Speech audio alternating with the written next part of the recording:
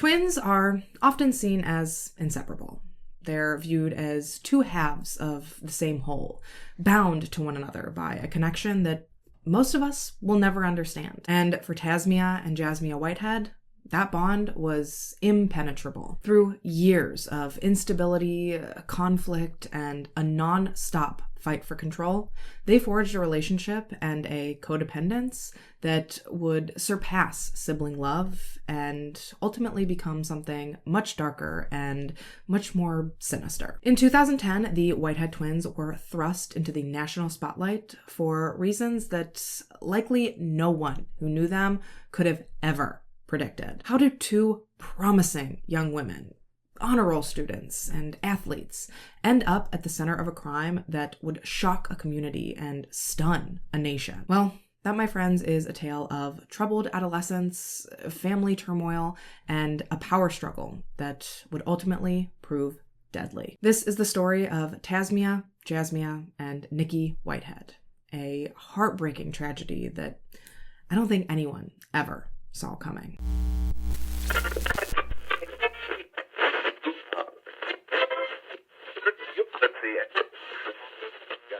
What is up, you guys? Welcome back to the channel and welcome to another gruesome Get Ready With Me video. If this is your first time seeing my face, my name is Jessica, and in each of these videos, I sit down here with you guys and we discuss a different true crime case whilst I put on some makeup. So if that sounds fun to you, I'd say subscribe, stick around, and join me back here each week. You're also, of course, invited to like and to comment and to hype the video if you feel so inclined. It's obviously not a requirement, but it is certainly appreciated. Either way, with all of the obligatory YouTube stuff out of the way, let's go ahead and get into today's case. All right, so we are headed to Georgia today. Overall, we're going to be bopping around throughout a few different areas of the state, but for the most part, I'd say that things in our story really start to take shape in a little city called Decatur. Located in the suburbs of Atlanta, Decatur is a charming little city known for its vibrant culinary scene, its historic downtown square, and its top-rated schools. It is also, coincidentally, the birthplace of today's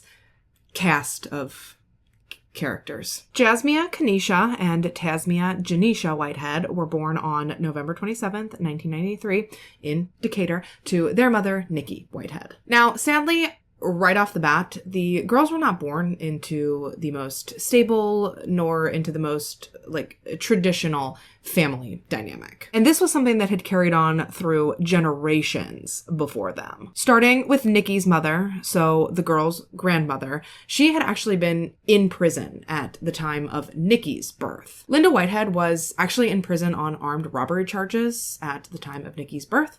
Therefore, Nikki actually ended up having to be primarily raised by her grandmother. So that would be the girl's great-grandmother, Della Horton. And growing up, according to Della, Nikki wasn't necessarily the easiest child to raise. Don't get me wrong, she was incredibly intelligent and she had a ton of potential. It was just that, unfortunately, Nikki, much like her own mother, she seemed to be headed down a path that was not so ideal. She was definitely a partier. She was obstinate. She hung out with the troublemakers. She dabbled in her fair share of drinking and in experimenting with drugs. Realistically, she did things that we all honestly probably took part in when we were growing up as well. Trust and believe, I know I did my fair share of reckless and stupid stuff. Some stuff that I still think about today and that I am very lucky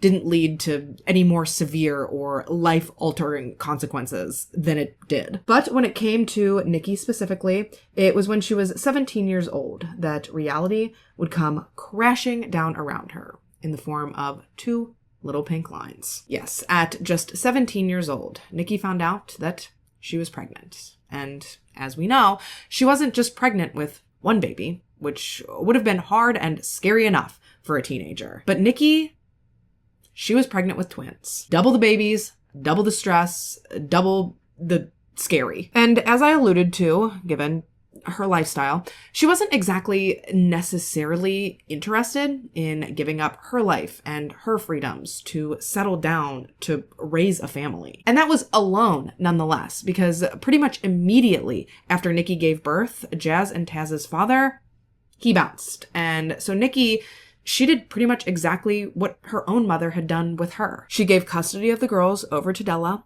thinking that, you know, she would be much more capable of caring for them and raising them and giving them the stability and the support that Nikki at the time felt that she couldn't provide to them. But that's not to say that Nikki completely disappeared out of the girls' lives, because that definitely wasn't the case. Even if she wasn't the girls' primary caretaker, Nikki still made a point to be present with the girls, and she still did whatever she could to try to help care for them and to help raise them. So she was around, and the girls certainly knew her.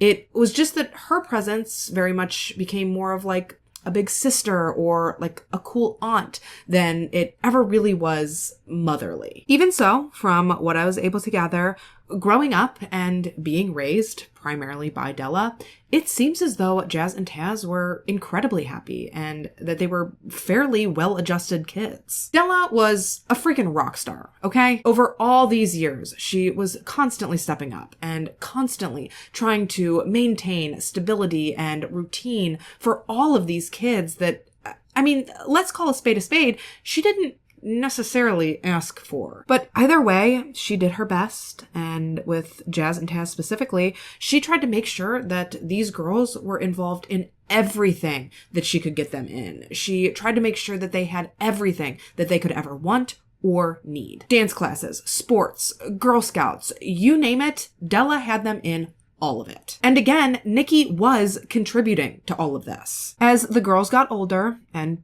obviously as Nikki got older as well, she gradually became more and more responsible and more involved in her twins' lives. Just a couple of years after the girls were born, she enrolled in cosmetology school. She sailed through the program and she graduated no problem. Then from there, she went on to begin a very promising career as a very talented beautician. When I say that her career was promising, Nikki was good at what she did. Like, good.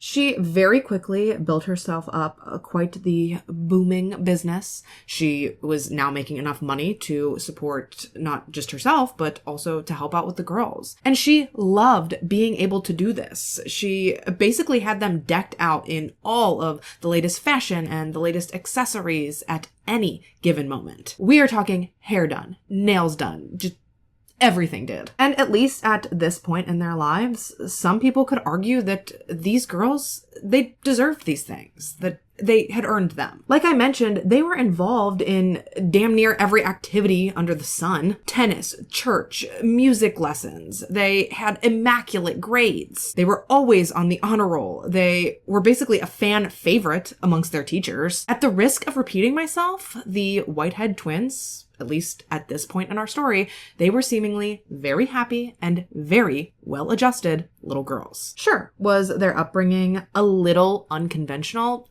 Yeah, but from all accounts, whatever Della and Nikki were doing, the things that they were doing to support and to raise these girls, it really did seem to be working. That is, until Nikki found herself a new boo. Nikki was 25 years old when 55-year-old truck driver Robert Head approached her at a shopping mall one day to inform her that she was simply the most beautiful woman that he had ever had the privilege of laying his eyes on. And actually, despite their age gap, Nikki was interested in Robert as well. The two hit it off, and ultimately, they began dating. By this point, Nikki truly seemed as though she really was growing up. She had a stable job. She was becoming more and more involved in her daughters' lives. And now she had this relationship. She had come a really long way from the defiant and rebellious teen that she once was. Now, Nikki and Robert's relationship,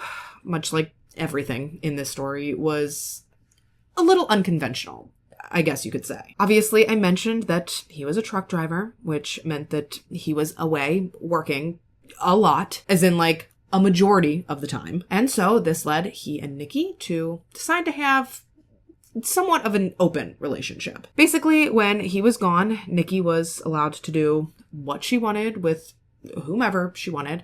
But then when he was home, they would do the whole like monogamist couple thing. And this arrangement really seemed to work out well for them. Their relationship seemed to be moving in a really positive direction, and overall, Nikki seemed really happy. Nikki was happy, Robert was happy, Jazz and Taz were happy, Della... I mean, let's face it, Della was probably tired. Della been doing a lot, but from what I could gather, Della was also fairly happy. And this is how things went on, seemingly for years. I think the girls were like 7 or 8 when Nikki started dating Robert. And given that they were primarily living with Della, the relationship didn't really affect their lives all that much. Sure, they met Robert and they liked Robert, but for the first 5 to 6 years that Nikki and Robert were together, honestly, it didn't really make that much of a difference in Jazz and Taz's lives. However, around 2006-ish, I think is where you could say that things kind of started to go off the rails a bit. Nikki was 31 at this point. Her and Robert had been together for years by now. He certainly wasn't getting any younger. And so, ready to sort of settle down for his golden years, Robert ultimately asked Nikki to move in with him. All this time that he and Nikki had been dating, he had actually lived a couple of cities over in Conyers, Georgia, which I think is 30 minutes-ish away from Decatur, where Nikki lived. And while that had worked for them for a time, Robert was ready to have this woman that he loved live with him in the same city and under the same roof. However, it wasn't just Nikki that he was inviting to live with him, because Robert actually wanted Nikki and the girls to move in to his house. He wanted Nikki, Jazz, and Taz all to move in with him. He wanted all 4 of them to shack up, and he wanted them to be this sort of official little family unit. And Nikki was totally down for this plan. She was all about it. She had grown up and matured tremendously since she was 17, and she had given up custody of her daughters. Her priorities were shifting, and she had been trying anyway to integrate herself back into their lives more and more over the preceding couple of years. So now, having this opportunity for this instant family dynamic, in Nikki's mind, this sounded like a dream come true. It honestly kind of felt like the beginning of the rest of her life, you know? A fresh start, a blank slate, and this new chapter that Nikki was really excited to pursue. Unfortunately though, while Nikki was excited and hopeful about this opportunity and about Robert's offer, when she brought it up to Jazz and Taz, she was not met with very much excitement at all. Quite the contrary, actually. If I'm being frank, the girls, they were pissed. They didn't want to switch schools or move to a different city or to leave Della's. Sure, they knew that Nikki was their mother, but in their minds, she wasn't their mom, if that makes sense. They understood the biology of the fact that Nikki had given birth to them, but as far as the maternal figure in their lives, in their eyes, that was Della. They thought Nikki was a good hang or whatever. They thought it was fun when she visited, and they loved that she brought them clothes and stuff when she did. But flipping their entire lives upside down just so that she could move in with her boyfriend, that might have been Nikki's dream come true, but it sure as hell was not theirs. And they made every effort to make sure that their mother knew this. They were very vocal in their displeasure, and they made sure that she knew that they wanted nothing to do with moving in with her or with her boyfriend. But I don't want to say that Nikki didn't care, because I'm sure that she did, but by this point, she felt as though she had done the work that she needed to do. She had grown up, she had sorted out her life, and she felt as though that now she was more than fit and more than capable to take back custody of the girls. And so she did just that. She regained custody of the girls, and despite all their protests, they all packed up and they made the move from Decatur to Conyers. And Nikki, she truly felt as though this really was going to be the best thing for all of them. Because Della, she's getting up there in years. She's raised 3 generations of children now. And while I'm sure she had the best intentions and that she was doing the best that she could, Nikki could still see, prior to the move, that her daughters were starting to fall into some very familiar destructive patterns that both she and her own mother had fallen into throughout their adolescence. So while the girls heavily protested this move and this switch up in their life, Nikki truly believed that this was for the best, and she honestly was starting to believe that it was necessary to try to keep the girls on like the right path. Jazz and Taz, though, in response to this move, they didn't straighten up, they didn't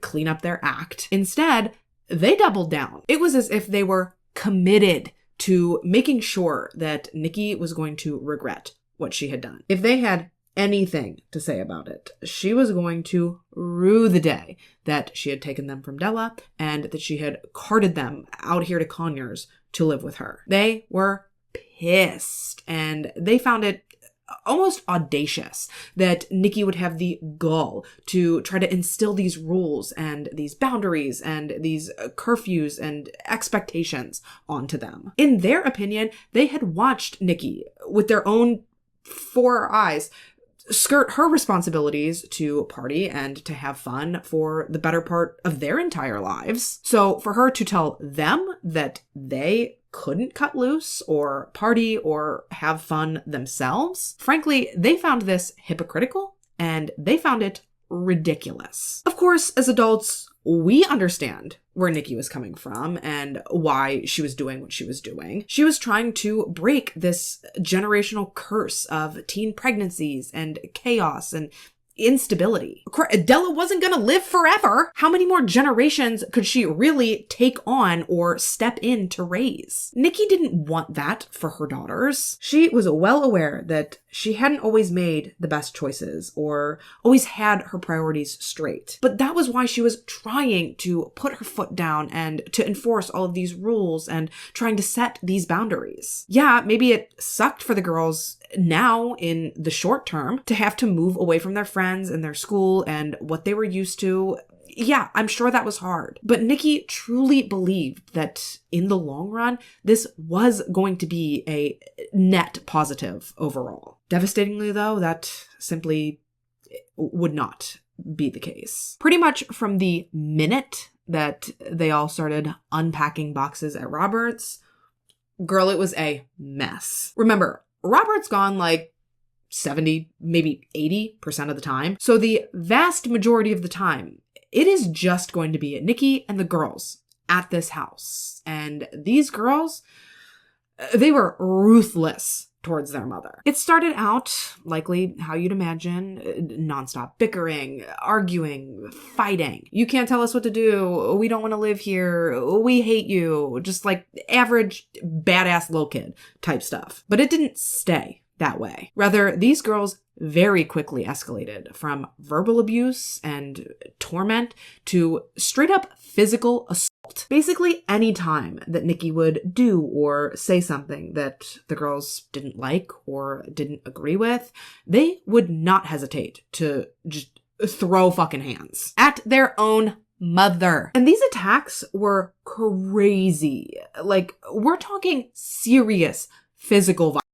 Nikki was constantly telling her friends and telling Robert that she was scared of her daughters. And if I'm being honest, they were giving her every reason to be. And eventually, Nikki even had to call the police on her very own daughters one night after one particularly brutal attack. Police responded to the scene where they found Nikki bloodied and scratched up. She was clearly the victim in the situation. However, that did not stop the girls from trying desperately to pass off as if Nikki had been the aggressor. They told police that she had gotten physical with them and that they had only gotten physical with her in response in an effort to defend themselves. Thankfully, though, police did see right through this story and they ultimately arrested the girls. From there, they were taken to a juvenile facility where a judge eventually ruled that it would likely be in everyone's best interest if Jazz and Taz moved back in with Della for the time being. And while to a degree,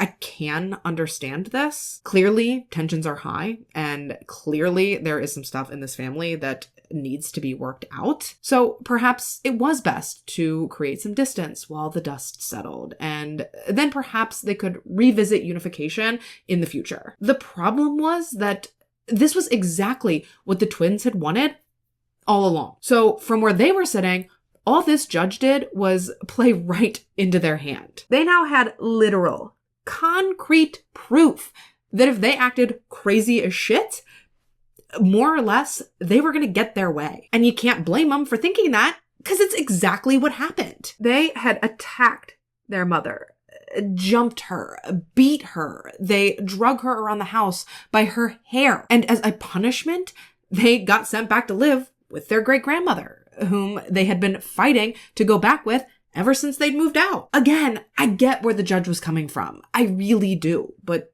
overall, it definitely proved to be a counterproductive move. This same judge did also order that Nikki and the girls go to counseling, yet another thing that Nikki was all for. Again, she wanted to have this family together and happy under one roof. The problem, though, again, was the girls. They could not have cared less about this. They didn't really participate in these counseling sessions in any sort of actual productive way. They just put on these like meek, mild-mannered faces, and they acted as if everything was fine. They basically just said and did whatever they thought they needed to do to keep up appearances. All of this while fully knowing that if Nikki tried to take them from Della again, well, all they would have to do would be to act out again. Just lather, rinse, repeat until everyone understood that they were only going to be civil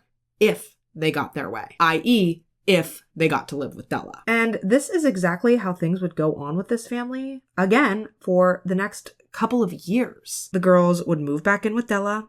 They would do whatever they wanted, so they'd be happy. Eventually, Nikki would step in, she would take the girls back, and all hell would break loose. There'd be some sort of big blow up, like knockdown, drag out fight, and then the girls would, just like they wanted to, go back and they'd live with Della for a while. And they did this on a loop, cyclically, for like 3 years, right up until 2010, when Nikki got custody of the girls back for what would turn out to be the very last time. The girls were 16 at this point, and as I'm sure you could guess, they were less than pleased at the idea of being back under the same roof as their mother again. By this point, though, their behavior had become a problem regardless of where they were living. At Della's, they were skipping school and their grades were slipping. They were hanging out with the wrong crowd and doing all the wrong things. And then when they were at Nikki and Robert's, they were going just like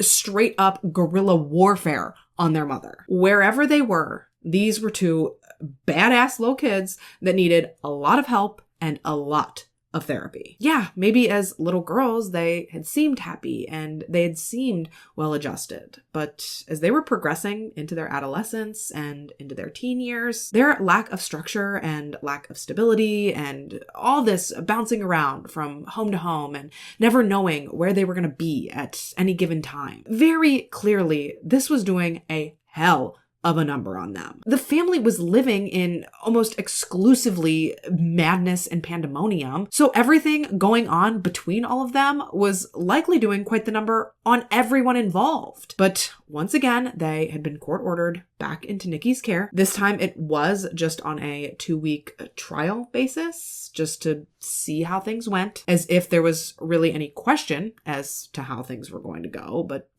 they were going to give it a whirl. The plan was for the girls to move back in with Nikki. They were supposed to be there for 2 weeks, and then the whole family was supposed to go back into court and let them know how everything was going. Unfortunately, though, it would barely even take a week to see that things weren't going to go well. And sadly, my friends, that does bring us to the morning of January 13th, 2010, the day that this veritable pressure cooker finally exploded. This was a Wednesday, so it was obviously a school day.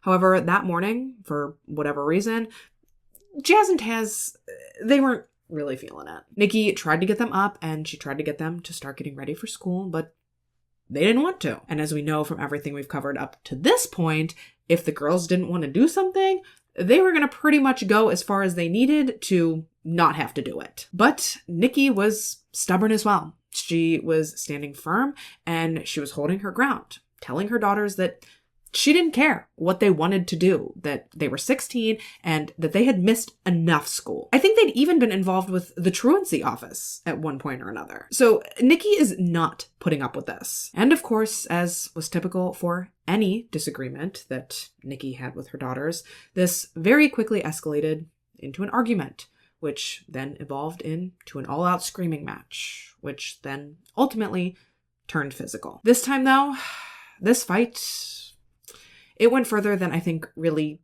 any of them expected it to. Sadly, Nikki isn't here to give her side of the story anymore. So unfortunately, all we can do is take Jazz and Taz's story. We can combine that with the evidence and what the investigators have deduced. And really all we can do from there is take the different angles and everyone's different versions of the story, and we essentially have to try to piecemeal them together into exactly what we believe happened there. According to the girls, they claim that they were not the ones to descend this argument into the physical madness that it very quickly became. Rather, they claim that Nikki got physical with them first when she picked up a frying pan out of the kitchen and she started waving it around at them. I guess the girls had thought that Nikki had picked this up as a weapon to use against them. And maybe to an extent she did. But if anything, my guess is that she picked it up as a defense mechanism because we know that these girls would not have hesitated for even a second to start swinging on their mother. So with tensions rising at the rate it seems like they were,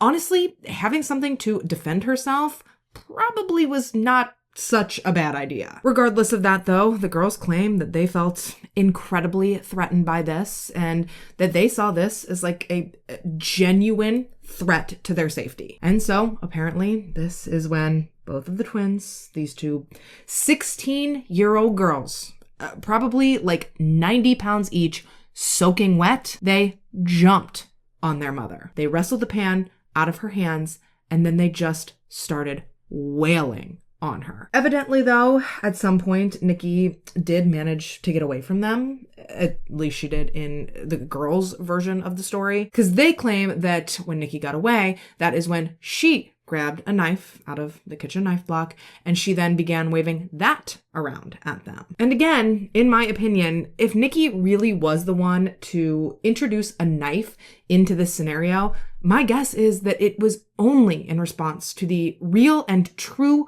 fear for her life that she had to be feeling in that moment. Bear in mind that one of these girls had flat out told her at one point that if they ever had to go back to live with her, that they would kill her. So my guess is that with things escalating as they were, Nikki probably really was petrified for her life. To my knowledge, Nikki had never been the one to instigate any sort of violence against her daughters. I don't think that she ever wanted to hurt them, whether it was emotionally or physically. So I think that if she picked up a knife during this fight, that she had to have done so out of only desperation and self-preservation. However, sadly, Nikki was outnumbered. Even with a knife to defend herself, Jazz was still able to sneak up on her and to incapacitate her with a vase that she had picked up from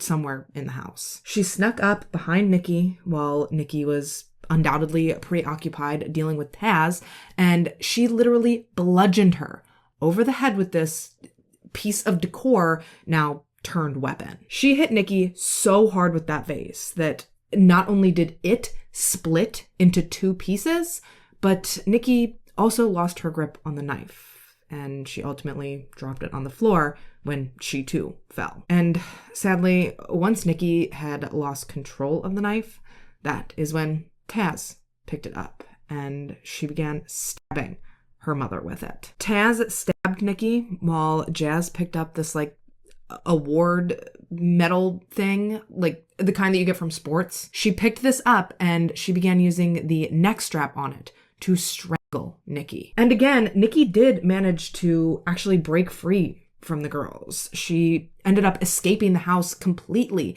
and she ran to a neighbor's house, and she furiously banged on their front door to try to get them to let her in and to help her. But you have to remember that all of this was taking place really, really early in the morning, like barely after 7 a.m. So sadly, this neighbor was still sleeping, and they didn't hear Nikki. They did hear their dog barking, but ultimately they wouldn't end up making it to the door until it was too late. By the time their dog barking woke them up and they went to look and see what was going on and who was at the door, Nikki was already gone. Now, according to Jazz and Taz, after Nikki had tried to go to the neighbors, they claimed that she had voluntarily come back to the house. They say that she came back and she simply sat down in the kitchen saying that she was tired. Now, personally, and this very well might just be me, but I have a really, really hard time believing that. I mentioned this earlier, but Nikki was very vocal to her close friends and to her family that she was genuinely scared of her daughters. So I find it incredibly hard to believe that after them attacking her, beating her, stabbing her, and strangling her in an altercation that she barely managed to escape from, that then after hitting one roadblock in trying to save herself, that she would have then just chosen to return home and to resign herself to her fate. Logically, I think it is much, much more likely that Jazz and Taz went after her after she ran out of the house, and that somehow, likely through force, I think they managed to get Nikki back into the house. I think once she escaped, it became clear to the girls that they likely were not just going to get a slap on the wrist and return back to Della's this time. They had tried to kill their mother, and I think it hit them right then in that brief moment after Nikki made it out of the house that if she was alive to tell authorities everything that had transpired there that morning, to put it frankly, they were going to be screwed. And so I think that this is when they decided that if they wanted any chance at skirting the responsibility and avoiding the repercussions for how that morning had played out, then they simply could not allow Nikki to make it out of this situation alive. So I think that is when they went after her.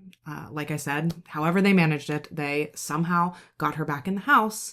And devastatingly, this is when 34-year-old Nikki Whitehead would lose her life. She would lose her life at the hands of the very daughters that she was fighting so hard to love and to care for. Ultimately, Nikki was stabbed over 50 times, suffering injuries to her lungs, her throat, her neck. Her jugular was cut, her spinal cord was severed. It was absolutely barbaric what these girls did to their mother. And it is horrifying to think what would have been going through Nikki's head as her daughters, these little babies that she had given life to, as they brutally and viciously and mercilessly took her life. Disturbingly, Nikki was still clinging to life after all of these stab wounds. I mean, undoubtedly, they would have proven fatal sooner or later, but Jazz and Taz, they didn't really have that kind of time. They still needed to get to school and to establish an alibi and to try to get together some semblance of a story that could potentially get them out of all of this. And so, desperately needing to speed the process along, once they were done stabbing their mother, that is when they drug her, limp and bleeding profusely, into the bathroom. Together, they hoisted her up into the bathtub, and then they turned the faucet on, letting it slowly fill with water. And according to Jazz and Taz, this entire time, as the bathtub was filling up around their mother, they claim that she continued to berate them, to cuss at them, yell at them, and tell them how much she hated them. And again, I wasn't there, so I can't exactly speak to if this part really did happen or not, but personally, I have a hard time believing this too. Nikki loved her daughters, and she had fought tooth and nail to try to reunify her family and to get custody of them back. Was she a perfect person? Absolutely not, but I don't really think that there's a single one of us on this earth that can claim to be. At the end of the day, though, if Nikki hated her daughters, why on earth would she have fought so hard to try to have a relationship with them? If she hated them, she could have easily just dumped them on Della and never looked back. She wouldn't have cared what they were up to or what path they were going down. She wouldn't have cared how their life turned out at all. If she hated them, she would have washed her hands of them and simply went about her life. But fighting tooth and nail to have them in her home, especially after the way that they treated her and the horrible things that they did to her, that is a love that only a mother can understand. So yeah, if you ask my opinion, I don't really think that this is truly how things played out, especially if you take into consideration how badly Nikki was injured by this point. Bearing that in mind, I think the most that we can honestly hope for is that she wasn't even conscious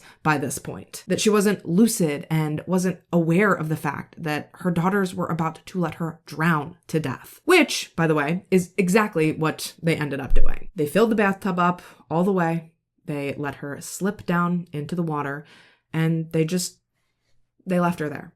They left her there bleeding out, hopefully unconscious, and they let her drown. They let her drown while they got ready and they took off out of the house in hopes of making it to school on time to establish a convincing enough alibi. Now, obviously, by the time that they did get to school, they had already missed their first few classes. They actually ended up having to hitch a ride with a stranger that they met at a gas station just to make it to the school at all. You know, since they were a little bit busy murdering their mother when their bus had passed through the neighborhood. At any rate, though, later not, Jazz and Taz, they did eventually make it to school. They went about their day, business as usual, fully expecting that by the time they got home, police would be swarming the neighborhood and that they would be able to just act like they had unsuspectingly walked into this just unbelievable nightmare. Now, I'm not exactly sure why they thought police would just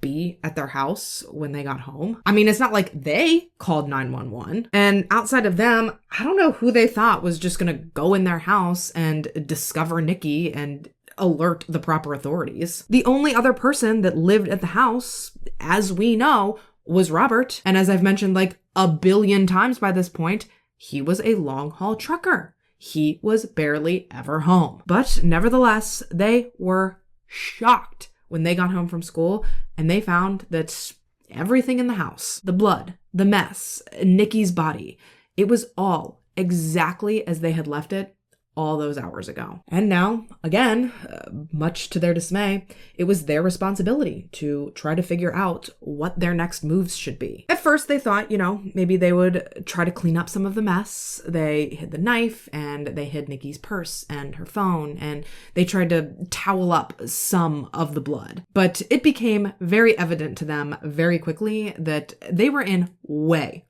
over their heads. But then they saw it. They saw what they probably viewed at the time as this beacon of hope. Just outside their window, they saw a police officer's patrol car. Now, this officer wasn't in the neighborhood for anything that had to do with Nikki, obviously. He just so happened to be there at that very moment, dealing with a completely separate issue. However, seeing this, Jazz and Taz felt as though, for them, it was an opportunity. They put on their saddest faces and they raced out the front door and straight up to the police cruiser to inform him that they had just come home from school to find their mother, Nikki Whitehead, murdered. I think in particular it was Taz that ran out of the house. I'm pretty sure I saw somewhere that she ran out barefoot, screaming and crying, wailing, just absolutely carrying on, just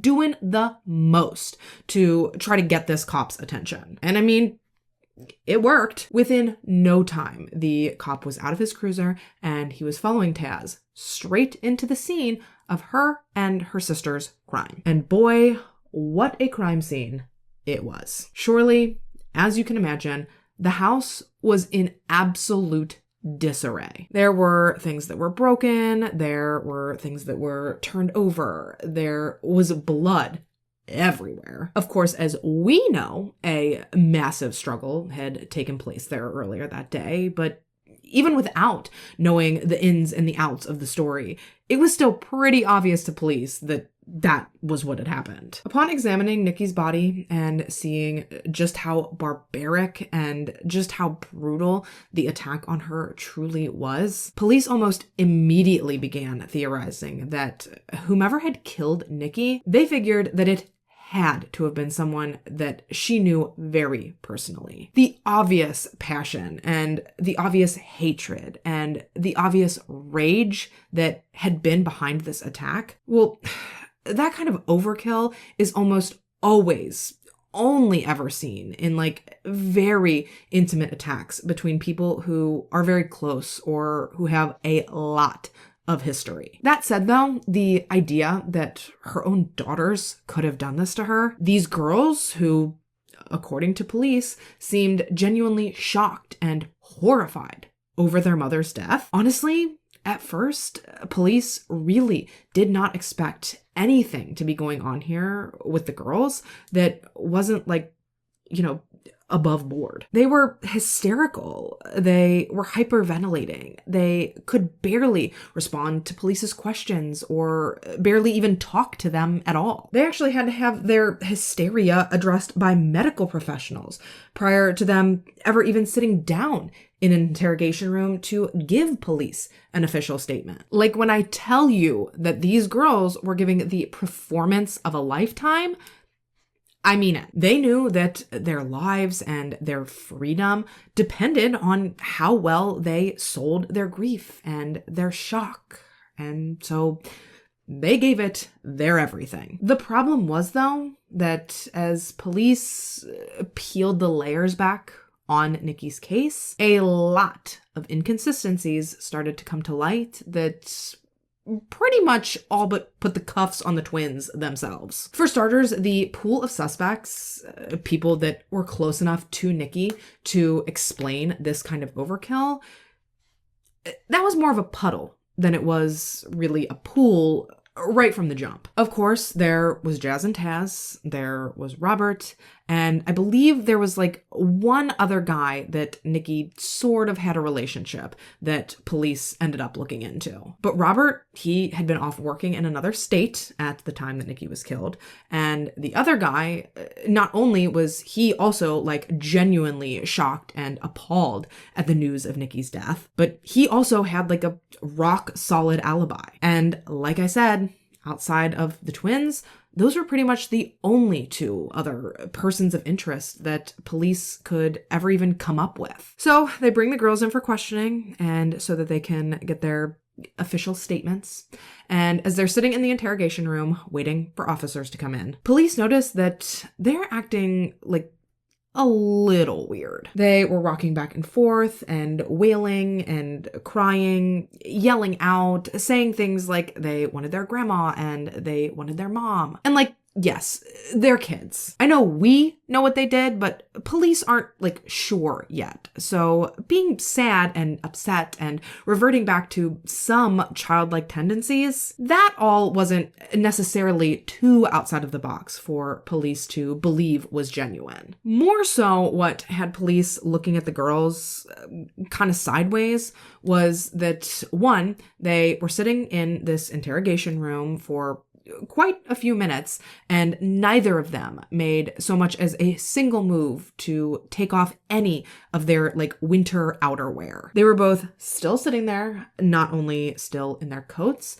but they were also both still sitting there with gloves on. And I guess maybe there's an argument to be made that some people might not immediately take their coat off in that instance, because when your adrenaline is all over the place, maybe you get the shivers. They'd obviously been through something traumatic, so maybe the coats just made them feel more comfortable. Like I said, police thought it was weird, but perhaps someone could argue that. But surely anyone coming in from outside, almost the first thing that you're going to do is take off either your gloves or your mittens. Unless that's just the neurodivergent in me, but personally, I cannot stand to have gloves or mittens or anything like that on for even a single solitary second longer than is absolutely necessary. But the twins, they kept their gloves and their coats on until they were literally straight up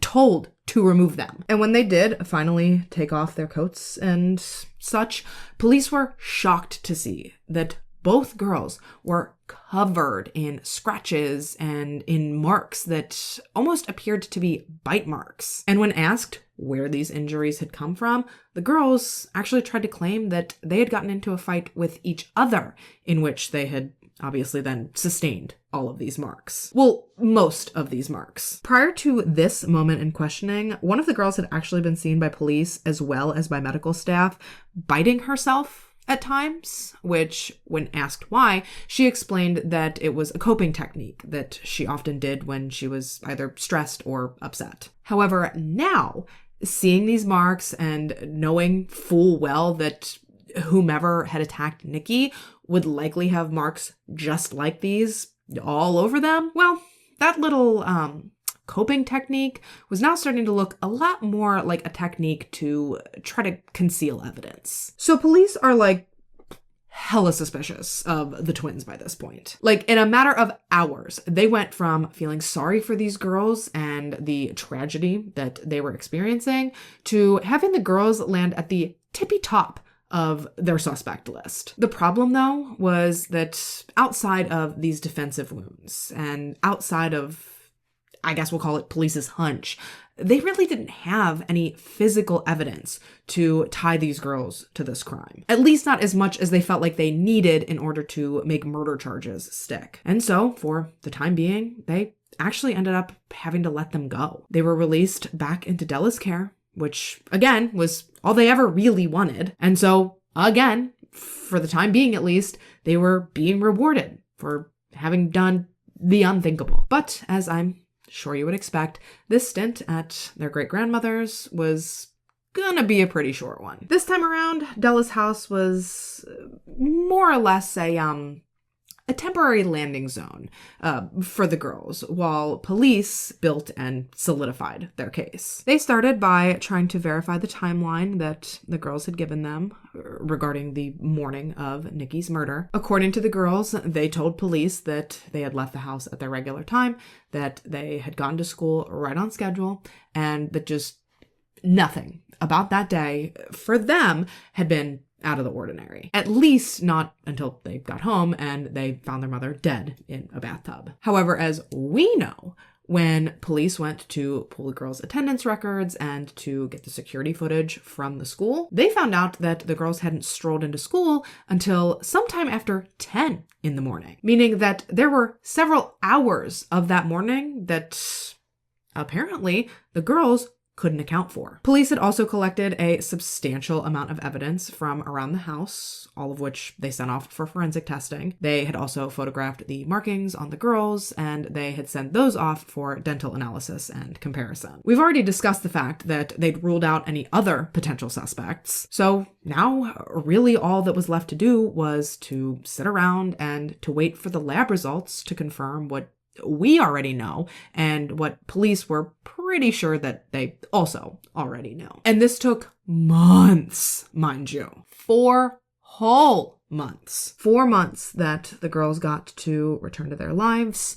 4 months that they got to live freely, just not a care in the world. However, after those 4 months, when the forensic testing and the comparisons and all the evidence that they had sent out finally came back, police had them. Not only did the girls not have an alibi for the time of Nikki's death, but the bite marks on their arms and their hands, they came back as a match to Nikki's dental records. And when the forensics came back from the vase, you remember the vase that Jazz had used to incapacitate Nikki in order to get the knife from her? That vase? Well, the only DNA that forensic examiners were able to pull off of that vase was that of Nikki, and that of the twins. Now, we know from later confessions that Jazz was the one to hit Nikki with the vase. However, from just the DNA alone, police actually weren't able to determine who was responsible for that part of the attack because, being identical twins, Jazz and Taz quite literally shared the exact same DNA profile. Coincidentally, the same DNA profile that police pulled from underneath Nikki's fingernails, which indicated to them that they were the ones that she had fought off in the moments leading up to her death. They also found some of the twins' bloody clothes in the washing machine. They found towels in there as well from when they had tried to clean up the murder scene.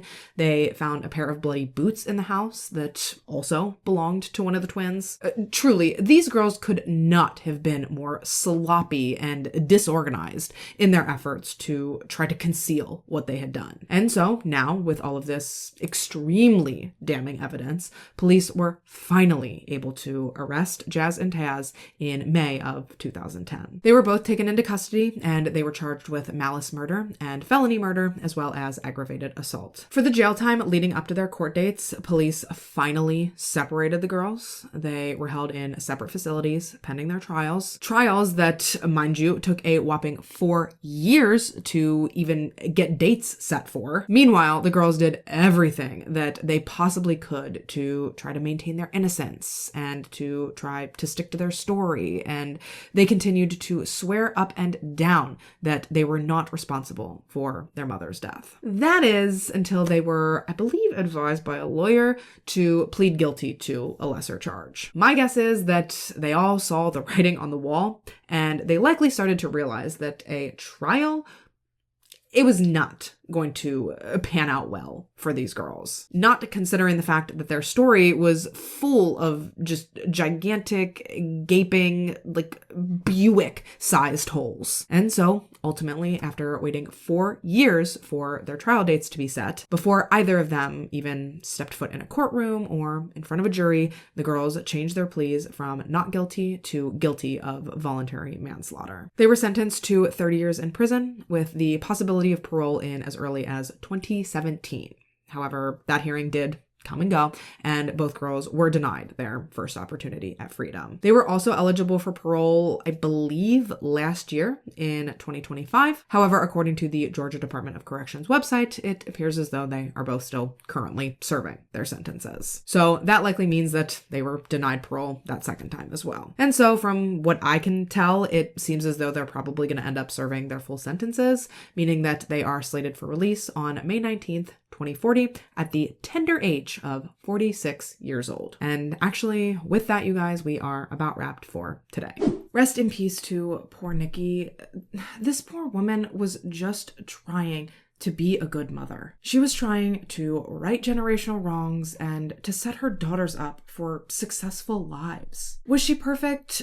No, clearly not. But none of us are. The important thing is that she recognized that and that she was doing everything in her power to turn things in her life around and to be the best parent that she could. And sadly, in those efforts, it was her very own daughters, the girls that she was trying so hard to provide for, that took her life from her in just the most brutal and merciless way imaginable. And in the process, they ruined their own lives too. Sure, they'll get out before they're 50 and they'll have a decent amount of life left ahead of them, but they will never get the opportunity to live up to their full potential, and they'll never get to be carefree and successful the way that Nikki wanted them to be. They killed their mother to have more freedom, living under Della's roof. And ironically, that very move cost them all of their freedom. It cost them their youth, it cost them their family, it cost them each other. Truly, it is just all around one of the most devastating and most heartbreaking cases that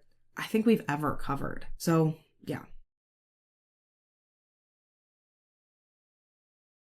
All right, so before I really begin, I do just want to give you a heads up that I couldn't find as fully comprehensive background information as I like to present normally on really anyone that's involved in today's story. Obviously, I'm still going to do my best to paint as clear of a picture as I possibly can, but If at any point you do feel like something is missing or it seems like I left something out, just know that it is very likely that I simply don't have that information in particular. Regardless, I still think that this is an incredibly important story to share. I think that there's a lot to take away from it, so yeah, we're doing it anyway. So our story today takes place in Strongsville, Ohio. Strongsville is located in Cuyahoga County, which sits just about 20 miles southwest of Cleveland. The city covers 25 square miles, and it hosts a population of just under 50,000 people. It's also colloquially known as the crossroads of the nation because it happens to be where I-71 and I-80 intersect. So there's a cutie little fun fact for you. That's going to be the only one though, because aside from that, I really don't know much at all about the city. I did see a few places that said it was a nice place to live. One site in particular even claimed that it was one of the best places to live in Ohio, so way to go, Strongsville, I guess. They also classified the overall atmosphere of Strongsville as densely suburban, boasting that those who live in the city are surrounded by their pick of some really nice restaurants, coffee shops, and parks. Now, if anyone watching this happens to be from Strongsville and you disagree with those sentiments, feel free to sound off down below, because I personally don't know squattily ding-dong shit about the place. Never been, so couldn't tell you. Couldn't confirm or deny these things, even if I wanted to. All I'm personally trying to do via this information is to set the scene for you as to where one young Miss Mackenzie Shirilla grew up. Mackenzie was born in August 2004 to her parents Natalie and Stephen John. The couple was married in 2003, meaning that provided I've done my math correctly, they would have found out that they were expecting Mackenzie like towards the end of that same year. So November, December-ish. Mackenzie was their first child, followed by their second daughter, Danielle, right around 3 years later, thus completing their little family of 4. Now, I didn't see anywhere that said this for sure, but from what I could gather through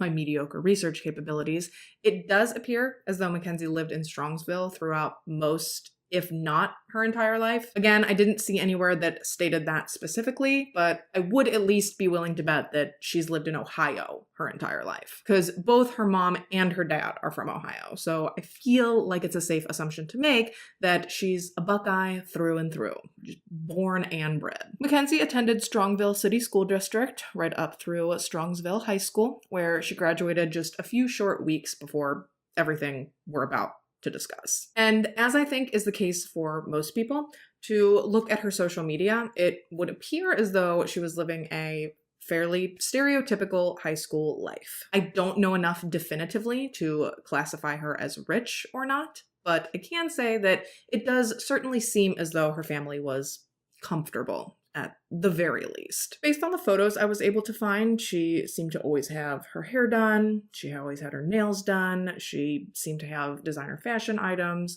she had a decently nice vehicle. Her 2018 Camry was significantly better than the two-tone mid-90s model Ford Taurus I spent my first years behind the wheel in. And while I can't in good conscience say anything for certain about this girl's family or home life, I will say that based on what I was able to take away from social media, I'd say that it seemed decent. The Shirillas seem fairly close, and Mackenzie in particular appeared happy. From her family to her friends to her serious long-term relationship with her boyfriend, Dominic Russo. It's just very hard to believe, looking back now, where things are headed. Actually, it's always hard to process these stories when they involve someone as young as Mackenzie getting wrapped up into situations like what we're going to be talking about. However, before we do get into the main events of today's case, I would like to formally introduce you to Dominic. Dominic Anthony Russo was born on September 24th, 2001 in Ohio. From what I could gather, it looks like he is one of,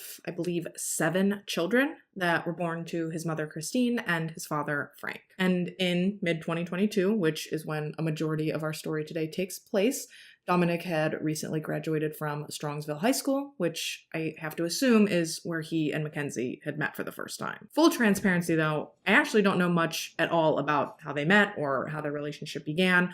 aside from the fact that one site said they'd been dating since 2021. Oh, and I do know that Mackenzie actually lived with Dominic and his family for a little while. I don't know the circumstances surrounding that. I'm not sure why she eventually moved out. Like I said, background info on this case and these people was not the easiest to come by. But she did briefly live with the Russos, so that would lead me to believe that her and Dominic were fairly serious, and that to some degree, Dominic's family approved of the relationship and they liked Mackenzie. Because if they didn't, why else would they let her move into their home? It would be very interesting to know why she lived there for such a short amount of time. Like, was it always meant to be a short-term, temporary thing, or was there some sort of catalyst to her moving out? That information would definitely be helpful in painting a clearer picture of everything, but we'll likely never know what exactly happened there. Following his graduation, it seems like Dominic immediately began working hard to take steps to pursue his dreams. Primarily, he enjoyed singing and making music, but because he was an incredibly driven and ambitious 20-year-old, very quickly after graduating high school, he had actually started 2 separate businesses, all on his own. I know for sure that one of them was a clothing line, and while I don't know exactly what the other one was, if I had to guess, I'd put my money on the fact that it was something music related. Dominic was a very gifted musician, and he spent any time that he possibly could making music. It was definitely his passion. Whether it was by himself, with his brother, or with his good friend, who happens to also be the final key player in our story today, Davian Flanagan. Davian Markel Flanagan was born on March 11th, 2003. He was the oldest of 3 siblings, followed by his younger sister Divine, and then by their younger sister Delia. And while to look at them in recent years, you probably wouldn't be able to tell this, but Davian and his sisters actually had a pretty rough couple of years towards the beginning of their lives. I don't have any specifics regarding what exactly the deal was, and I really don't think that those facts would be necessary to share anyway, but I do know that they were in foster care for a while after they were removed from their biological family's custody. And they remained in foster care until 2012, when they were formally adopted by Jamie and Scott Flanagan, and this seems to have been a pivotal turning point in the Flanagan siblings' lives. It really and truly looks as though that adoption completely turned these children's lives around. From what I could gather via interviews and social media, Jamie and Scott worked their absolute asses off to provide those 3 kids the best possible life. And it really does look like they were doing an incredible job. Davian, in particular, was a funny, kind-hearted, passionate young man. Davian was a strong believer in his faith, and throughout his school years, he was also a star athlete, even securing a position as starting running back for the Strongsville High School football team throughout his senior year. At the time our story takes place, Davian, too, had just graduated high school, and he had long-standing plans to go to barber school. He could not wait to learn everything he possibly could before someday opening his own barbershop. And this is something that I have to assume he likely would have been incredibly successful in doing. Because even while he was still in high school with very little, if any, actual training, his teammates always wanted him to cut their hair. He was just naturally talented. He had an eye for what would look good on people. So imagine how amazing of a craft he could have developed after going through extensive and formal training. I mean, it would have been amazing. And that is why this story is such a gut punch. It's all such a shame. And that is because none of these 3 kids, not Mackenzie, not Dominic, nor Davian, would ever get the chance to grow up, to reach their full potential, or to live out their dreams. And what's worse is that 2 of them would never even get the chance to grow up at all. And that is because at just after 6 a.m. on Sunday, July 31st, 2002, Strongsville police received a call from a man who was out jogging and had stumbled upon a horrific car crash at the intersection of Progress and Alameda Drives. At first glance, it appeared as though the driver of the vehicle had lost control of the car. It looked like they lost control and they failed to stop at the intersection of Progress and Alameda before they ultimately slammed into the side of a 250,000 square foot building that belonged to a Plidco pipeline repair company. And when I say the car slammed into the building, I mean slammed. It was absolutely obliterated. It had been reduced to just scraps of mangled, twisted, smashed up metal. And when police finally did arrive on the scene, they were horrified to discover the bodies of 3 young kids, all either in their late teens or early 20s, and all unresponsive. Mackenzie was later identified as the vehicle's driver. Dominic was identified as the front seat passenger, and Davion was identified as the back seat passenger. Emergency medical services had dispatched to the scene of the crash along with police that morning, but sadly, there was not really much, if anything, that they could do, at least not on the scene. Now, miraculously, Mackenzie was still alive. Granted, she was critically injured and she had to be life-flighted from the scene of the crash to Cleveland's Metro Health Medical Center, where she had to undergo numerous surgeries. But in the end, they were able to stabilize her and she did pull through. The same, however, devastatingly could not be said for her 2 passengers. Both Davion and Dominic, who were just 19 and 20 years old at the time, were both declared dead upon arrival of first responders. So, as the surrounding community began to wake up and to get their Sunday mornings going, unbeknownst to them, for 2 Strongsville families, no Sunday, nor any day for that matter, would ever be the same. Ever again. As crews worked diligently to clean up the remainder of the wreckage from the crash, word about the crash started to spread throughout the tight-knit Strongsville community like wildfire. Rumors started circulating, social media did its thing, for better or for worse, and it did not take long for talk of the accident and the casualties to start making its way around. And this was all before any real information had actually even been released, which is gut-wrenching to think about. To think that the Flanagans and the Russos not only had to receive this absolutely devastating and soul-crushing news, but that they then also had to see rumors and theories circulating around social media about the crash that had killed their sons, all before they themselves had even received any real facts about what had happened. I mean, we all know that social media can be a massive area of support for victims and their families of tragedies like this. That's absolutely the atmosphere and the type of community I tried to cultivate here, but conversely, we've also all seen time and time again that social media can also serve to compound a family's grief and suffering at a time where they should be getting the most peace and the most support. I guess what I'm getting at is that it would probably do all of us well to not only think before we speak, but also to hold off on publicly passing judgment on situations until there's actually information to pass judgment on. I know it's a tall order, but does it not seem as though throughout the last decade, we've become way too comfortable putting our every thought and every opinion out on social media for the whole world to see? Thoughts that a few years ago, we would have never even so much as said out loud. But now, from behind the veil of anonymity and the separation that social media can provide, it's almost like some people have completely lost their sense of humanity. They've started living more through their screens and prioritizing their social media performances more than prioritizing just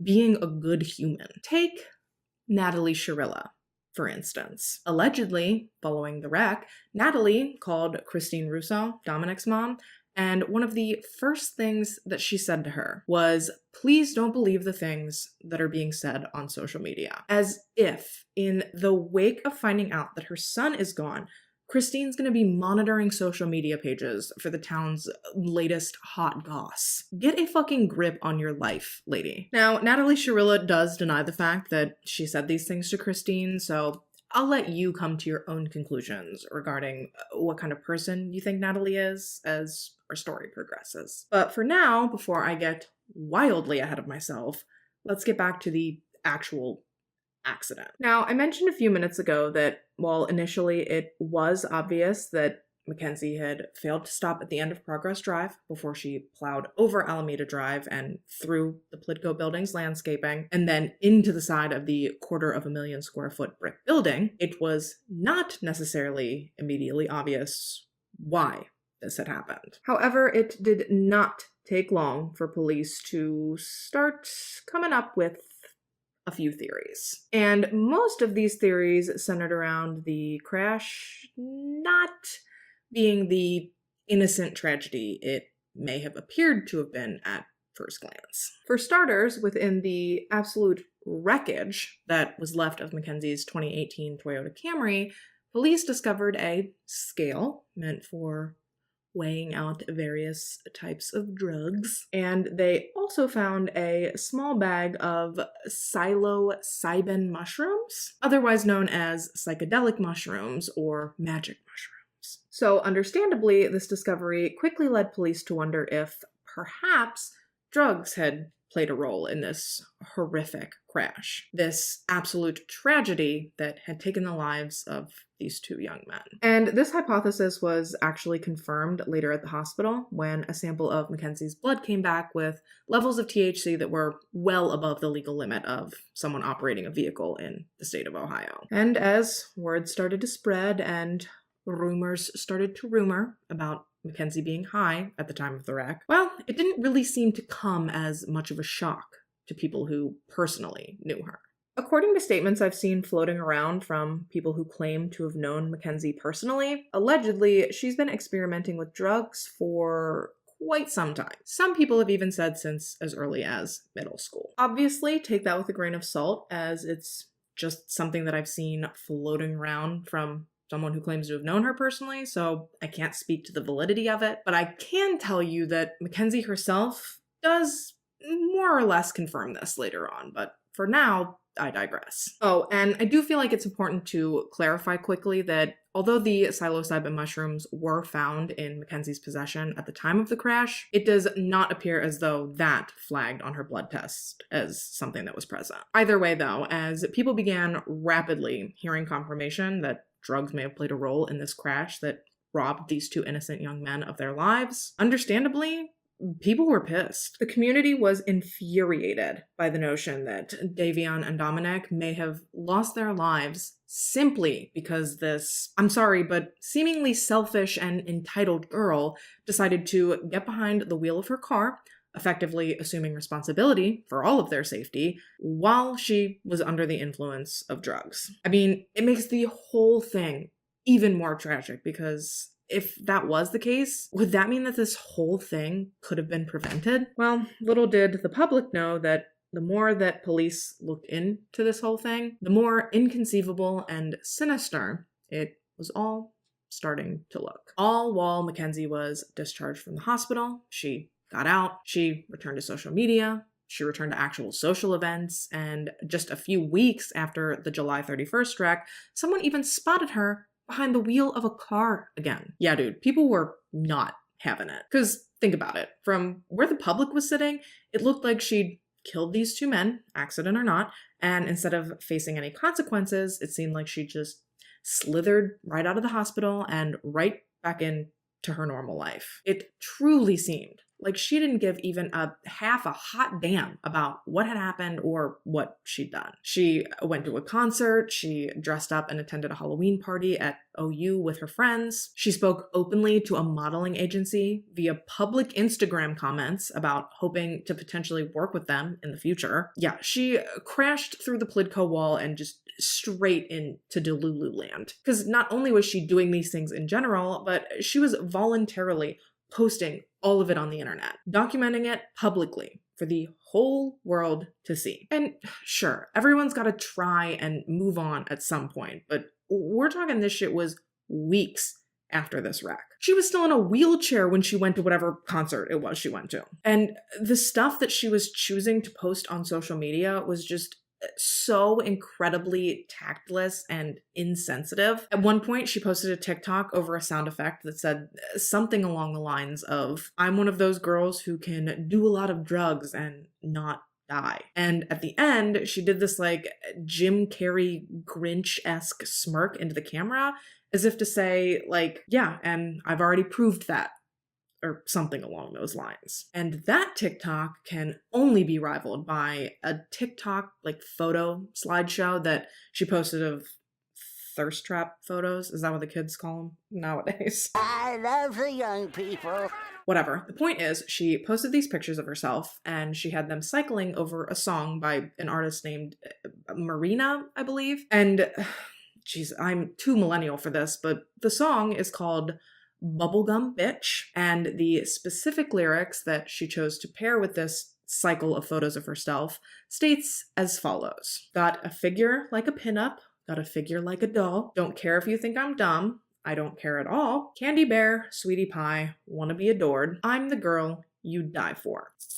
Yeah, so careless at the least and flagrantly malicious at the worst. And a lot of people seem to think that it's the latter, because word on the street is that Mackenzie has never really been the nicest person. And whether that's true or not, I don't know. And honestly, it's besides the point, because either way, people who knew Mackenzie and who knew Dominic and Davion, they viewed this behavior she was exhibiting through a very negative lens. Even the things she did in honor of Dominic really rubbed people the wrong way. Things like changing her Facebook relationship status to widowed, and she also flooded Dominic's obituary pages with comments about how much she loved him and how he didn't deserve to die. And whether these things were performative or not, we'll probably never know for sure, but either way, people were furious. Furious at the lukewarm remorse she seemed to be showing, as well as furious at the lack of accountability and responsibility she seemed to be being held to.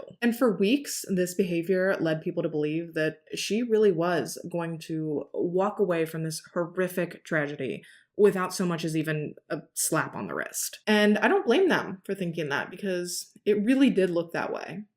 Right up until November 4th, 2022, when Mackenzie Shirilla was arrested. And I'm sure, much to her surprise, when Mackenzie was taken in, she learned that she would be facing upwards of 20 different charges, including aggravated murder, felonious assault, aggravated vehicular homicide, trafficking, drug possession, breaking and entering, vandalism, and desecration. She went from facing no repercussions to having the book thrown at her. I mean, god damn. Obviously, most of those charges were related to the events of July 31st. However, the breaking and entering charges, the vandalism charges, and the desecration charges had actually stemmed from an event a couple weeks prior, where Mackenzie had allegedly broken into a church. But beyond that, all the charges came from the car wreck. And whether you're familiar with the story or not, you likely understand the reason for a majority of the charges. It's obvious where some of them came from and why they were being held against Mackenzie. However, the murder charges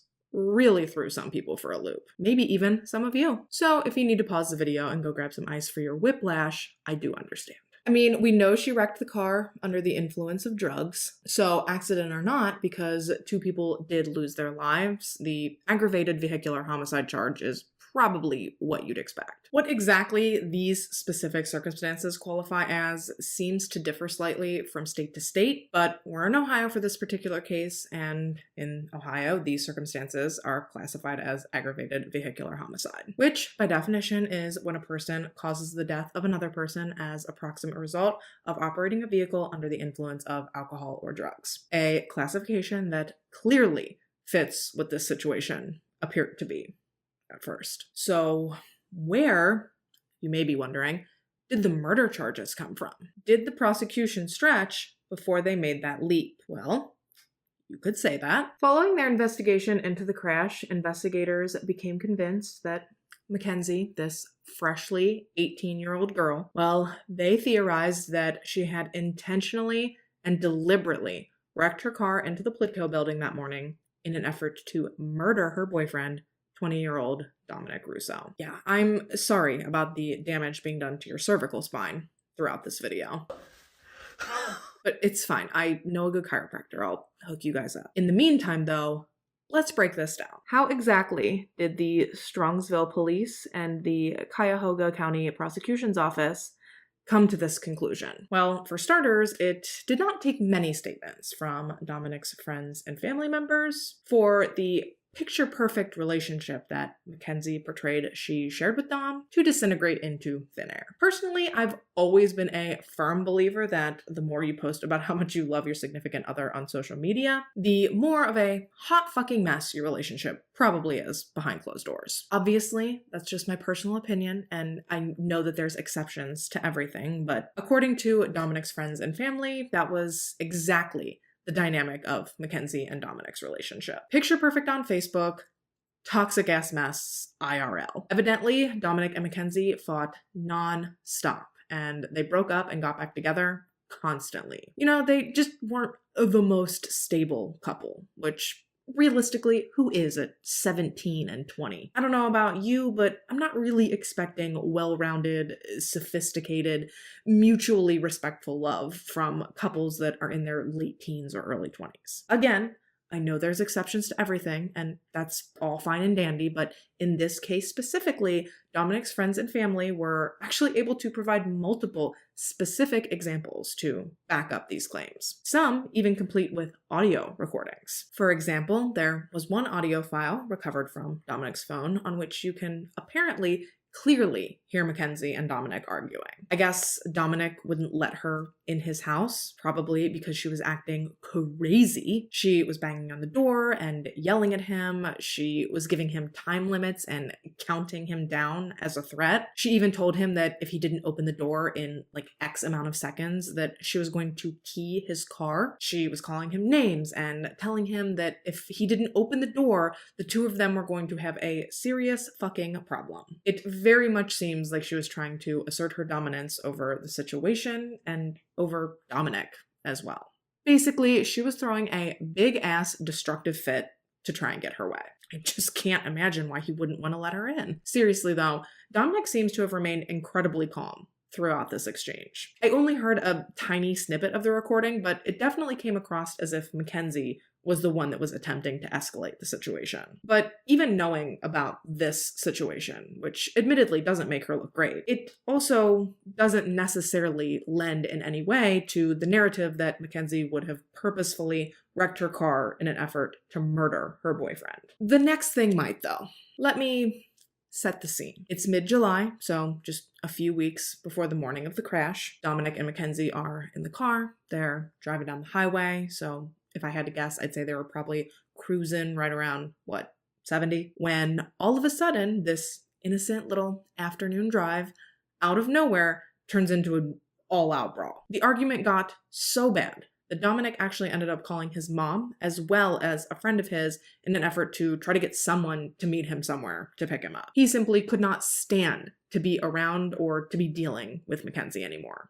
at least not that day. And given the apparent nature of the argument, putting some space in between he and Mackenzie probably wouldn't have been a bad idea. I mean, she clearly seems to have a temper, but the idea that Dominic would dare to abandon her during this argument, well, this seemed to set Mackenzie off even further. And this is when the friend that Dominic called alleges that while he and Dominic were on the phone, he heard Mackenzie tell Dom that if he didn't hang up the phone, she would not hesitate to wreck her car right then and there on the highway with both of them in it. Now, thankfully, we know it didn't come to that point that day. Rather, Mackenzie did finally end up pulling over and letting Dominic out of the car so he could be picked up by his friend. After, of course, that is, she verbally and physically assaulted him more as he got out of the car, allegedly. But yeah, the fact that Dominic's friend overheard this threat just weeks before Mackenzie ultimately did fatally wreck her vehicle with Dominic inside, well, if true, it definitely lends significantly more to the prosecution's narrative than just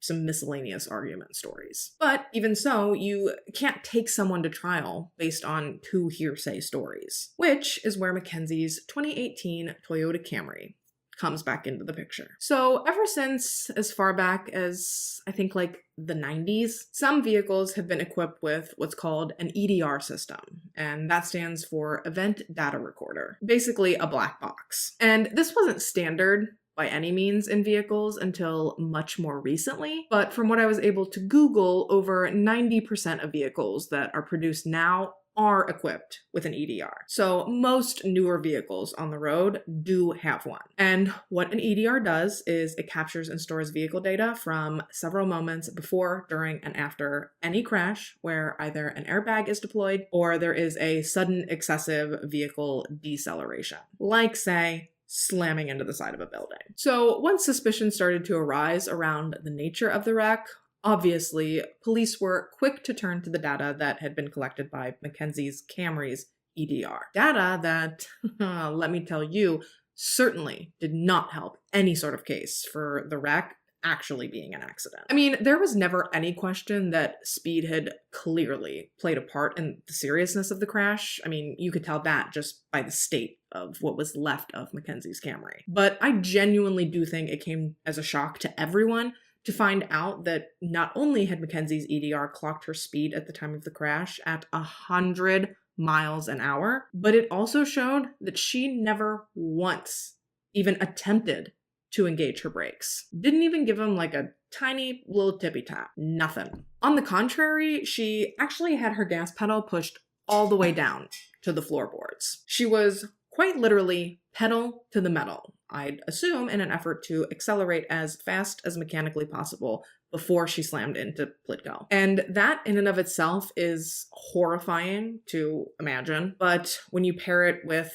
this next thing, it gets so much worse. Apparently, Mackenzie's Camry's EDR also recorded that just before the crash, the steering wheel had been violently jerked to the right and then immediately to the left. Basically, Tokyo drift style, making it so that the primary point of impact into the building was, from my understanding, the passenger side. And according to the EDR, the airbags had actually deployed seconds prior to the main crash when Mackenzie's car clipped a sign in the building's lawn. Yeah, it's a lot to take in. And while it goes without saying that all of that information is important in its own right, to me, the standout points are that she never once deviated from the gas pedal. She made no effort to slow down or to try to mitigate the damage that was going to be caused by the impact. And the fact that the wheel was jerked the specific way that it was, to me, comes across as a deliberate attempt to make the passenger side of the vehicle bear the brunt of the impact. I don't know a lot about cars, but I do know how to drive, and to me, it sounds like the maneuver was done specifically to position the passenger side as the impact side. And if you're wondering how accurate this information is, like how reliable are EDR systems, turns out very. While they're not all necessarily exactly the same across the board, as of 2012, I believe, they do all have to meet the same set of specific standards designated by the National Highway Traffic Safety Administration. And overall, it seems like they have an average accuracy rating well within the mid to high 90s. But could Mackenzie's vehicle be in the odd 5 to 10% where the EDR doesn't accurately capture the events of a collision? Sure, 5 to 10% isn't a high percentage, but it does still pose a possibility, right? Well, not once you see the surveillance footage of the crash and the moments leading up to it, which all happen to be captured by a couple of nearby business security systems. And I am going to play the videos here in a second, but before I do that, I'm going to take my break, throw on my lashes, and when we get back, we will watch, dissect, and discuss the crash footage. Don't go nowhere.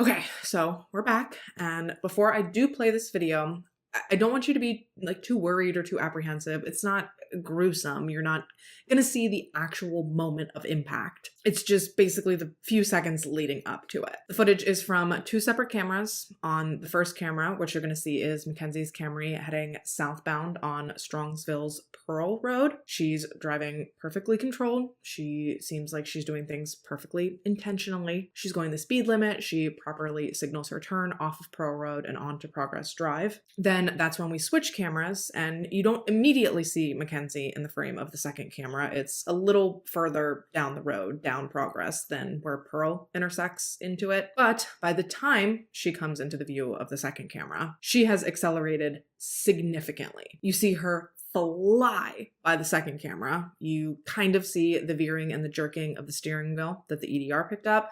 And then you hear the vehicle slam straight into Plitko. Again, you don't see the actual impact, but it's still disturbing to watch because you're watching what you know to be seconds before these two men's lives ended. And to think of the absolute fear and terror that had to have been coursing through them just before that vehicle hit that building, it is sickening, and it honestly, it makes the hairs on the back of my neck stand up. They knew that they were about to hit that building at such a terrifying speed, and there was nothing they could do about it. It is horrific. I will put a timestamp here for when I'm done playing it, just in case there's anyone who doesn't want to see it, which is totally valid. Only you know what you can emotionally handle, so please look after yourself. But for those of you who aren't planning to skip it, here we go. Oh, and I'm rewatching it here with you guys too, by the way. So here you can see she's coming down Pearl Road. You can clearly see her turn signal, and there's nothing out of the ordinary about her driving here. And then we switch to the second camera. And like I said, you don't see her right away, but if you listen, you can hear her car gaining speed. You hear it approaching, and then shoom, you just see her whiz straight past, and then you can kind of hear her slam straight into the building.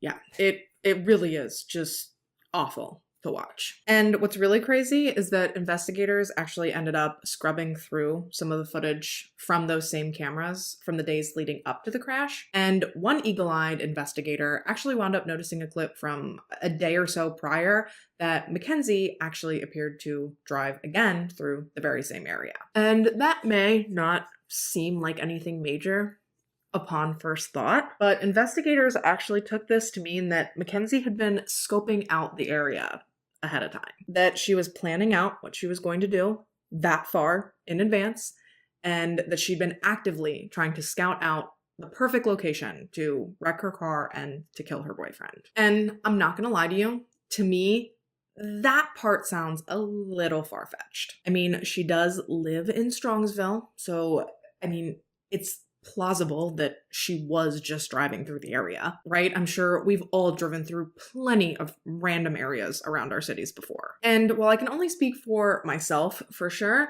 I certainly don't think that it indicates that any of us are out cruising around planning out some sort of elaborate murder. However, the investigators and the prosecution disagree. So this area is known as the Progress Business Park, which, just like it sounds, is an area of town that's made up primarily of businesses. And we're not talking like shopping areas and restaurants or anything like that, strictly buildings like Plitko, either industrial style buildings or office style buildings that, from what the investigators could gather, Mackenzie really wouldn't have had any reason to be at. They felt as though she had no reason to be there in the days prior to the accident, and they certainly didn't think that she had any reason to be there before 6 a.m. on a Sunday. Neither she, Dominic, nor Davion lived anywhere near the business park. There were no businesses in the area that were even open at that hour, let alone anything that had anything to offer these three young kids. So to investigators, it just really didn't make any sense that she would have been driving around that area at all. Unless, of course, she was there because she knew that early in the morning like that, the area would be desolate and deserted. And investigators believe that she picked that area and that specific time because she knew that that would prevent the accident she planned from being discovered in a timely manner. And to their credit, had it not been for that random person that happened to be jogging that morning, truly, who knows how long they would have ended up sitting there prior to being found and prior to receiving any help. So in summation, the prosecution was arguing that Mackenzie had premeditated and pre-planned to purposefully wreck her car into the Plinko building in an attempt to murder her boyfriend, Dominic Rousseau. They theorized that her motive was because their relationship was falling apart, and I guess it was sort of a, if I can't have you, nobody can sort of thing. And as for Davion, well, their theory there was that he was, and I quote, just cargo. That he was just along with his friend that night, and that he tragically got sucked into Dominic and Mackenzie's toxic relationship. Basically, they were saying that he just accepted the wrong ride home that evening. And while I obviously understand their sentiment, I get what they're saying. I get that they're saying that Mackenzie likely didn't have Davion in mind if she really had premeditated this wreck as a way to murder Dominic. But the wording of just cargo was awful. Even if the investigators and the prosecution are 100% correct, and all of this did play out exactly the way that they believe it did. Referring to this poor young man as just cargo, in my opinion, makes him sound like an afterthought, as if his death isn't the main point of the case or isn't as important. Sure, perhaps he was collateral damage, so to speak, in Mackenzie's eyes, but Davion was anything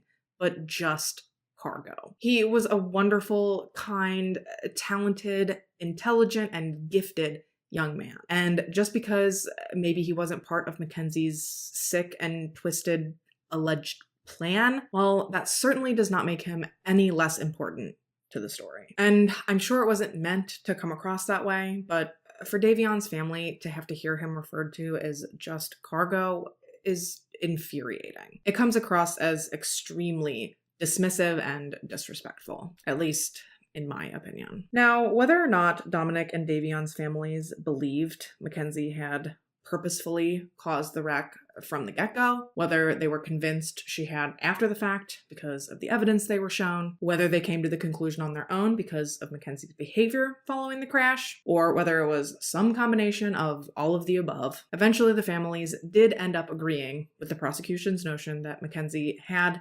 purposefully wrecked her vehicle that night. Therefore, they believe that in doing so, she had purposefully and intentionally murdered Dominic and Davion. Dominic's family in particular took that stance pretty early on. Because remember, Mackenzie had actually lived with them briefly. So if anyone had gotten a front row seat to the tumultuous nature of she and Dominic's relationship, it would have been them. So that, coupled with Mackenzie's callous behavior following the accident, well, that made the idea that she had maliciously intended to murder Dominic a pretty easy sell to his family. Dominic's brother Angelo, in particular, made mention that he was suspicious of Mackenzie very early on following the crash. Evidently, when she'd finally come to after everything and she was stable, she actually had the audacity to ask if, I guess instead of potentially facing criminal charges, she wanted to know if there was any way that she could just, quote, have her license suspended for like 10 years or something, as if her driving privileges were truly all that was at stake. Angelo said that that statement and its selfish and out-of-touch nature,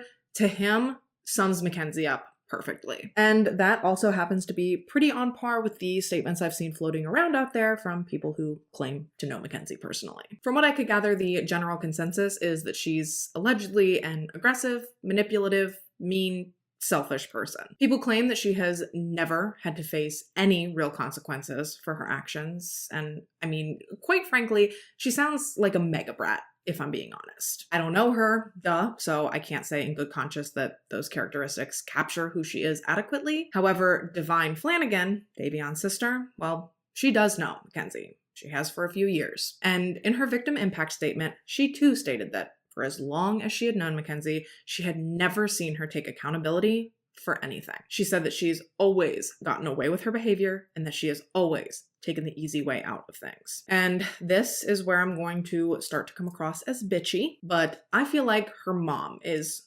so much to blame for that. Just based on some of her statements in court, you can tell that she has never let her daughter experience even a single repercussion for anything her entire life. It is very much giving Alexi Treviso and her mom. And I just do not understand what these parents are thinking, sheltering their kids like to the extreme like this. I get wanting to protect your kids, obviously, but you have to find a balance, because if you don't teach them that there are consequences to their actions, someday someone will. Case in point, this case and Alexi's case. And much like with Alexi's mom, I don't think I'm alone in my less than glowing opinion of Natalie Sharilla, or at least of how she handled this whole situation. But I will get more into that shortly. But for now, switching gears, we've gone over the bulk of what the prosecution was arguing and the evidence that they were presenting to bolster their case. But we have yet to discuss Mackenzie's defense and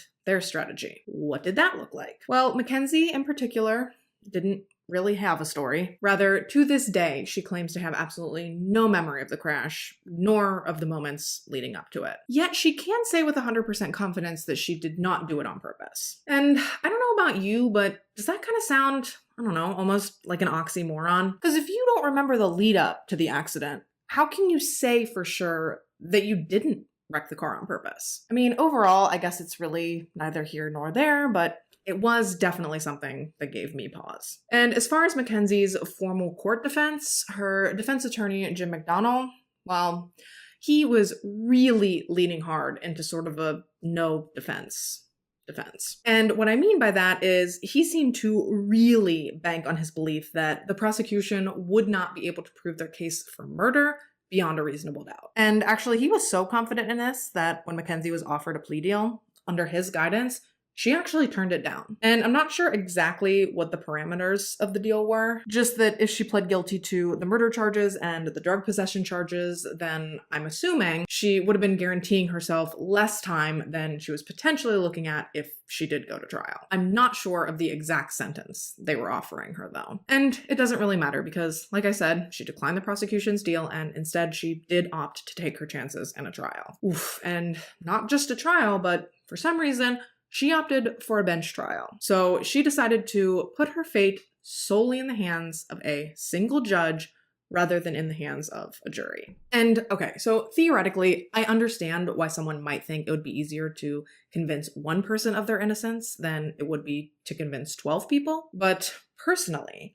I don't think I would ever want to put my future in the hands of one single person. I think, and again, this is just me, but I would want the different opinions and perceptions and life experiences that you would get from a jury. Because if one person is deciding your fate, everything rides on their opinion, on their life experiences, and on their perception of the evidence. That's it. No one to call them out if they misunderstand something, no one to open their mind to a different perspective, no one to help them understand things from a different point of view. Just everything rides on them and them alone, which to me sounds significantly scarier. Following Mackenzie's arrest, she was held in a juvenile detention center on a $500,000 bond pending her trial until earlier this year, March, I believe, when the courts determined that Mackenzie should be tried for the crime she was being accused of as an adult. Her case was set to take place in August of 2023, and it would be heard by Cuyahoga County Common Pleas Court Judge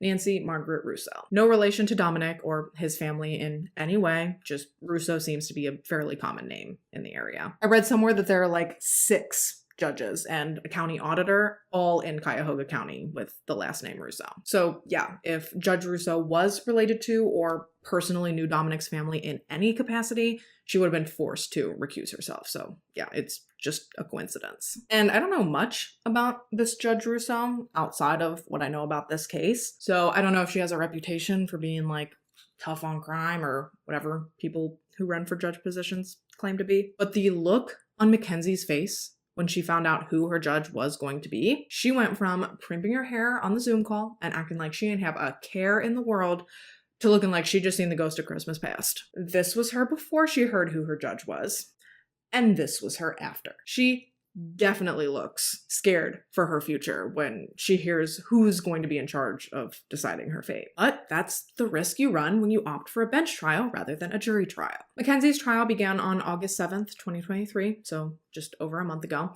with the defense painting the picture that Mackenzie and Dominic's relationship was fine. They brought up the fact that the two of them had attended a party together prior to the accident where they hung out with some friends, Davion included. They all hung out, they smoked some devil's lettuce, and eventually they left, at which time they offered Davion a ride home. No one that had been at the party with them gave any statements to law enforcement at any point, at least not that I'm aware of, that anything seemed to be amiss between Mackenzie and Dominic that night. And then from there, like I said, Mackenzie claims she cannot remember anything about the accident or from the moments leading up to it. However, she unwaveringly maintains that she is incredibly remorseful for what happened and that she would never do something like that on purpose. Her attorney, Jim McDonnell, did his best, I guess, throughout the trial to paint the picture that while yes, it was terrible, the crash was simply nothing more than a tragic result of kids being kids. He argued that because there was no way for us to ever know exactly what happened in the car, that there's no way that anyone can believe beyond a reasonable doubt that present in the mind of Mackenzie was a specific intent to cause the death of her boyfriend and their friend. Instead, he stated on numerous occasions that the court could not prove anything beyond maybe the fact that Mackenzie was a reckless driver. However, in no way, shape, or form did he believe that they could prove that she was a cold-blooded killer. Judge Russo, on the other hand, saw things much differently, much more in line with the prosecution. Mackenzie's trial lasted for 4 days before on Monday, August 14th, 2023, Judge Nancy Margaret Russo found Mackenzie Sharilla guilty of murder, drug possession, and possessing criminal tools. And she did not tiptoe around her opinion of Mackenzie. She hammered home the fact that she believed that Mackenzie's actions were controlled, methodical, deliberate, intentional, and purposeful, and that what happened was not reckless driving, it was murder, which in Ohio carries a mandatory minimum sentence of 15 years to life in prison. So because of this mandatory minimum, Judge Russo actually had very little discretion over Mackenzie's sentence. Really, the only thing she could make a decision on was whether or not Mackenzie's 2 murder charge sentences would run consecutively or concurrently. So would Mackenzie's time be served back to back or at the same time? Would she be eligible for parole in 15 years or in 30. Her sentencing hearing took place exactly a week after Judge Russo gave her verdict, and on August 21st, Mackenzie was sentenced to concurrent sentences for the murders of Dominic and Davion. And from all of the court footage that I've personally seen, it doesn't seem as though it was until Mackenzie was found guilty that she ever seemed to show any remorse or really any emotion at all. And in my opinion, that begs the question,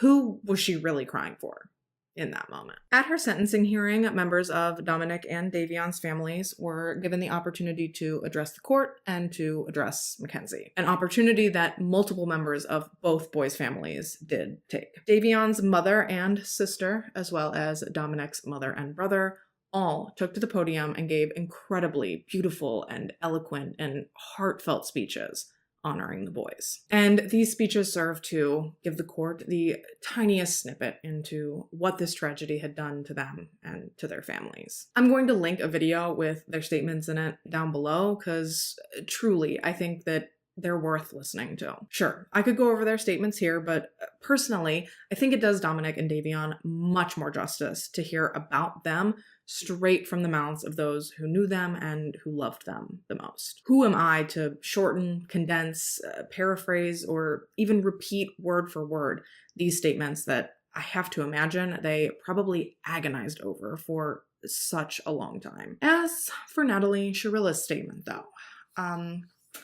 to say she missed the mark, well, that would be a gross understatement. Everything she said was so incredibly self-serving and so tone-deaf. Just, oh God, it was terrible. She barely mentioned Dominic and Davion at all. She rushed past very half-assed condolences to the boys' families throughout just like the first few seconds of her statement, before she then just proceeded to verbal diarrhea a bunch of absolute nonsense, attempting to defend not only her daughter, but she was also trying to defend herself against things that had been said throughout the trial, as well as within some of the boys' families' statements. First and foremost, she made sure to deny mentioning social media to Dominic's mother in the very first conversation she had with Christine after her son had died. She also tried to claim that she was the one who'd been commenting back and forth on Instagram with that modeling agency following the wreck. Like, this woman is clearly chronically online. She seems far too consumed with social media and with her public image. I genuinely think that she and her daughter believed that there were going to be no lasting repercussions for what happened. As if Mackenzie was gonna,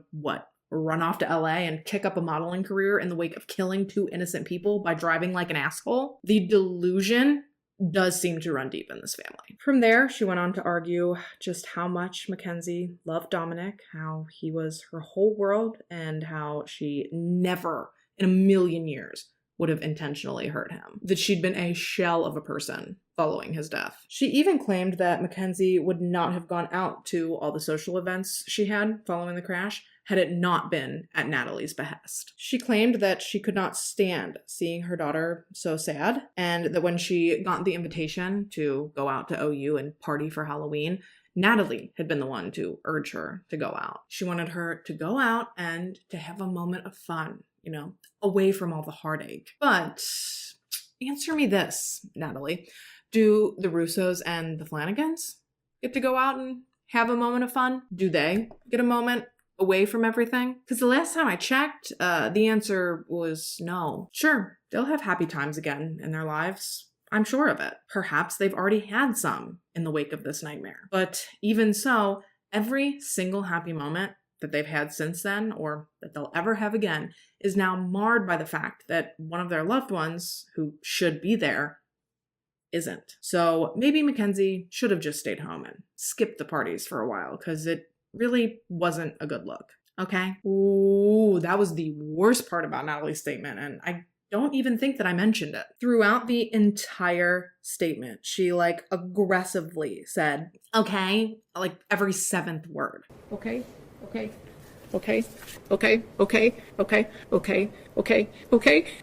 was like she was saying, I've given you an explanation, and now that I've explained things, you have to believe me. Okay? Seriously, with peace and love, she probably would have been better off to have just not given a statement at all, because what she came up with was embarrassing. Actually, it was so bad that Judge Russo had to call her out for it, for spending the whole time trying to save face rather than actually focusing on the victims. I'm hearing an awful lot about your daughter. I'm not hearing very much about the 2 dead people. And yes, I know I'm going hard on Natalie. I'm self-aware. And if you don't think it's justified, then I'm sorry, but I'm really not. Don't get me wrong. As a mother, I can sympathize with the fact that she too is being forced to process a lot right now. It's in a completely different way, but her life has also been turned completely upside down because of all of this. And I'm not trying to discredit that. All I'm saying is that her forced okays and her almost refusal to mention Dominic and Davion, and just some really thoughtless and out-of-pocket comments that she made, it just all came across as real bad. And now, I guess, with Mackenzie's trial and conviction and sentencing all in the books, Natalie is now crossing her fingers that somehow her daughter will be granted an appeal. She continues to maintain that Mackenzie did not wreck her car on purpose, rather that she wrecked her car due to suffering a medical episode. Yes, Natalie wants everyone to believe that the events of July 31st took place because Mackenzie suffers from postural orthostatic tachycardia syndrome. More commonly known as POTS, postural orthostatic tachycardia syndrome,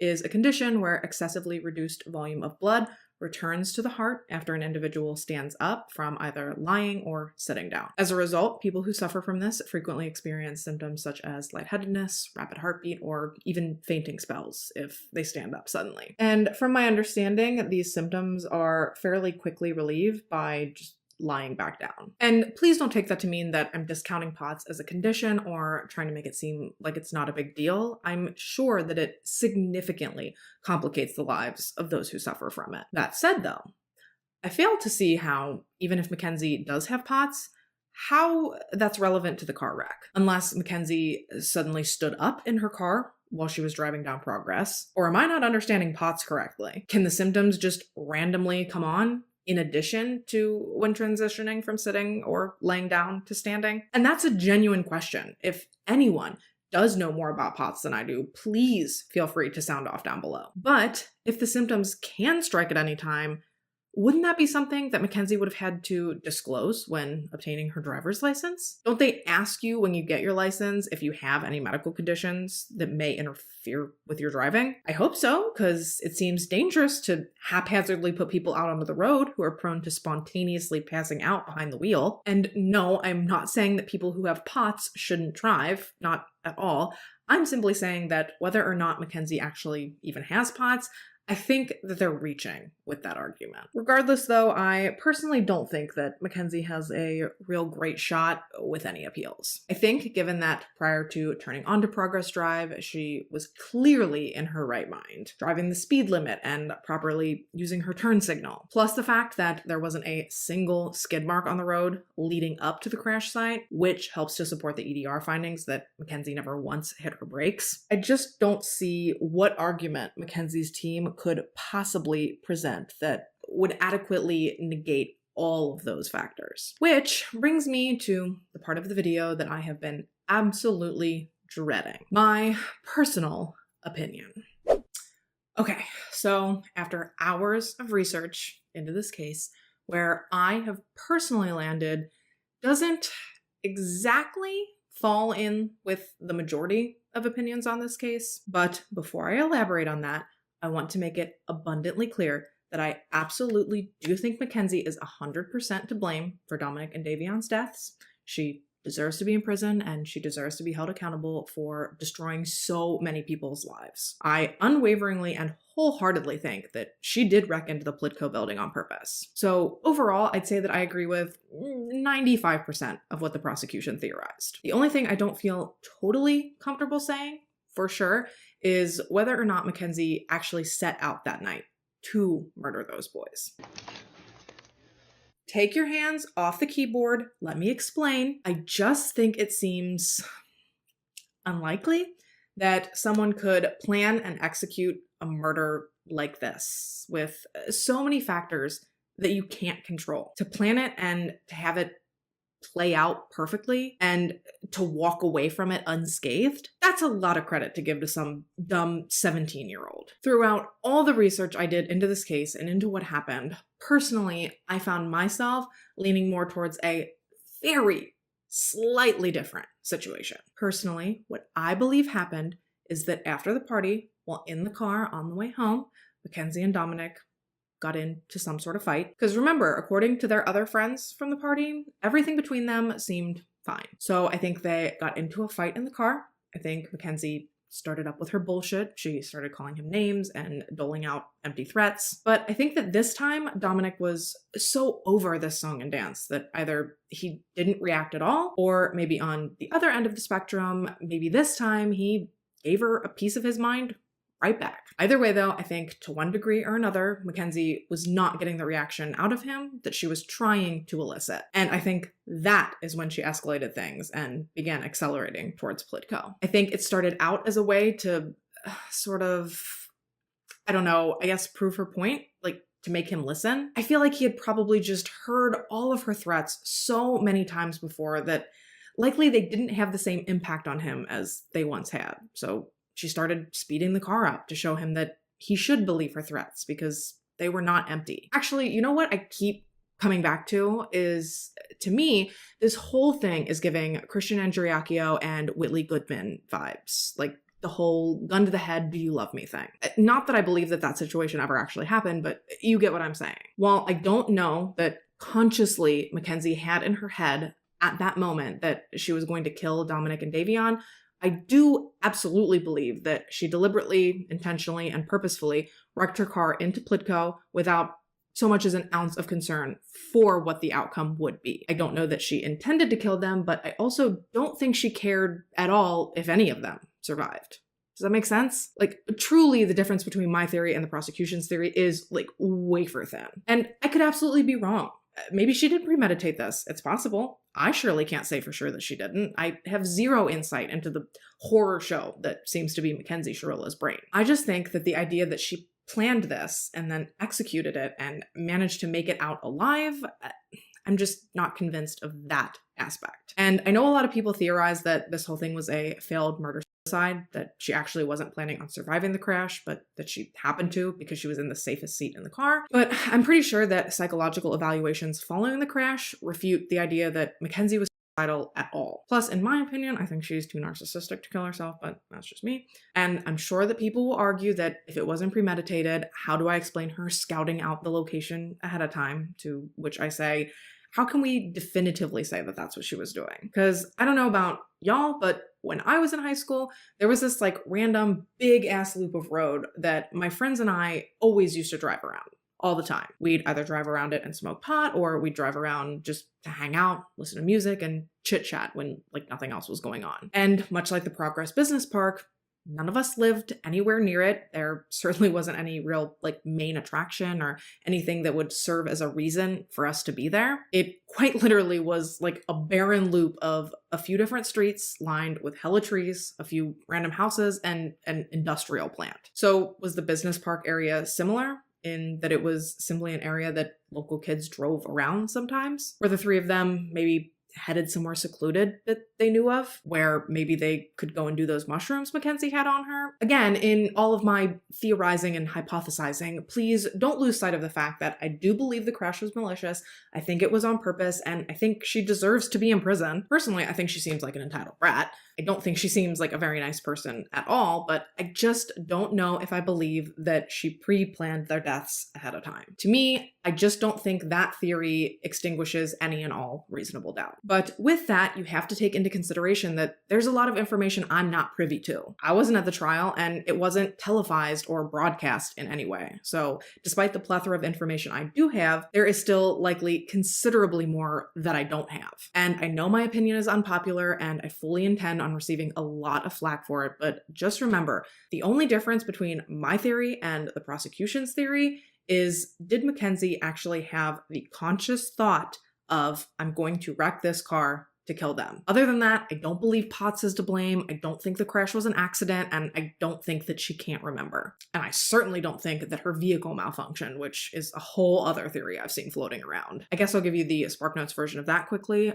Historically, I guess, Camrys seem to have a murky history of a phenomenon known as sudden unintended acceleration. It was actually such a prevalent issue a couple of years back that Toyota had to recall millions of vehicles due to the safety hazard that these issues posed. But this acceleration wasn't ever caused by any sort of electrical issue or anything like that. It wasn't like you were driving down the road and all of a sudden your car by itself decided to go 1,000,000 miles an hour. Rather, from my understanding, the issue stemmed from faulty floor mats that made the gas pedal stick, and in turn, that would cause the vehicle to involuntarily speed up. Toyota even had NASA engineers look at the Camrys and confirm that there were no electronic flaws in them that would make them capable of producing dangerous, high-speed, unintended acceleration incidents. So yeah, I don't think for a second that issue is what caused Mackenzie's wreck. Because if that were the case, any reasonable person would believe that she would have likely at least tapped her brake once or twice. Anyways though, whatever the case may be, for right now,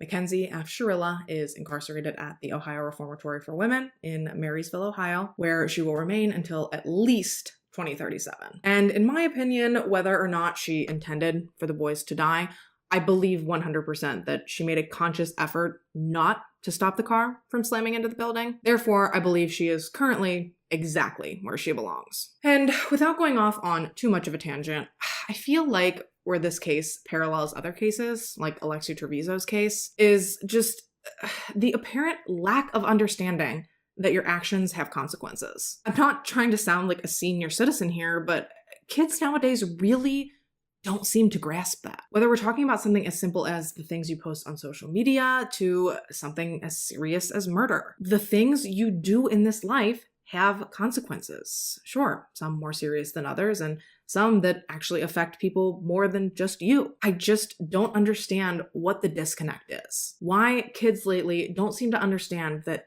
they can't just do whatever the hell they want all the time. And I get it, I know our brains don't finish developing until we're in our mid-20s. I get that your prefrontal cortex takes the longest to mature and that area of the brain is responsible for like complex and long-term planning, problem solving, intelligent regulation of thoughts, actions, and emotions. But we were all teenagers once, and I'm confident in saying that by 17 or 19 or whatever, most of us understood that our actions had consequences. And that's coming from me, who was a selfish, just hellacious asshole of a teenager. And even I knew that I couldn't slam my car into a wall at 100 miles an hour because I was mad at my boyfriend. I knew that I couldn't tie my baby up in a garbage bag because I was scared of my mom. So what is the difference now? Why do kids today seem to not realize that life is real and your actions and their consequences are real and the effects of your actions that extend to others are real? And I mean, I don't have the answer. All I'm saying is it's alarming how much more common it seems to be becoming to see teenagers in these kinds of videos. Anyway, before I actually end this video, I do want to take a few moments to pay tribute to the two most important people in today's story. And of course, that would be Dominic and Davion. May they rest in peace. Dominic Anthony Russo, who was just 20 years old at the time of his passing, is described by his family as a loving brother and son who made the most of each and every day that he experienced here on this earth. Dominic was an ambitious and determined musician and businessman who likely would have gone on to lead a very fulfilling and successful life, had he been given the chance. He was passionate about learning all that he could and doing everything he could to better himself and to enrich not only his life, but also the lives of those around him. He was an incredibly selfless person who wanted nothing more than to understand and immerse himself in as many different situations and cultures as he could. He was an inspiration to everyone who had the honor of meeting him, and he will be deeply missed by those fortunate enough to have known him. The Russos have set up a GoFundMe page, and they're currently accepting donations to rebuild the beautiful gravesite that they'd initially put together for Dominic that has since tragically burned down. So I will leave the link to the donation page in the description box for anyone who may be interested in making a contribution. And as for Davion Markel Flanagan, who was just 19 years old at the time of his passing, was described by his family as a precious and amazing soul. He had a heart of gold, and he exuded love and kindness to everyone he met. He was a friend to everyone, and he could easily brighten anyone's day with his warm and infectious smile. He was a talented and gifted young man with a laundry list of goals, aspirations, and dreams, all of which he and the world were robbed of before he got the chance to make them happen. Davion was a beloved son and brother, and his family's heart aches at his loss, and they are solely able to find comfort through their faith and their belief that one day they will all be reunited as a family. However, until then, they miss him terribly, and they will work every day to make sure that his legacy and his memory are not forgotten. Although Davion never got the chance to fulfill his dream, his family has taken it upon themselves in the wake of this tragedy to start a scholarship fund in Davion's name. They hope that the funds will go towards helping others attend barber school. In a recent interview, Davion's mother, Jamie, stated that in doing this, they hope to, quote, make something hopeful and hopefully beautiful, potentially, out of the ashes of this whole awful situation. The Flanagans have started collecting funds to go towards the Davion Flanagan Memorial Scholarship Fund via GoFundMe, to which I will provide a link for in the description box for anyone who may be interested in making a contribution. Today, we're going to be discussing the very infamous case of Alexi Trevizo. Quick disclaimer before I begin, even though I assume that most of you, at the very least, are familiar with the main points of this case, but just in case there's anyone out there that's not, I do want to put a warning at the beginning of the video that today's case is going to talk about the death of an infant, as well as touch on miscarriage, abortion, and just general reproductive rights. So if that's triggering to you, then bye. Otherwise, for those of you sticking around, let's take it back to November 25th, 2003, when Alexi Joy Trevizo was born. Alexi was born in Seminole, Texas, to her mother, Rosa, and her biological father, Guadalupe. She was the couple's third child, having had an older son as well as an older daughter before Alexi. Now, straight from the beginning of our story today, things in the Trevizo family allegedly were not the best. Rosa has claimed very publicly that Guadalupe, who goes by Lupe, physically abused her during her pregnancy with Alexei. She also alleges that these beatings led to long-lasting physical ailments for Alexei, things like chronic back pain. And while there's no way for me to personally confirm or refute the validity of these allegations, I do know for sure that fairly early on in Alexei's life, Rosa and Lupe did separate. Now, whether that is in relation to her allegations against Lupe or related to something totally different, I have no idea. All I know is that they separated, and shortly after, Rosa packed up the kids, and the four of them moved about 100 miles west to Artesia, New Mexico in 2013. From that point on, I am not exactly sure what Rosa and Lupe's custody agreement was with their children. I'm inclined to believe, based on some photos that are on Lupe's Facebook, that he did remain in their lives, at least to some degree, for a while. That said, he does still live in Texas, so I have no idea how frequently he was able to see them. I don't know how long he was an active presence in their lives. For all I know, he's still an active presence in their lives. I just don't have a lot of concrete answers surrounding that. This case was actually pretty frustrating to research because of that, because it's hard to find a lot of the answers to questions that have come up about Alexei and about her family dynamic ever since her alleged crimes came to light. I promise you, I'm doing my best here to create as clear of a picture as I can. I always think it's important to know the background of the people that we discuss here each week, but given that this case is so new in the grand scheme of true crime, those answers and specific details regarding the family are fairly difficult to come by. I do know that both Lupe and Rosa went on to remarry.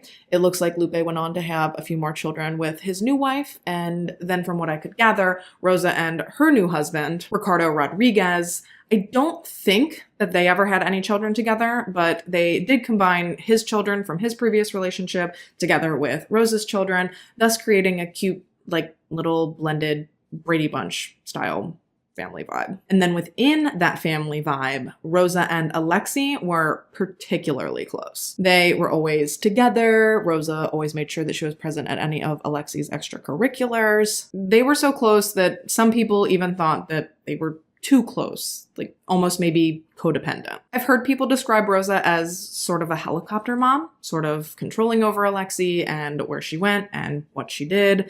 Even though she was 19 years old, she was well past being a legal adult. But that does not seem to matter to Rosa. Instead, she seems very much like a, if you're gonna live under my roof, you're gonna abide by my rules type of parent. And I can understand that to a certain degree, but I'll let you decide what kind of role you think that dynamic played in the way this whole story ends up playing out. For now, though, all things considered, Alexei and her family seem to be just living your average, run-of-the-mill, middle-class life. Artesia is a small city in Eddy County, New Mexico. It spans over just under 11.5 square miles, and it hosts a population of right around 12,000 people. From what I could gather, it seems like a fairly religious area, predominantly Christian.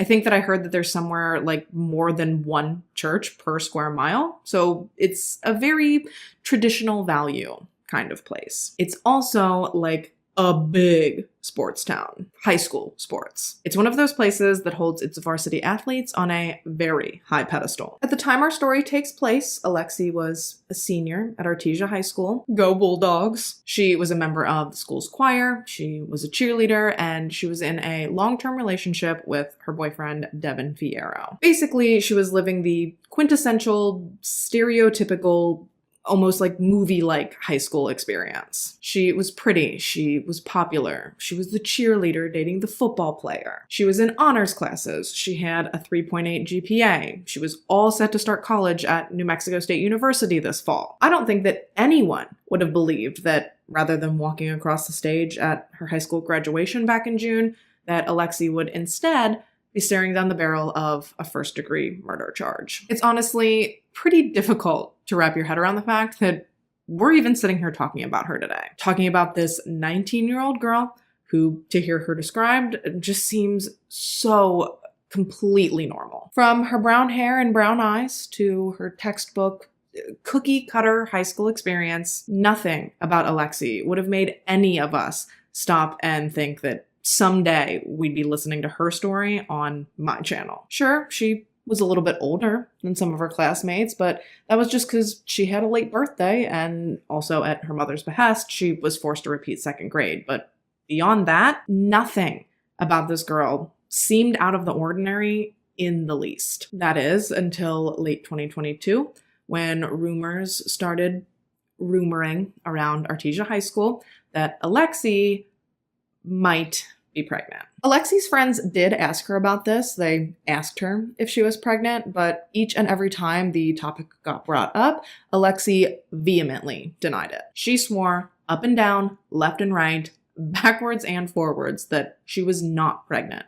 And instead, she told her friends that maybe she was just putting on a little bit of weight because of her birth control pills. This became such a hot topic of discussion that Alexi actually started accusing people of bullying her or body shaming her due to her weight gain. And because of this, over the next few weeks, people just sort of dropped the whole thing. At least they did to her face. The conversation behind her back, however, well, that kept right on going. It kept on going, and it actually only ended up getting worse towards the very end of 2022 and the very beginning of 2023, when Alexi started dressing in like progressively baggier clothing. This really fueled her classmates' suspicions. But no matter what, no matter how much weight she put on, no matter who asked her about it, didn't matter. Alexi was steadfast in her denial. She actually even ended up telling some of her close friends that she was planning on going on a diet to address her recent weight gain. And I think it was towards the mid to end of December that she started telling people that. And Alexi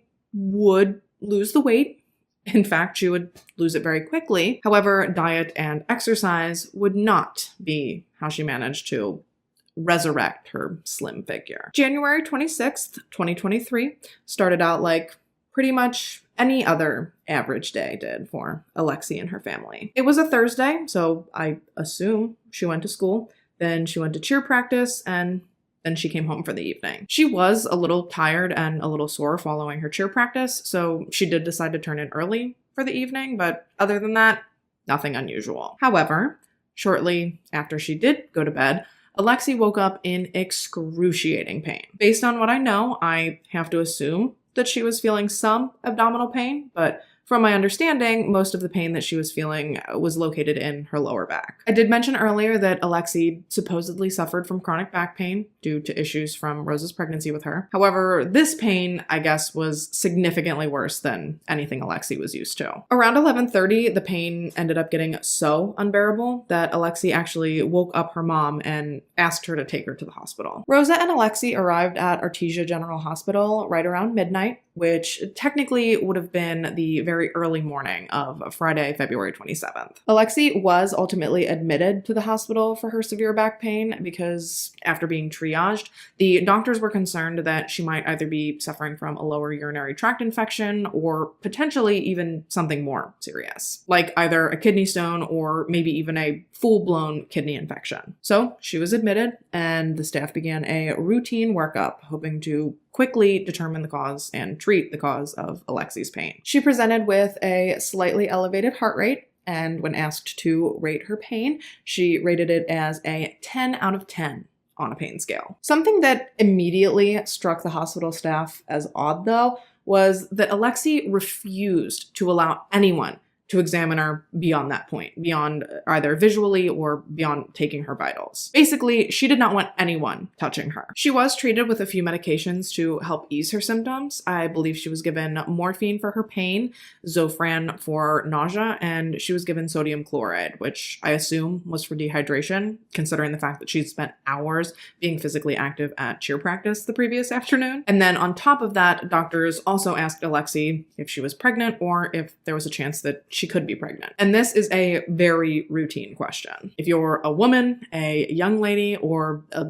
human with a uterus, and you go to the emergency room, or to any doctor for that matter, as sure as they're going to ask you for your name and date of birth, they're going to ask you if you're pregnant, if there's a chance you could be pregnant, or if you're nursing. And then, depending on why you're there, they may also administer a pregnancy test, because as in tune as I'm sure we all like to believe that we are with these meat sacks we walk around in all day, sometimes gauging the possibility of pregnancy based on someone's supposed last period is not reliable. Maybe their cycles are irregular, maybe they can't remember, maybe they'll lie about it. you just can't always be sure. Now, you're not always going to get pregnancy tested in the ER. Like I said, it's highly dependent on the symptoms you're experiencing that brought you there, and if said symptoms could in some way be related to pregnancy. Like, I didn't have to take a pregnancy test when I went to the ER for my Quasimodo face last month, but that's because unless the baby was growing out of my face, I think they could tell that my issues were not pregnancy related. They did ask me if I was pregnant though, and they ask and sometimes they test for pregnancy because there are procedures and medications that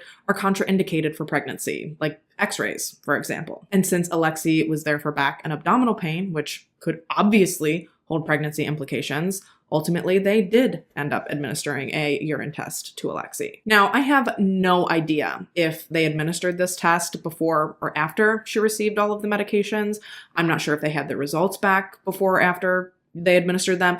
I don't know. I've listened to the interviews and the statements of multiple different members of the hospital staff that were there that night, but there seems to be some sort of a disconnect between when exactly she was told that her pregnancy test had come back positive. With that said though, given what I've seen via the interviews and body cam footage from the hospital staff, I desperately want to believe that they did everything by the book, because they all seem like incredible people who truly care about their patients and who take their jobs very, very seriously. Even directly reading Alexi's medical records, which I was able to find, I still can't really determine what order these events took place in. I do want to mention though that from the moment Alexi arrived at the hospital and they asked her if she could be pregnant to the moment those test results came back, and even well after, Alexi was still adamant that she was not pregnant, nor had she ever been sexually active. Even when the urine test came back as positive, she still swore up and down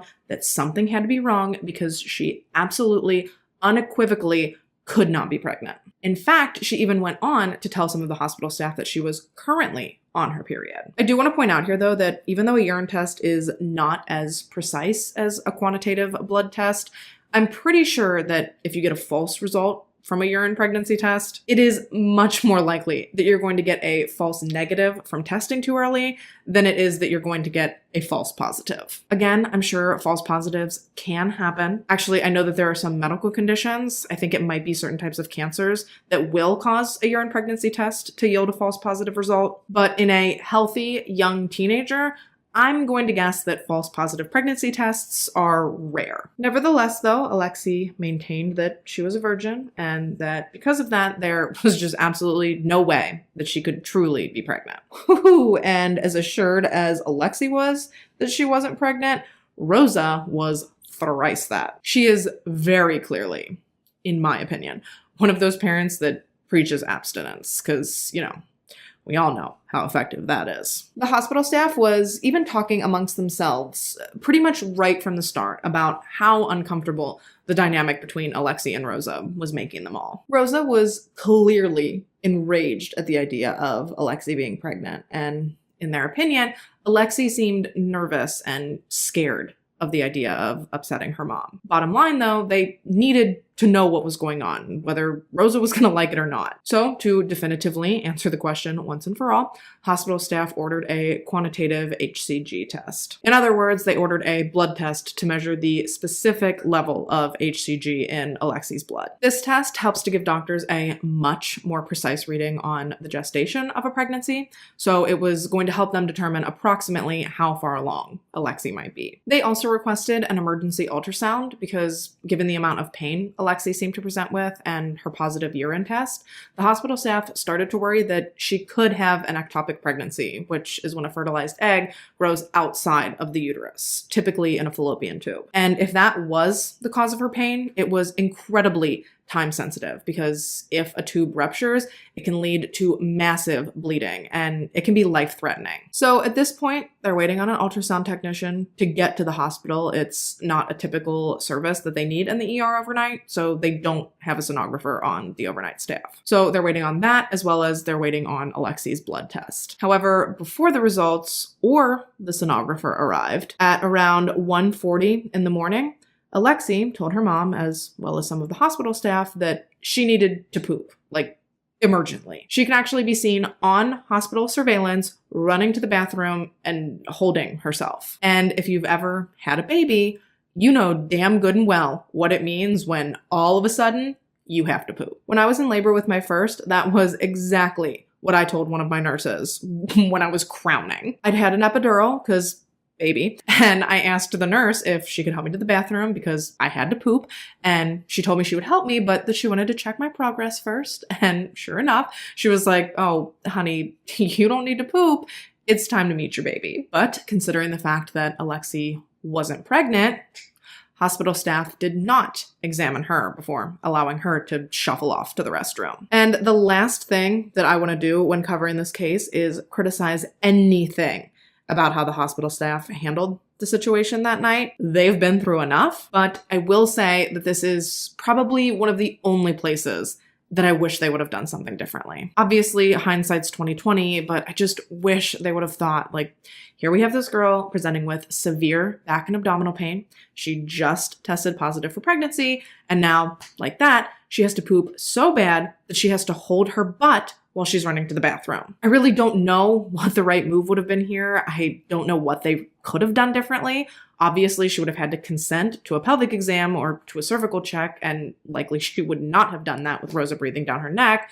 So short of having her poop in a bedpan in the room where they could watch her, I don't know. I don't know the answer. I just wish so badly that things would have played out differently, but alas, here we are. Alexi runs to the restroom, she locks herself in, and just a few seconds later, Rosa can be seen on the same camera walking towards the bathroom to check on her. She knocks on the door, presumably to ask if everything's okay, and then it appears that she talks to Alexi through the door for a few more seconds before she walks away and heads back towards the hospital room. Alexi at no point opens the door and speaks face-to-face with her mom. Granted, if she was on the toilet mid-bowel movement, obviously you wouldn't expect her to. I'm just explaining how everything went down. I believe after Rosa's first visit, Alexi was left alone in the bathroom uninterrupted for like 10 minutes before Rosa then returns, knocks again, and again, presumably asks her daughter if everything's okay. Again, I assume that Alexi told her she was fine,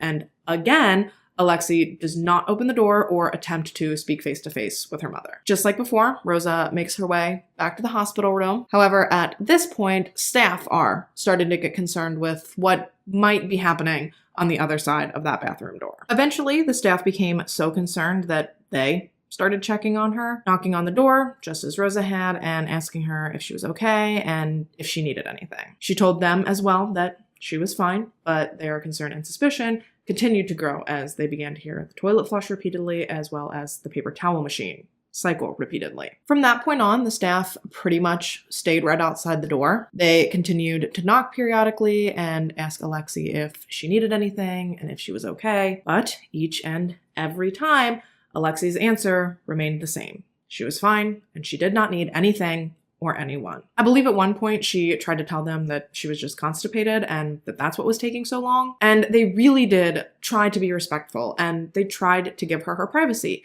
instructing her to press the call light in the bathroom if she needed anything. Remember that. Remember that they offered to come in and help her. They asked her multiple times if she needed anything, and they asked her multiple times if she needed help and if she was okay. But she consistently and unwaveringly refused that help. Alexi was in the bathroom for just under 20 minutes when hospital staff decided that they had had enough. They knocked on the door and they told Alexi that she either needed to unlock the door and come out, or that they were going to unlock the door and come in. From my understanding, she either didn't respond to this right away or she told him to hold on or something along those lines. So, true to his word, the nurse asked for the key so that he could unlock the bathroom door. It took a minute, but sure as shit, eventually you see the front desk clerk walking down the hall with the key to the bathroom.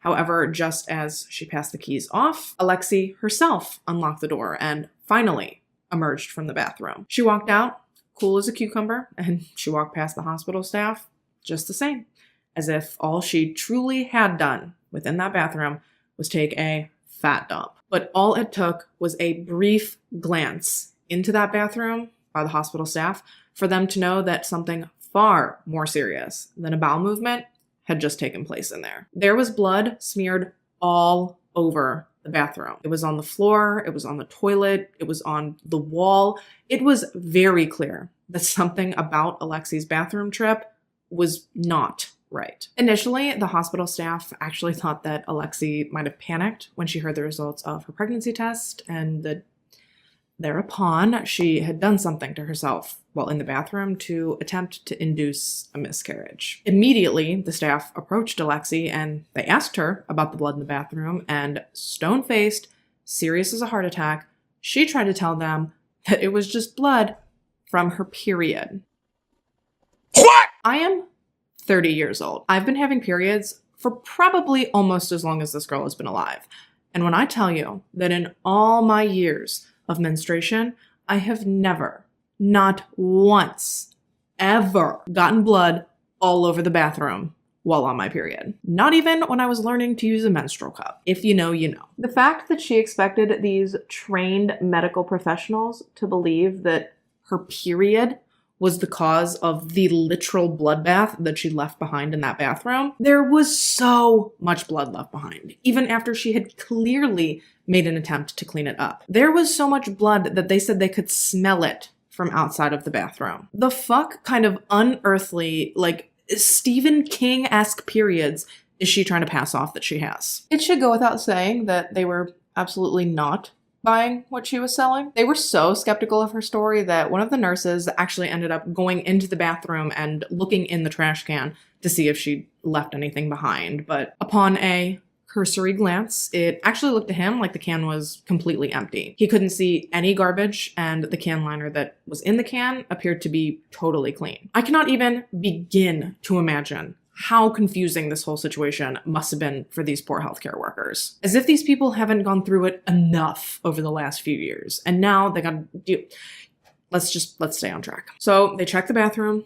They check the trash can. Initially, it looks like there's nothing to see. So they call the housekeeping department so that they can get the bathroom cleaned up and safe for other patients to use again. They also had to clean up the hall because Alexi had left bloody footprints coming out of the bathroom as well. So obviously, there's a lot of biohazard going on. So the housekeeping employee comes up. She starts cleaning up the blood. She eventually moved the trash can. I don't know if she moved it to clean behind it or what, because according to the nurse who looked in it, it looked like it was empty. So I don't think that she would have moved it to change the bag, but regardless, for whatever reason, she did end up moving the trash can. And when she did, it caught her off guard because it felt unusually heavy. I assume, given the fact that she thought it was empty, it wouldn't have taken much weight to throw her off, but nevertheless, the weight of the trash can gave her pause, enough to where she actually ended up calling over another employee, and together, the two of them began trying to figure out what was going on.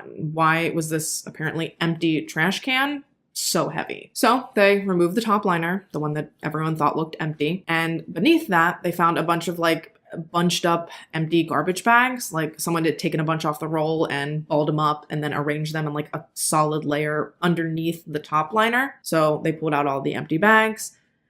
And below that, tightly wrapped in yet another trash bag, that is where these two completely unsuspecting hospital employees discovered the lifeless body of a newborn baby boy. The baby was clearly visible in the bag as the plastic had, quote, suctioned to his face. And when I say he was tightly wrapped, I mean he was tightly wrapped. The bag had been spun to prevent an opening, and then the excess bag had been wrapped and tucked up under the baby's body. I truly cannot even begin to fathom what a horrifying and devastating scene that was. To open this bag and see this tiny, cold, lifeless little baby. He was blue from a lack of oxygen, and his umbilical stump was frayed. According to the staff, it looked like it had been torn apart or gnawed apart by an animal, which is just completely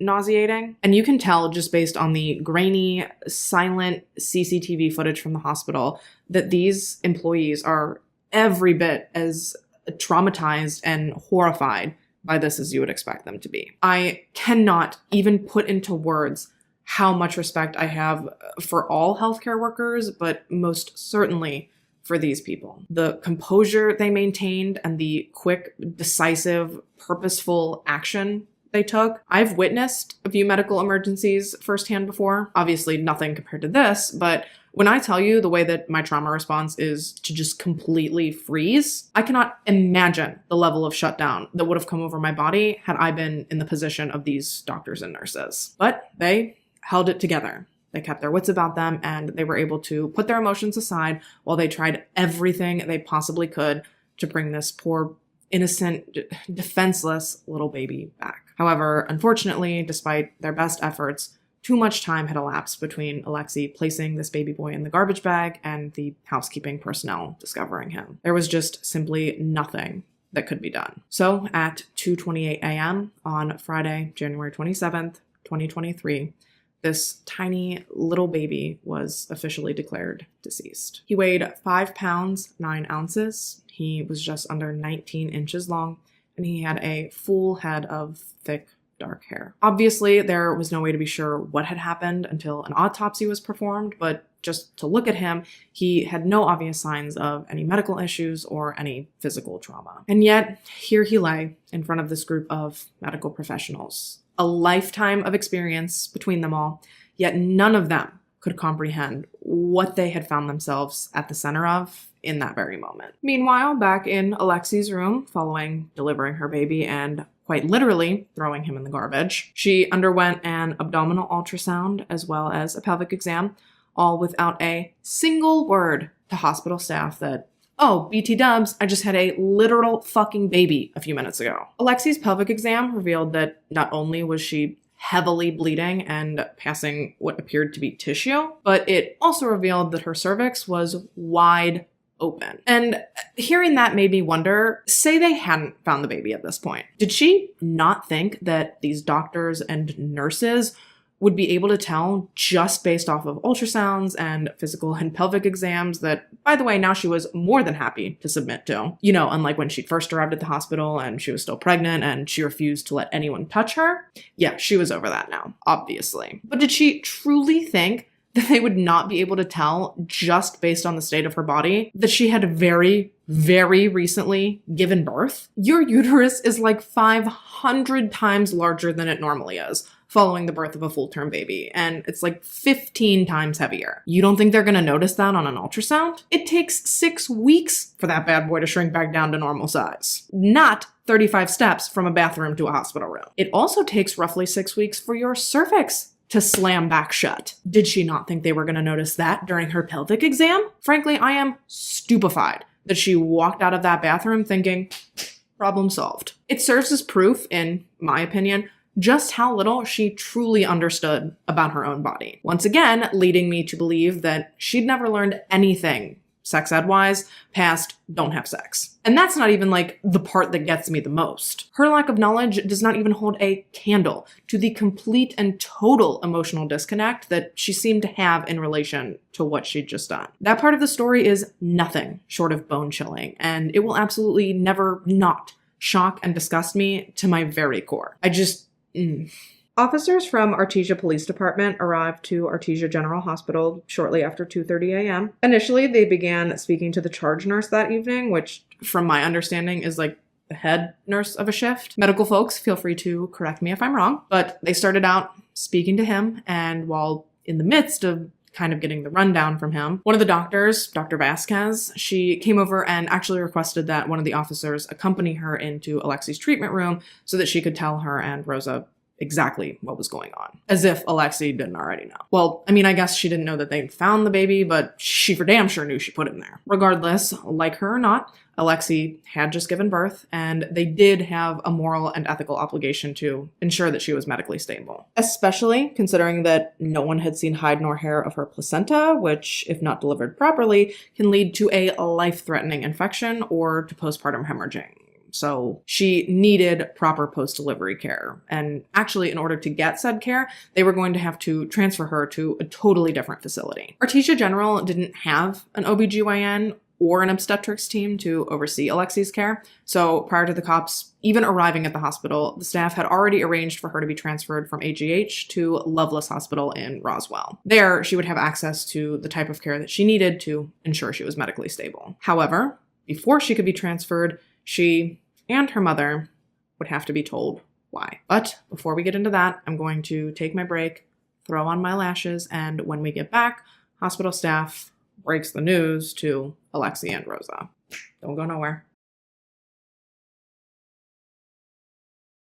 Okay, so Dr. Vasquez, accompanied by one of the officers, makes her way back into Alexi's treatment room, where she informs she and Rosa that they had found a dead baby in the bathroom.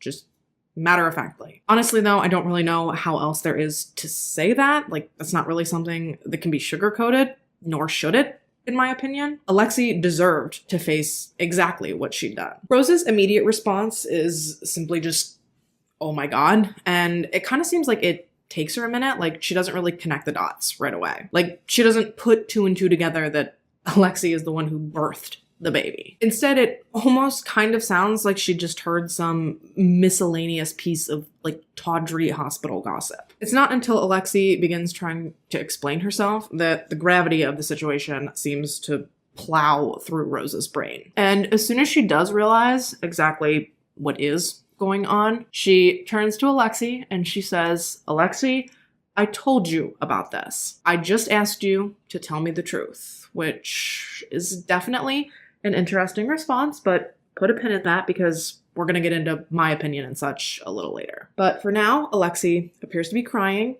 in response to her mother's obvious disapproval. She asserts that she had no idea that she was pregnant, that the baby just came out of her, and that she didn't know what to do. And if it's not been made painfully clear up to this point, Alexi was so disconnected from her baby boy that she never once referred to him as he when she was speaking to her mother, to police, or to the hospital staff. She only ever refers to him as it or as nothing. She only says things like, "It just came out of me," or "nothing, wasn't crying." Rosa then demanded to know exactly what happened. She paced around for a second, and then she looked at Alexi and she said, "What did you do to it?" Again, just like her daughter, only referring to this poor baby as it. So at this point, things are clearly escalating between Rosa and Alexi. So Dr. Vasquez steps in and she tells them that they just need to stop. They need to stop right now because at this point,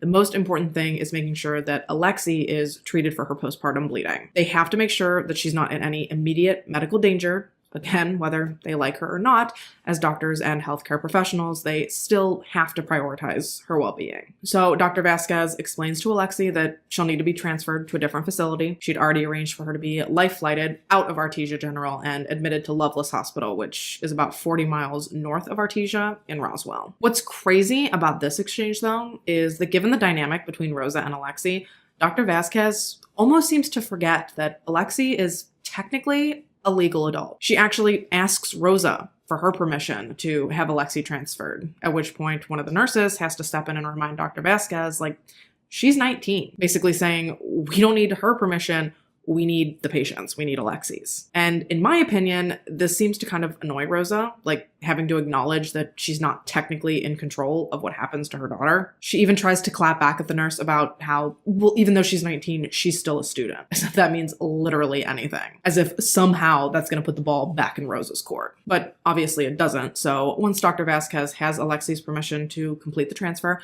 she leaves the room, she goes out, and she begins to organize like the logistics of it. And this, I believe, is like the only time that anyone shows so much as an ounce of, I don't really want to call it concern, but I guess I'll say curiosity. This is the only time I feel like we see anyone, save for maybe Alexi's stepdad, show any curiosity regarding anything that has to do with the baby. And that is when Rosa asks the nurse how big the baby was, to which he responds that it appeared to be full term. And I will say that I do think this genuinely shocked Rosa. There is a lot of speculation surrounding what Rosa did or didn't know, and I don't know that we'll ever fully and honestly know. But I do genuinely believe that the fact that Alexi had walked into that hospital 38 weeks pregnant truly did blindside her. The look of surprise on her face that you can see in the body cam footage, to me, seems authentic. That said, the look is fleeting though, because almost as quickly as it came, it is replaced by fear and anger as Rosa turns to her daughter and says, quote, "Lexi, have you watched the news? these girls, what they do to their babies, and then they go to jail. To which Alexei responds, yet again, nothing was crying or it wasn't crying, or one of the two very detached arguments she always seems to revert back to. It's like she's desperate to get even just one person to be like, oh, it wasn't crying? Oh my, okay, that makes total sense. That's why you wrapped up your newborn baby boy in a plastic bag and threw him away like a piece of trash. We misunderstood. You're not in trouble.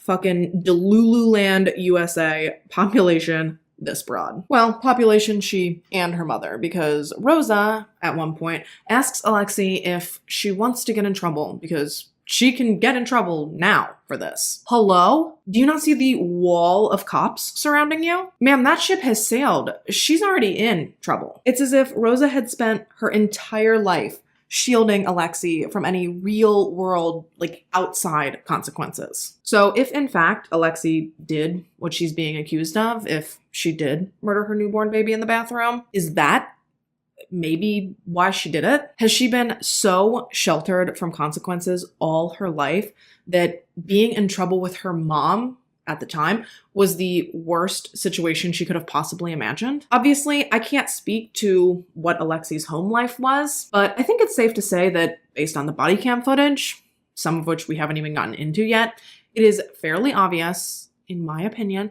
that Rosa is maybe just little overbearing. So was she so overbearing? Was she such a control freak that as a result, Alexei ended up with such a catastrophic deficiency in life skills? Because throughout her life, Rosa never equipped her with any. She has just none whatsoever. Is that why she can't seem to grasp the severity of what she's done? Is she too immature, too emotionally stunted? So she just can't understand the consequences? Again, these aren't even necessarily my theories. They're just like my general wonderings. At any rate, though, Alexei was loaded into the helicopter to be life flighted from Artesia General to Loveless at 4:32 a.m. on January 27th. She was actually transported alone because prior to her transfer, police had removed Rosa from Alexei's room and they barred her from speaking to her until detectives said it was okay. And honestly, it's about damn time. I personally believe that Rosa should have been removed from Alexei's room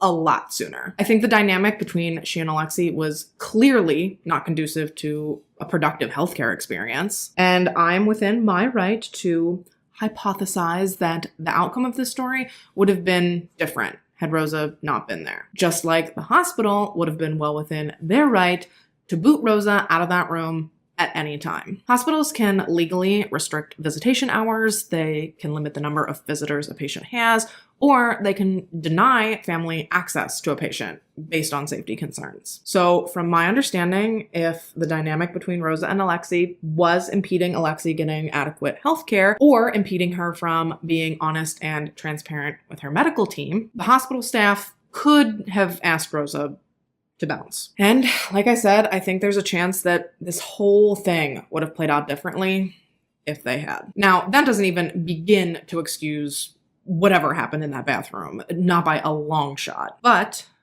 does it maybe sort of begin to explain it? To clarify though, as far as not removing Rosa from Alexei's room, please do not misconstrue that as any attempt from me to place blame or fault of any kind on anyone that was there that night other than Alexei and maybe in a roundabout way, Rosa. Obviously, it's incredibly easy to look back in hindsight and to see things that are obviously red flags now, but in the moment, they might not have brought about as much wariness. The only thing that anyone should be saying in regards to the hospital staff is singing their praises. Not only did they professionally and respectfully and empathetically handle this whole fucking mess, but it's not like the hospital shut down for them to handle this. It's not like they even really got a minute to process what they'd all just gone through. Throughout this whole nightmare, they still had incoming emergencies to handle. They still had to go on and treat other patients as if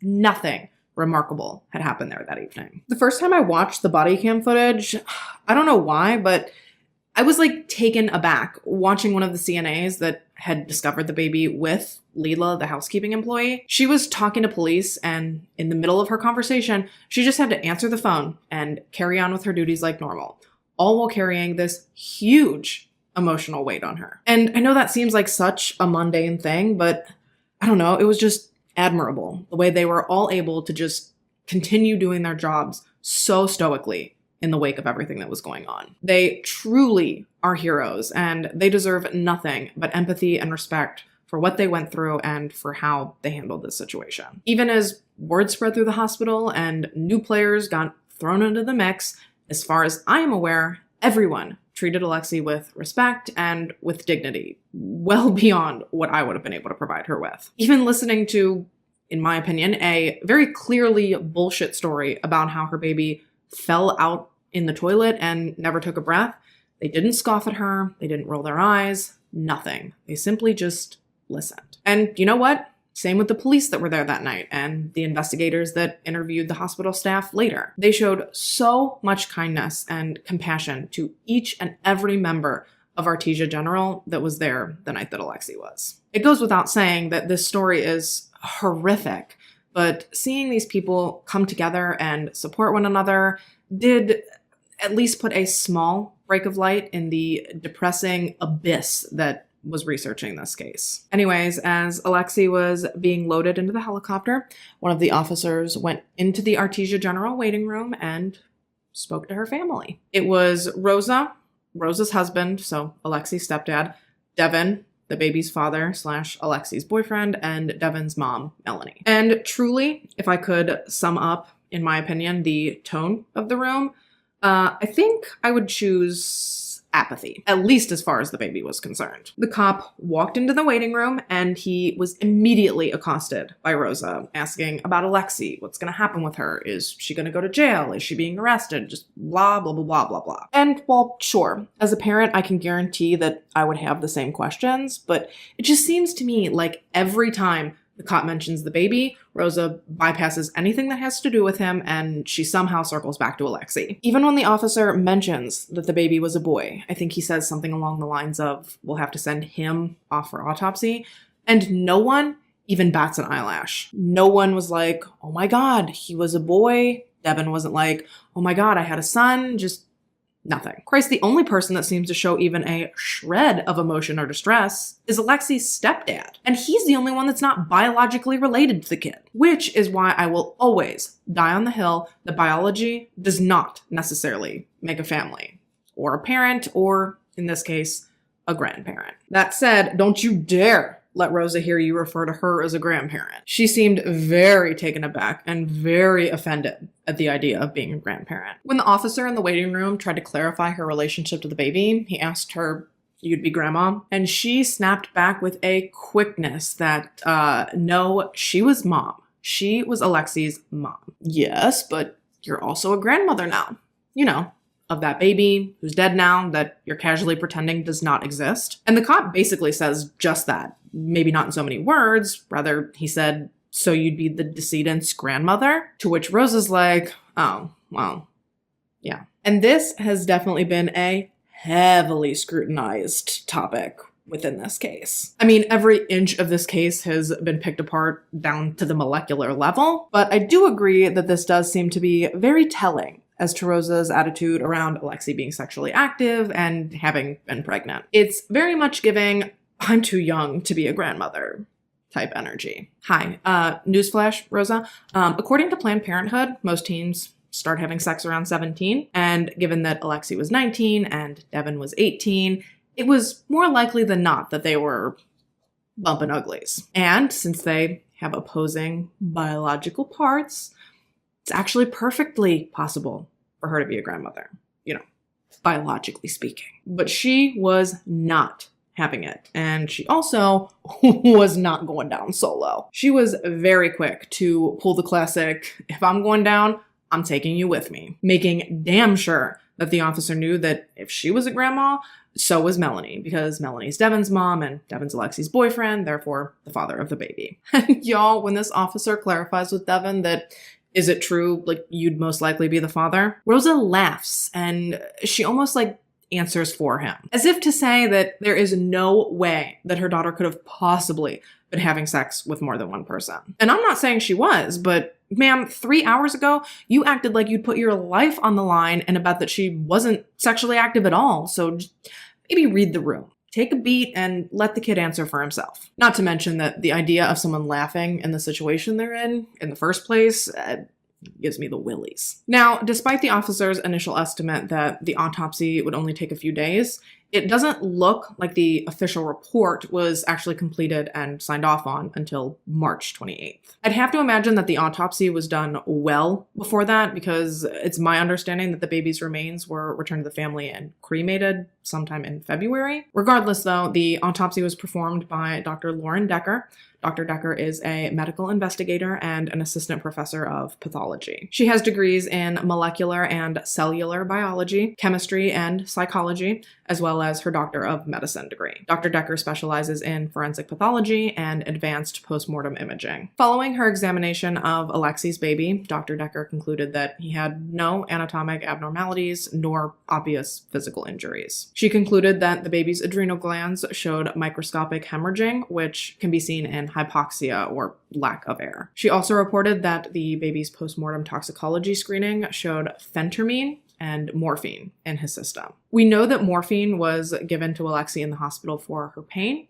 However, the phentermine, which is a prescription appetite suppressant, well, it's speculated that that was a result of Alexi potentially taking diet pills as a way to combat her obvious pregnancy weight gain. Which begs the question, how was Alexi getting a hold of that medication, considering it's not available over the counter? But I digress. Beyond that, Dr. Decker did ultimately determine that there was air in the baby's lungs and in his stomach, which is indicative of him being born alive. And as a result of these findings, Dr. Decker determined that the baby's cause of death was entrapment, or death due to confinement in an enclosed space, basically suffocation, and she ruled his manner of death as a homicide. Now, personally, I've always believed that the baby was born alive, but knowing that he had air in his lungs, I don't care what Alexi tries to say or what she tries to claim as her defense in court. In my opinion, that baby was born alive and she killed that baby. I don't even think that it is possible for a stillborn baby to have air in their lungs.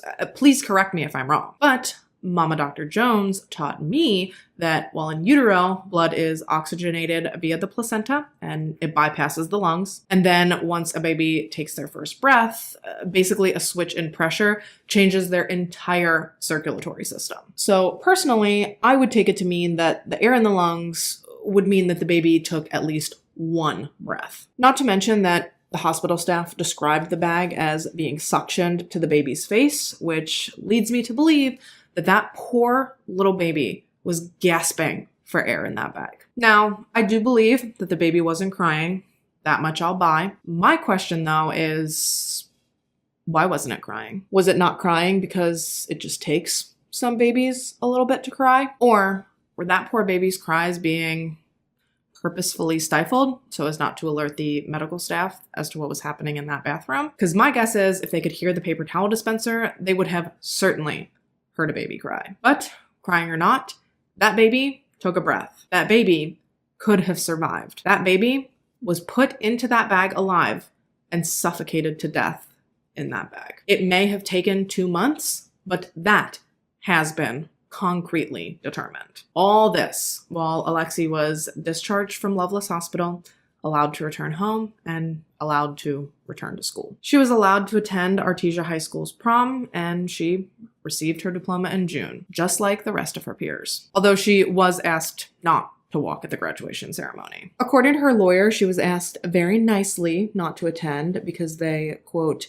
take seriously the protection of their students. Actually, they take protecting their students so seriously that the superintendent of the Artesia Public School System sent out a letter to faculty and students regarding Alexi's situation. He doesn't mention her by name, but it is very obvious what he's talking about, in my opinion. And this email has been heavily scrutinized by those who've read it. It's been interpreted as almost a way to silence the students, almost as a way of forbidding them to talk about it. Now, I've heard that this was potentially even under the threat of suspension. However, it does not specifically say that in the email. So I don't know if that was true, if it was for sure that intense, but the email that was sent to students does read as follows. Good afternoon, Bulldogs. I want to remind everyone that the manner in which we choose to utilize social media is important. Social media should be utilized to celebrate accomplishments and to build each other up. It should highlight the best things about our lives. Social media should not be used to speak about subjects of which we know nothing about. When we do this, we are simply spreading untruths, which are also known as rumors. We need to communicate love, encouragement, and support for one another. Let's choose our words in a positive way. Thank you, Thad Phipps, Superintendent, Artesia Public Schools. To me, this very much reads as, please don't talk about this on social media because it kind of really doesn't look that great for us. But obviously that's just my own personal interpretation. And as far as the email to the teachers, that read as follows. Good afternoon, APS employees. I want to make sure that everyone in our school district fully understands that as employees of Artesia Public Schools, we are prohibited by FERPA from disclosing personal information about our students to anyone other than their own legal parent or guardian. As an employee of the Artesia Public Schools, we are unable to discuss personal student matters in any setting. This includes in school, out of school, over weekends, through verbal communication, via electronic communication, etc. If anyone other than a child's legal parent or guardian asks you a question, your answer must be that you cannot discuss personal student matters and that you have no comment. Anyone asking questions regarding personal student matters should be referred directly to me. If anyone has any questions regarding the importance, blah, blah, blah, you get it. Basically, don't talk about this or you're going to be in big trouble. At least that's how I'm reading it. And while I can appreciate teachers being prohibited from commenting to the media, I do think that it's bullshit to tell these kids that they can't discuss what happened. This shit was likely pretty traumatic for them, especially for those that were friends with Alexi and Devin. Ain't a snowball's chance in hell you're gonna keep them from talking about it, nor should you. They should be allowed to process their emotions and their reactions in whatever way feels comfortable and healing to them. I don't know, maybe I'm reading too much into it, maybe I'm being too nitpicky. I just personally feel like they should have been proactive in this situation rather than reactive like they're being. Maybe they should have pulled Alexi aside when she was clearly and visibly pregnant, and they should have talked to her, helped her, made sure she knew her options. But instead, it seems like they just turned a blind eye to it until it blew up, and then they were like, yeah, mum's the word, y'all. And then they tried to pretend like it just never happened, going so far as to let her hit the dance floor at prom, even though she's nationally suspected of murdering her baby. She's still just invited to come and dance the night away. Here she is, smiling from ear to ear.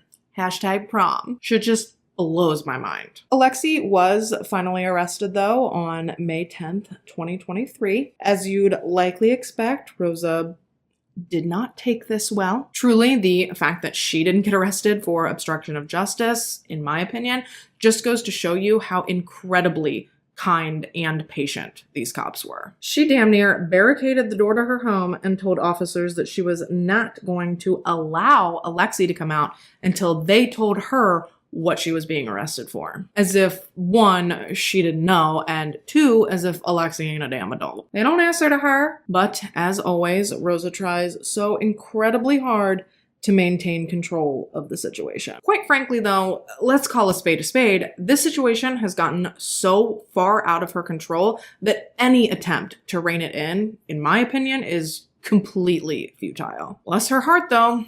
She does try. She gets so bent out of shape that she ends up telling the cops that when all is said and done, she's coming for them and for the hospital. Yeah, she's effectively threatening to sue these cops who, they're just there executing a lawful arrest warrant. Jesus, they moved the car closer to her house so that Alexi doesn't have to walk that far before she's arrested. Is this lady okay? She truly seems to think that she is going to sue her daughter's way out of this, or threaten her daughter's way out of this or find some legal loophole that she can snake her way through to make this all go away. If it's not evident through this exchange, it certainly was 3 days after Alexei gave birth when Rosa went to the Artesia Police Department and started just popping off at the mouth about how the hospital violated HIPAA and all sorts of stuff. She was really making way for what I believe Alexei's defense is going to be, which is either hospital negligence,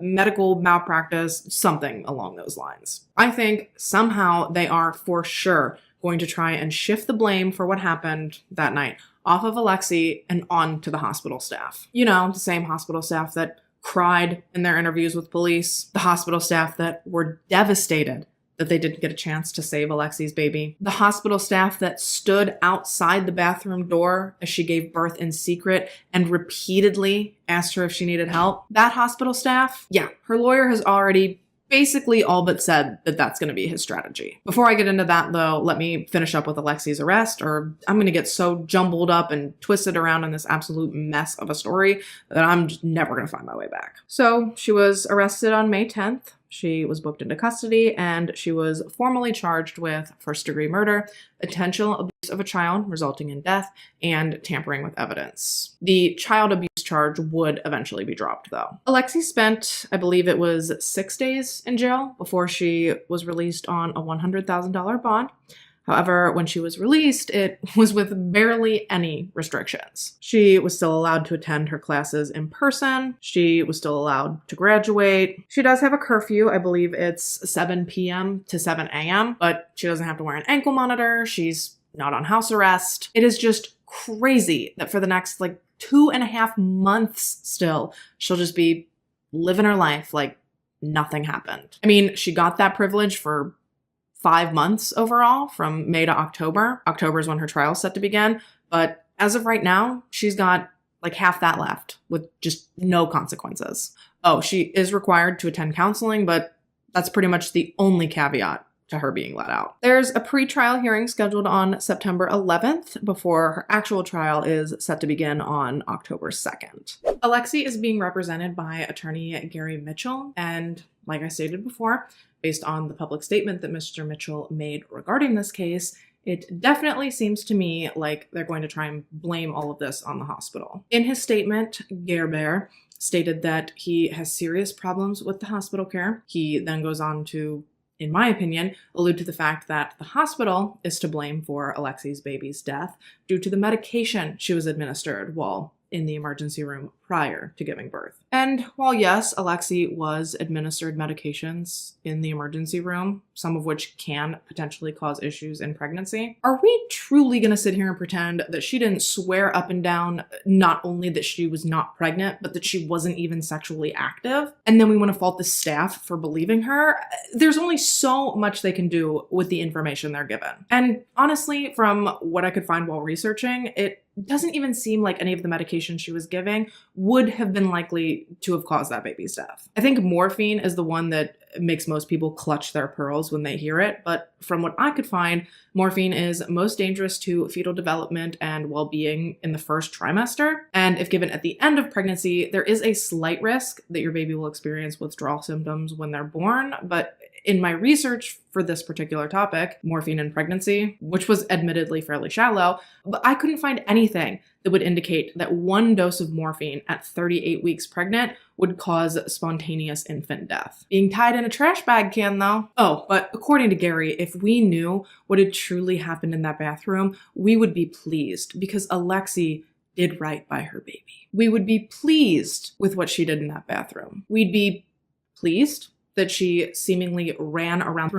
room like a rabid animal, smearing blood all over the place as she tried to conceal the fact that she'd given birth, that she'd allegedly ripped her baby's umbilical cord from the placenta before she threw him in the trash. Is this man okay? Regardless, Gerber has said that he does not believe that Alexei deserves to be prosecuted. He does not believe that she's guilty of first-degree murder, and he intends to defend her tenaciously. He maintains that she's innocent of the crimes New Mexico has accused her of. He asserts that she is an all-around top-notch student and person, and he thinks it's disgusting that she is even facing these charges because she is, quote, a grieving mother. She just lost a child, and because she's being prosecuted and judged so harshly by we the public, he thinks that she is not being shown common human decency. Yes, he wants us to feel ashamed of ourselves for judging her. Truly, if the irony wasn't so disgusting and infuriating, it would almost be funny. She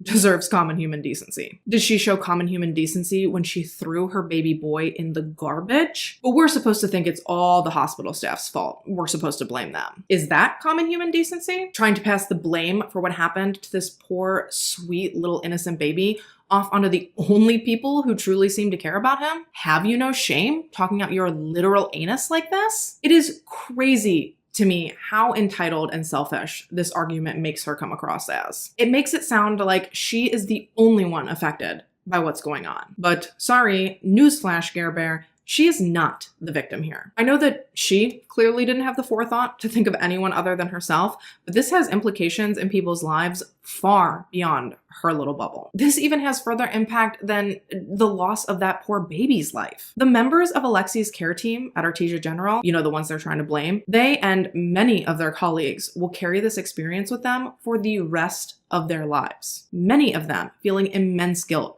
for not having found that sweet little boy sooner and for not getting a chance to save his life. And that is a weight and a guilt that they should, under no circumstances, have to carry around with them. The only person that should feel guilt in this scenario is Alexi. Stillborn or not, believe what you want.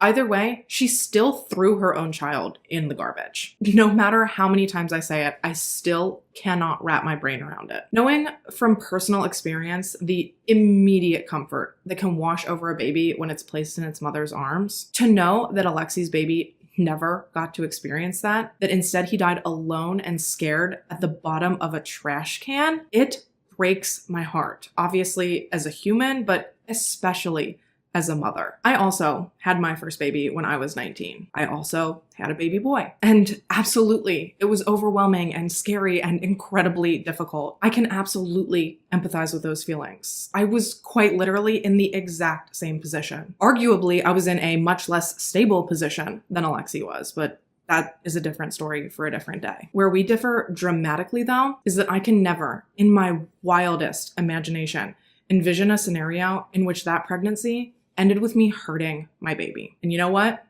That baby is 11 now. And when I tell you that he is just the coolest little dude, and I cannot and would not want to imagine my life without him, he's quite literally my best friend. And to know that Alexi's baby is never going to get the chance to grow up or to be 11 or to have any kind of relationship with his mother is absolutely fucking gut-wrenching. I understand that legally she is innocent until proven guilty. I have to make that clear. However, if she is proven guilty, I hope that she is harshly punished. It just seems to me like she never had any intention of doing what was right by that little boy. She never attempted to receive any prenatal care. She took diet pills throughout her pregnancy. She made no attempts to pull anyone aside in the hospital to ask them for help. She's 19. If she was so goddamn scared of her mom didn't have to know anything. She had more options available to her than most people do. And at every single turn,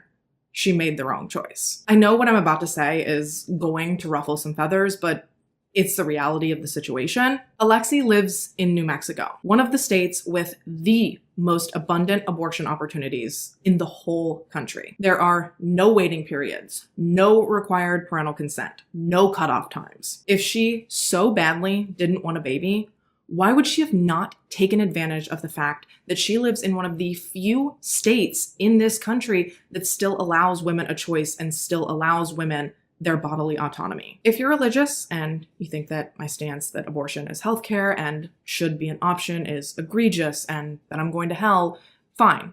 But answer me this. Where's Alexi going? Is what she did better? I certainly don't think so. I think no matter where you stand, religiously or politically, you cannot possibly argue that an abortion would not have been significantly more humane than allowing her son to suffocate, cold, scared, and alone in a plastic bag. And Don't tell me she didn't know she was pregnant and that's why she didn't take advantage of that option. I will never believe that. She knew she was sexually active. She knew people were gossiping that she might be pregnant.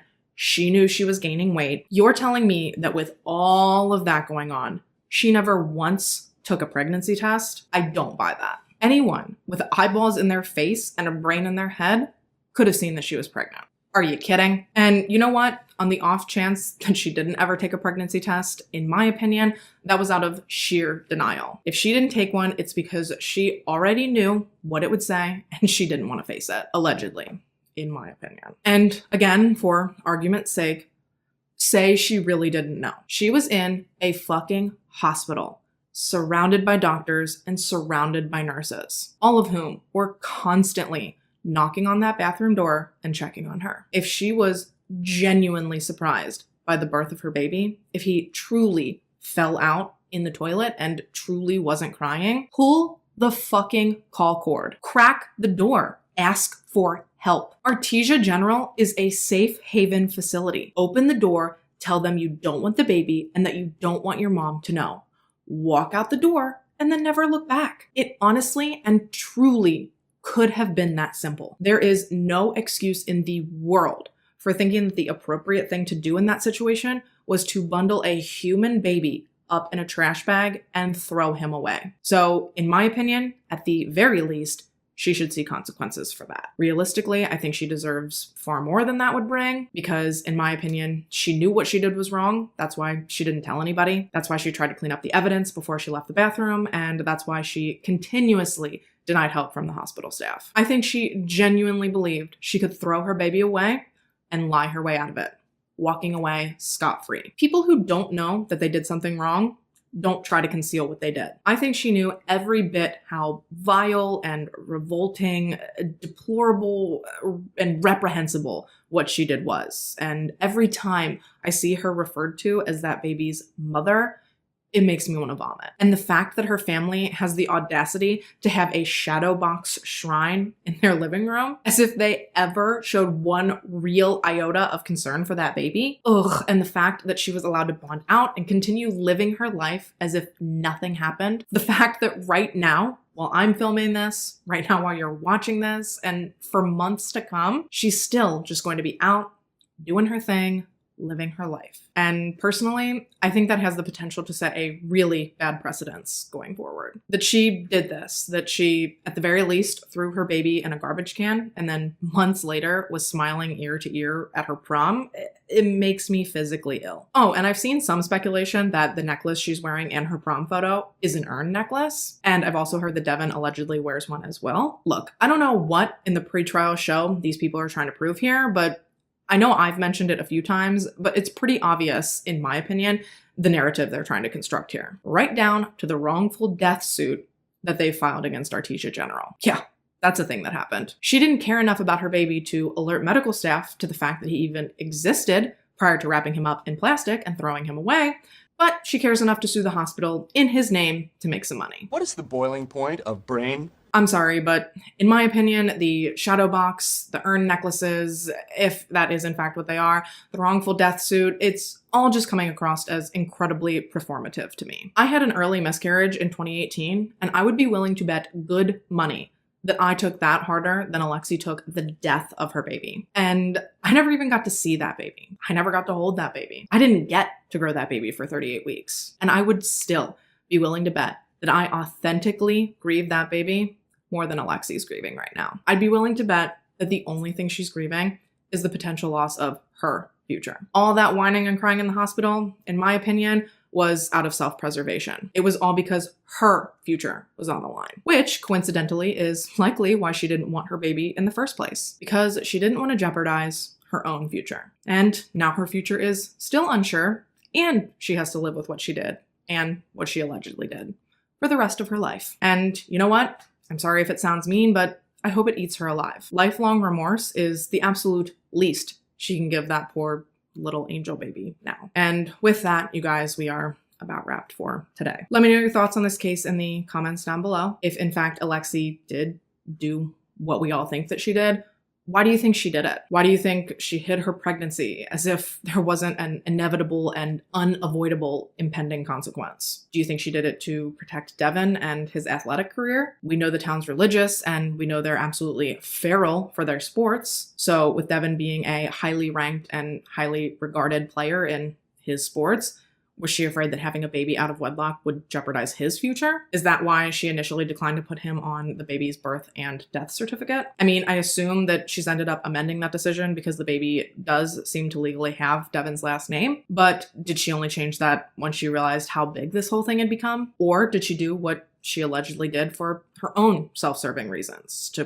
protect her own future, so that she could run off to New Mexico State without the restraint and responsibility of a child? Did she allegedly do this in hopes of avoiding the wrath and consequences of her mother? Why didn't she get an abortion? Why didn't she turn the baby over to the hospital? Personally, I think she knew she was pregnant. I think maybe she thought that taking the diet pills would cause her to lose the pregnancy. I don't know if she knew she was in labor when she went to the hospital. Maybe that's why she asked her mom to come with her, even though she clearly didn't want her to know anything about the baby. I think at the absolute very least, Rosa had suspicions that Alexi was pregnant. I think that's why when she found out, her knee-jerk response was, "We talked about this. I just asked you to tell me the truth." I do genuinely believe that Rosa did not realize quite how far along her daughter was, but no one can convince me that she didn't at least have a suspicion that Alexi was pregnant. I do think, though, that Alexi knew, for whatever reason, that she wasn't going to be pregnant for very much longer. I think maybe that's why she told her friends that she was going to start dieting, as a way to explain her soon-to-be sudden and very rapid weight loss. I don't know. I do know that I want to see this girl's Google history. I want that because if she was Googling things like miscarriage, abortion,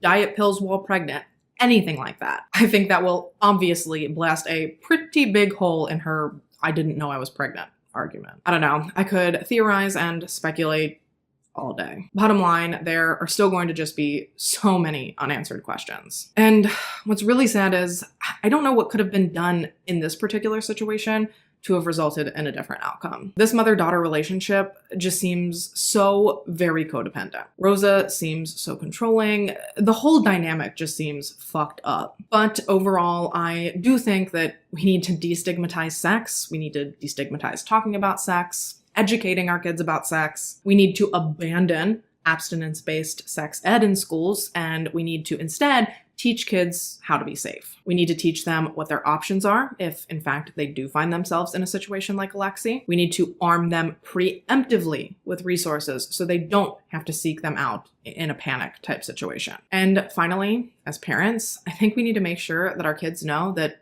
they can come to us with anything, that we're always in their corner, and that no matter what, we're going to love them and support them and help them. Our children should not be scared of us, scared to come to us, or scared to be honest with us. Because if they can't trust us, who can they trust? Anyways, as always, I'm really curious to hear your thoughts, theories, and opinions down below. Also, I would like to know if you guys want me to try and cover more of these current cases. I do have a hard time covering cases that are still unfolding because, one, I have to say allegedly almost as much as a Chick-fil-A employee has to say my pleasure, and two, I personally prefer a story with a resolution. But if you guys like the coverage of these more current cases, I will definitely try to sprinkle more in.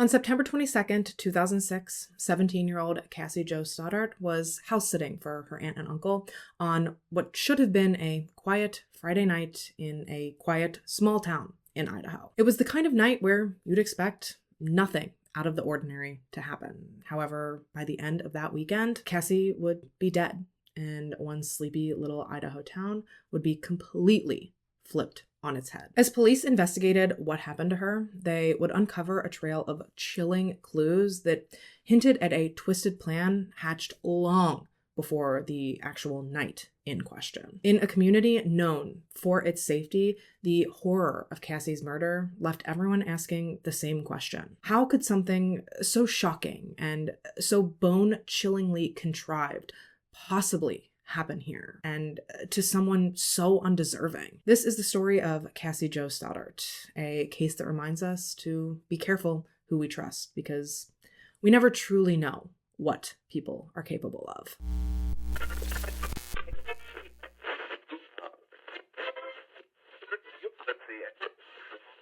All right, so as I briefly mentioned in the intro, we are taking a nice little jaunt over to Idaho today. Specifically, we're headed to a quaint little town in Idaho called Pocatello, which prior to today's case, I had never heard of before. Now though, now I am fully prepared to give you all of the information about Pocatello that you didn't ask for. So, Pocatello, Idaho, which is also known as the Gate City, is located in southeastern Idaho, nestled right in the Portneuf River Valley. Resting on 34 square miles of land and hosting a population of just shy of 60,000 people, Pocatello is home to a wide array of neighborhoods and businesses, all spread out against a dramatic backdrop of rolling hills and picturesque mountains. And while there seems to be no shortage of museums and festivals and historic attractions, from what I was able to tell, it does seem like most of the magic that rests in Pocatello is within its outdoor recreation. From skiing to hiking to biking to rodeos, Pocatello is definitely, you know, she's giving outdoorsy. The mountains are plentiful, as are the local trails, and when the sun is out, it truly seems like that is when the entire town sort of comes to life. It is tragically ironic that such a beautiful and lively town would turn out to be the backdrop for the absolute horror story that we're about to embark on. Cassie Jo Stoddart was born on December 21st, 1989 in Idaho to her parents Anna Marie Cisneros and her father Ronald J. Stoddart. Cassie was the middle child of three. She had an older sister named Christy and she had a younger brother named Andrew. And from what I was able to gather, Cassie more or less just seems like she was your average typical teenage girl. She was sweet and kind, she was funny and artistic, and she loved music and she loved animals. She was also wildly intelligent and was an incredible student. Her entire life, she was responsible and she was hardworking, and for most, if not her entire academic career, Cassie maintained pretty much perfect grades. Truly just an absolute prize of a child. At the time our story takes place, Cassie was just a couple months shy of turning 17, and as far as I could tell, like most of her peers, she was simply just trying to do her best to navigate the labyrinthine maze that is the high school experience. And while I'm sure we can all, to some extent, remember just how challenging high school could be, it does really seem as though Cassie in particular was effortlessly managing the perfect balance between her classes and her homework and her friendships and other relationships. Of course, like most teenagers in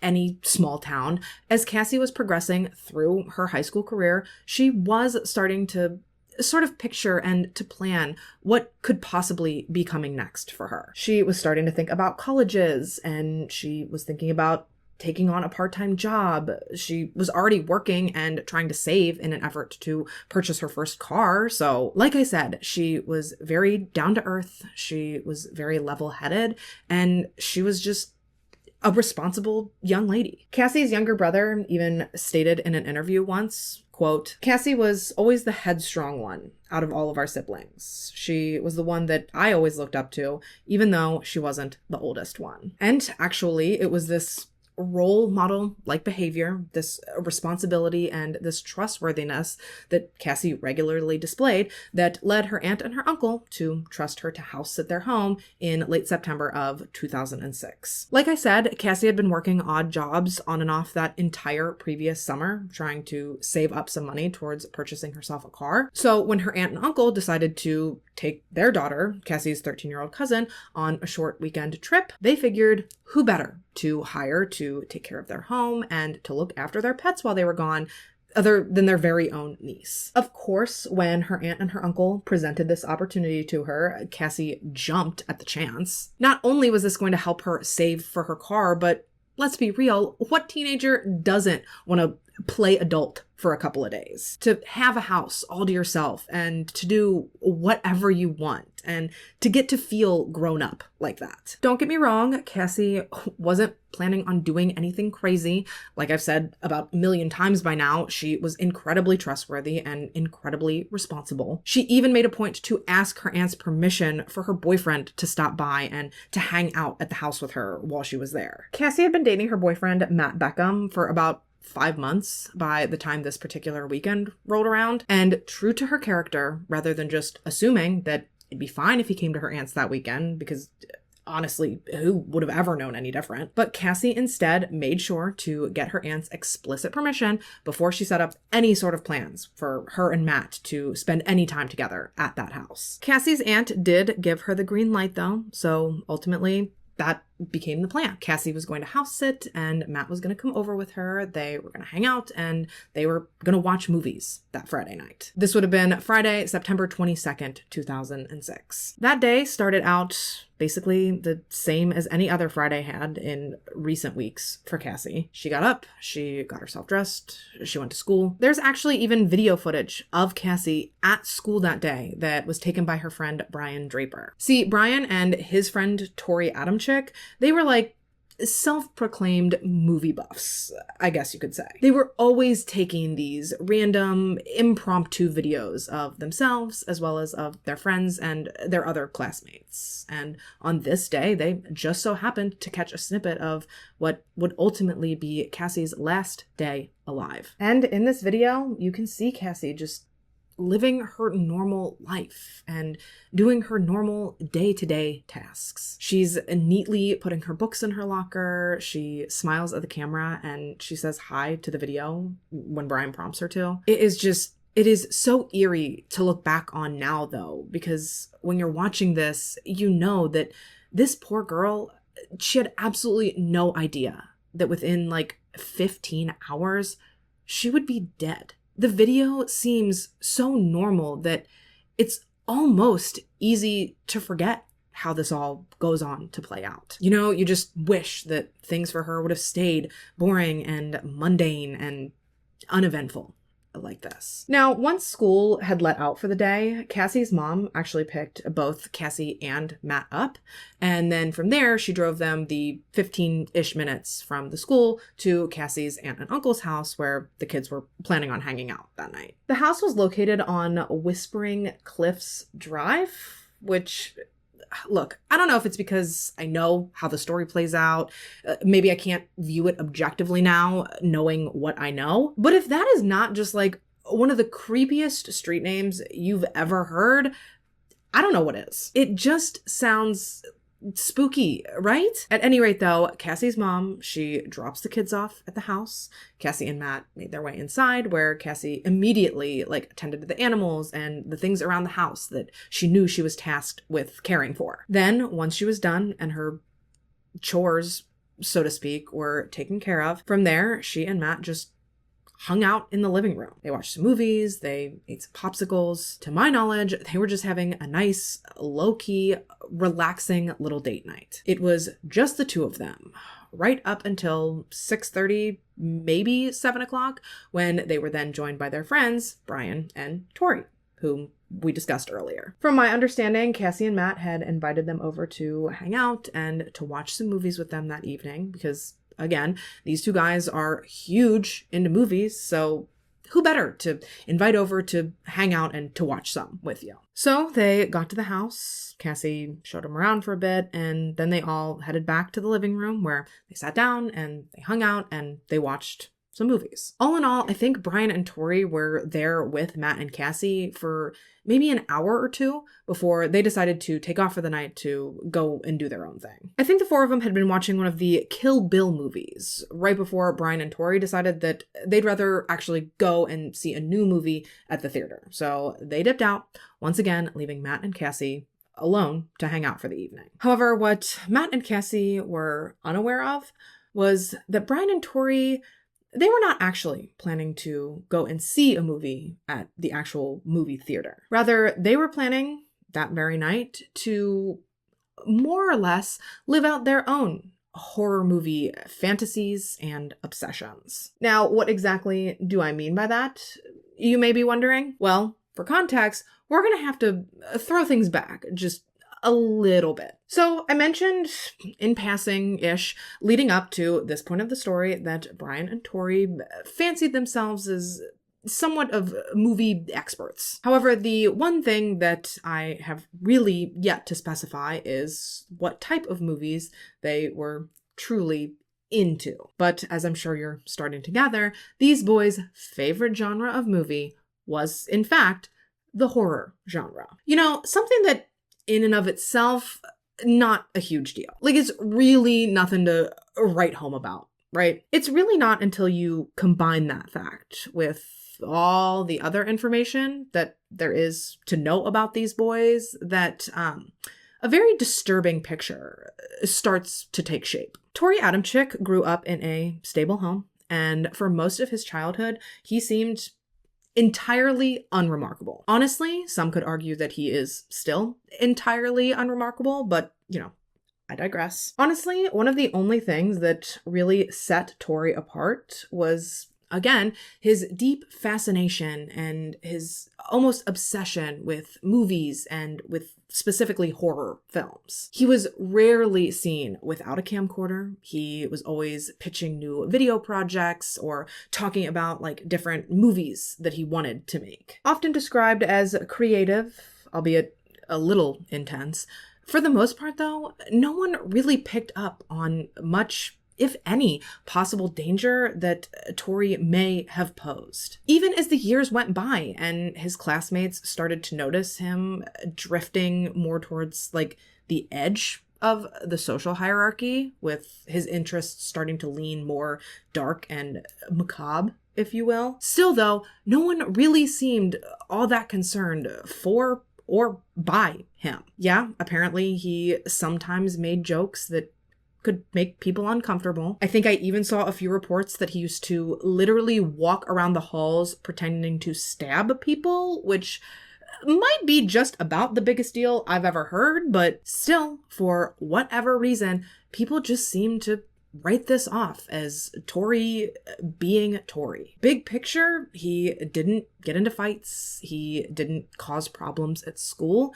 He was never in trouble with like the police or the law or anything. So overall, he managed to just blend into the background. That said though, now looking back, there were definitely some signs that something was massively off with Tori. But at the time, everyone just thought that Tori was another harmless, quiet, slightly offbeat kid. And, you know, perhaps that's maybe all he ever would have been, had it not been for his friendship with, of course, Brian Draper. Unlike Tori, Brian was actually not born and raised in Idaho. Rather, he was born in Utah and didn't make his way to Idaho until I believe he was a middle schooler. Now, sadly, immediately upon starting at his new school, Brian seemed to struggle quite a bit with finding his place. He was quiet and he was awkward, and when he did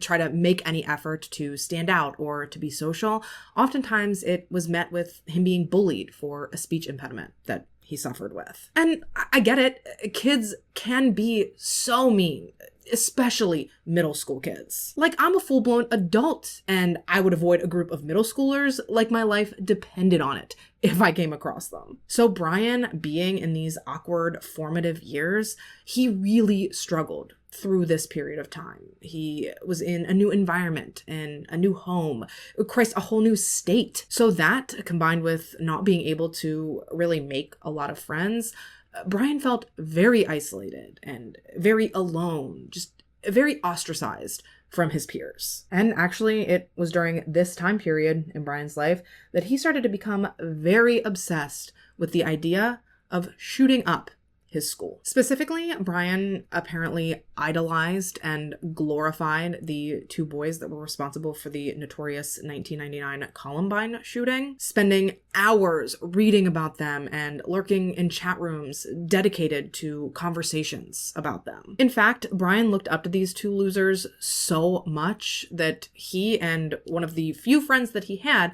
actually started planning and plotting out their very own school shooting. Now, thankfully, these plans never actually came to fruition. However, that's not to say that things did not escalate from just the planning and the talking stages. Brian and this other kid were so obsessed with these plans, and they talked about them so frequently that eventually other students overheard them.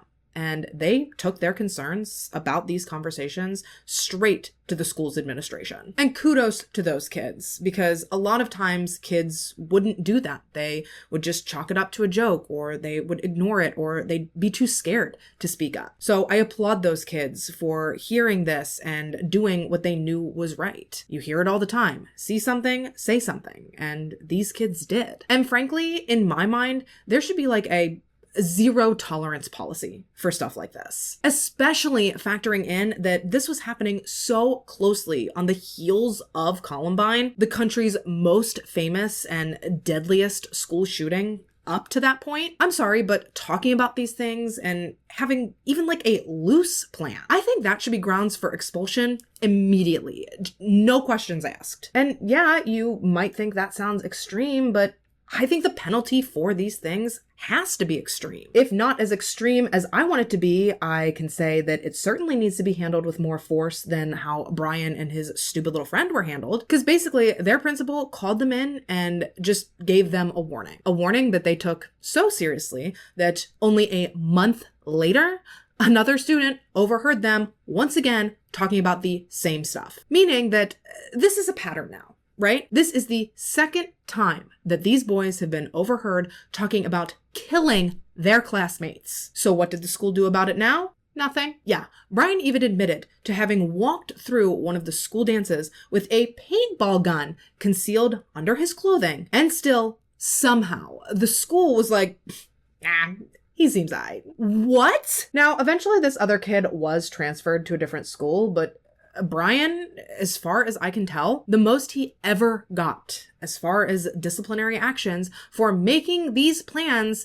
and making these statements was like a, hey, if you could like not, that'd be great. Just a, please don't do that again, sort of talk from the principal before he was sent on his merry way. If I was a parent at that school, girl, I would have been pissed to have ever found this out. Even if it was years later, they'd be dealing with me, because what do you mean you played it fast and loose with my child's life by letting this kid just slip through the cracks? That is absolutely negligent. And you know what?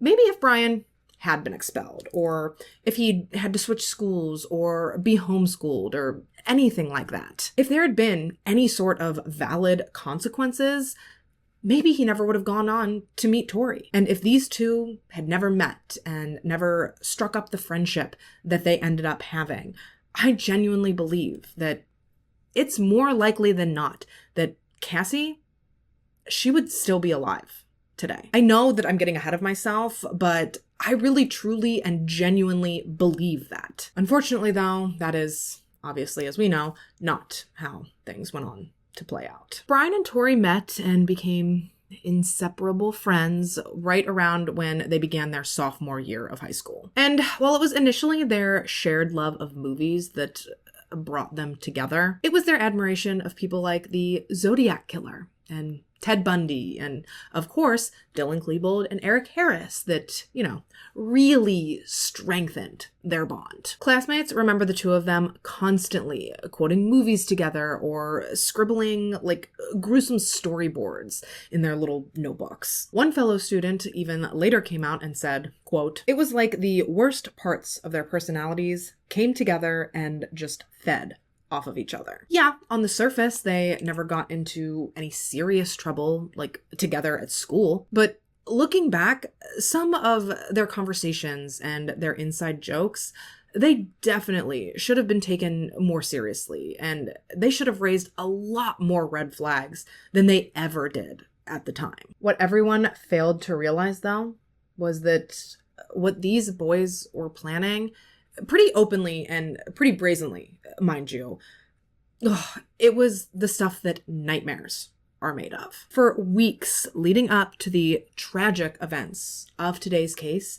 these two absolute dweebs obsessed over and they fixated on carrying out some sort of violent act that they were sure would go down in infamy. They discussed in disturbing detail friends of theirs that they could kill. They reveled in imagining headlines about themselves, and they debated on how they should, quote unquote, make their mark. Truly, it is sick and deranged, not just to imagine, but you can hear it yourself. You can hear these boys have these conversations because they videotaped all of it. There are numerous, almost vlog style videos of the two of them driving around or even sitting at school and openly talking and openly plotting and planning about how they were going to murder someone. Ugh, and they talked about it so flippantly too,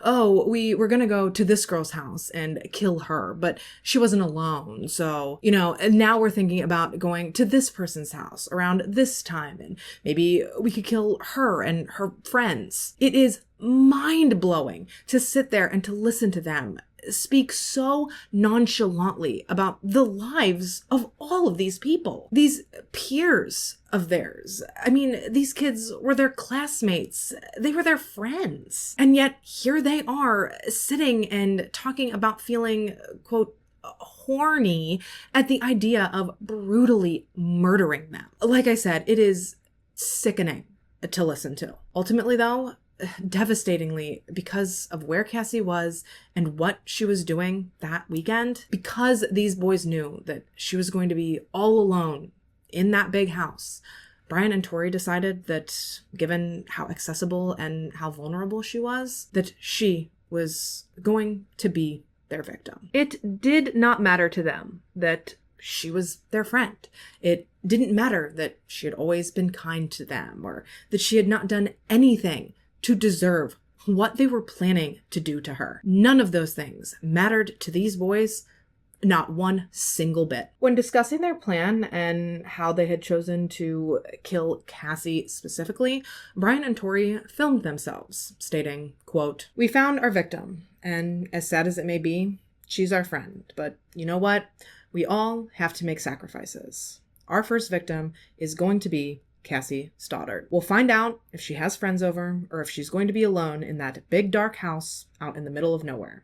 How perfect can you get? I mean, holy shit, dude." And sadly, without even knowing what they were doing, Cassie and Matt ended up playing right into Brian and Tori's hands and right into this sick little game of theirs by inviting them over to Cassie's aunt's house and by giving them a tour.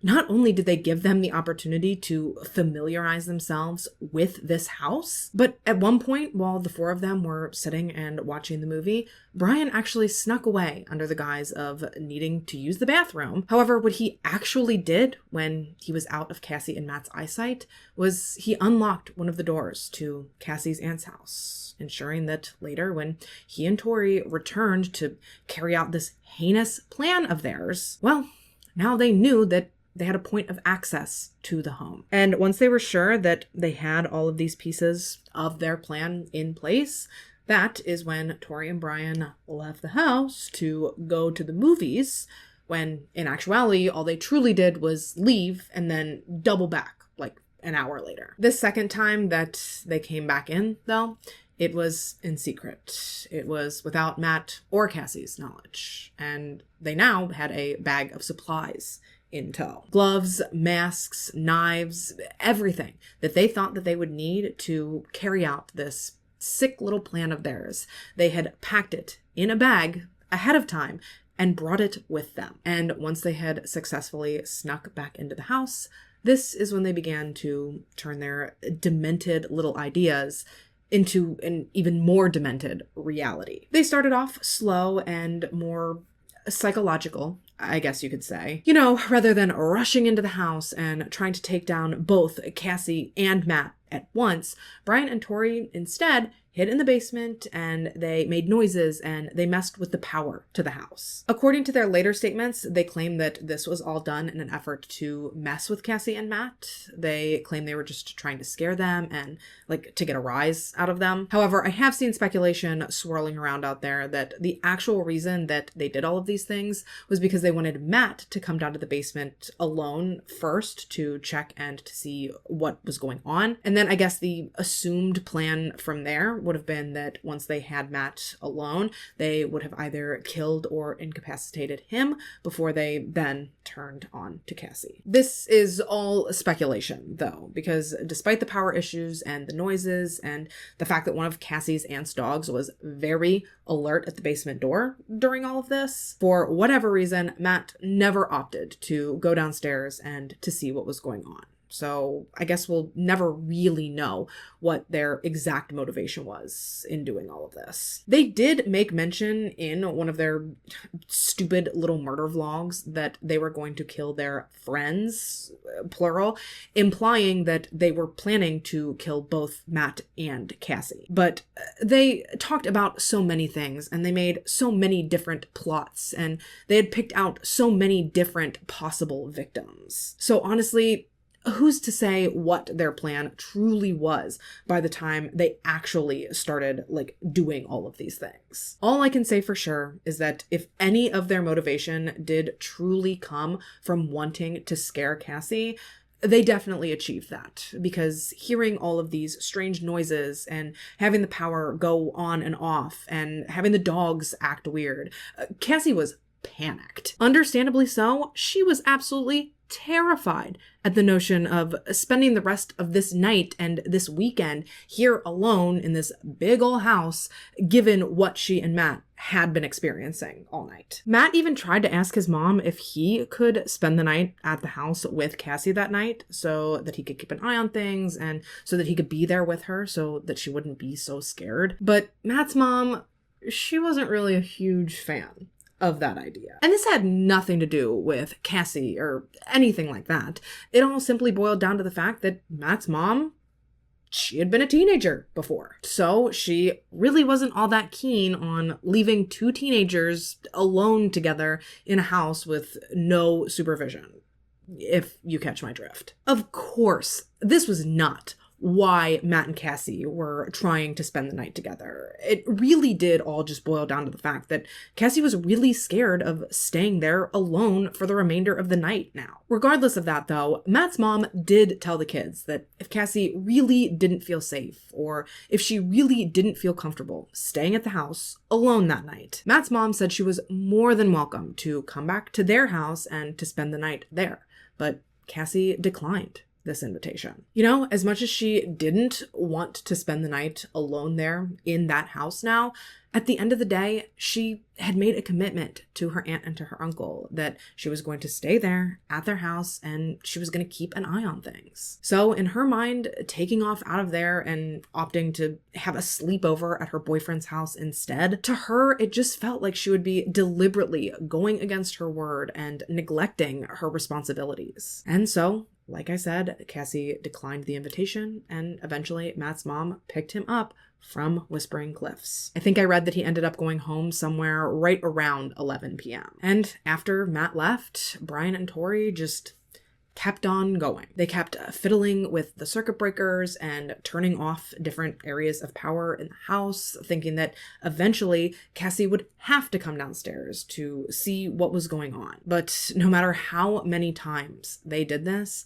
Cassie never went down those steps. And what is so sad is that Cassie wasn't just sitting upstairs like cool, calm, and collected, just choosing not to go down and check things out. According to later confessions, Cassie was upstairs in the living room, cowering on the couch in the fetal position because she was so unbelievably scared of everything that was going on in that house. And I just cannot even begin to imagine how terrifying her last moments must have truly been. She's all alone. She's been being terrorized for hours at this point. She has no idea what could possibly be going on. And then all of a sudden, these two figures come out of the basement wearing some of the creepiest fucking masks I've ever seen in my life, mind you. They were both armed with knives that they'd hand selected, I think from Tori's knife collection. And without hesitation, they began just mercilessly and savagely attacking this poor, innocent, helpless girl. And honestly, I don't know if I ever saw clarification of this anywhere. If I did, I don't remember. But I have no idea if Cassie ever realized or ever figured out that it was Brian and Tori to blame for all of this. I don't know if she realized who it was or if she thought that her two attackers were strangers. I don't even really know if she had time to think about it one way or another. All I know is that what Brian and Tori did to poor Cassie was beyond disgusting. It was beyond barbaric, and it went way beyond the parameters of overkill, at least in my opinion. An autopsy would later determine that Cassie had somewhere between 30 and 40 stab wounds, numerous of which, all on their own, would have been 100% fatal. Outside of that, the majority of Cassie's other cuts and stabs were referred to as defensive wounds, which means that no matter how scared she was, and no matter how sudden and how frenzied this attack was, Cassie fought her ass off to save her own life. She was strong, and she was brave, and under no circumstances, regardless of how scared she was not going to take this attack lying down. But sadly, eventually, Brian and Tori did overpower her, and they stabbed her over and over and over again until finally she succumbed to one of her numerous fatal wounds. And then, after savagely murdering their very own friend, Brian and Tori simply left her lifeless body lying on the living room floor before they took off out of the house. Zero regrets, zero empathy, zero remorse.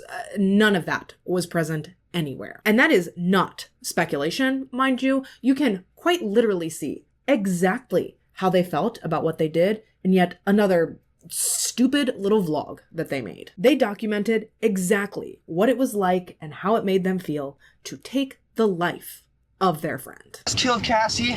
We just left her house.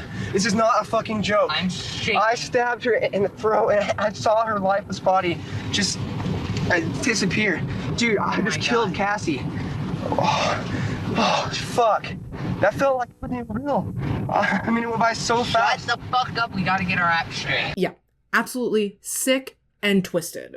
I know. Sick, twisted, and stupid, by the way, because what's dumber than carrying out a really poorly planned murder? Well, of course, documenting a confession of it mere moments after you've done it. The buffoonery. Don't get me wrong. I'm glad they did it because, as you'll see, it comes back to bite them directly in the ass later. But my God, just how completely and utterly senseless and dumb can two people be? As it would turn out, very dumb, because basically from the murder on, these two boys left a trail of time-stamped evidence of damn near their every move. Sort of like Hansel and Gretel. Straight from the crime scene, the two of them briefly stopped back at Tori's house. I guess they sort of needed to formulate a plan and to decide what their next moves should be. Of course, we know they've already documented when they left and how they were feeling and their literal confession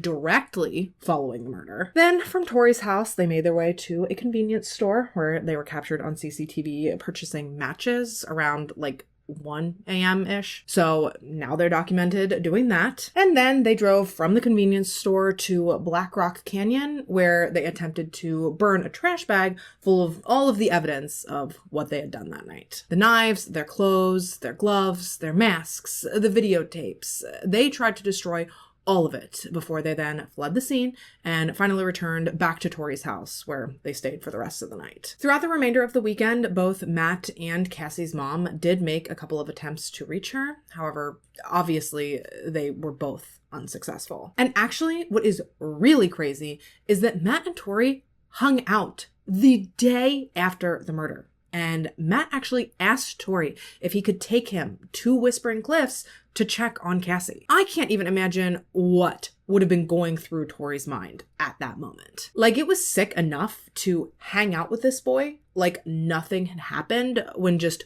12 hours earlier you had murdered his girlfriend. But then for him to sit there and to voice to you how worried he is and to literally ask you to take him to check on her. Oh, Tori must have been shitting literal bricks. Ultimately, though, he told Matt that they couldn't drive over to Cassie's aunt's house to check on her because he didn't have enough gas in his car to make the trip. And so poor Cassie, she just laid there lifeless in her aunt and uncle's living room for almost 2 days until the afternoon of Sunday, September 24th, when they finally got back to the house from their trip. Oh, and what is so devastating about this, about how Cassie was found, is that it wasn't even her aunt or her uncle who found her. That would have been bad enough. I'm sure they would have been horrifically traumatized by everything, even if it had gone down that way. But what was even worse was that Cassie's body was ultimately discovered by her 13-year-old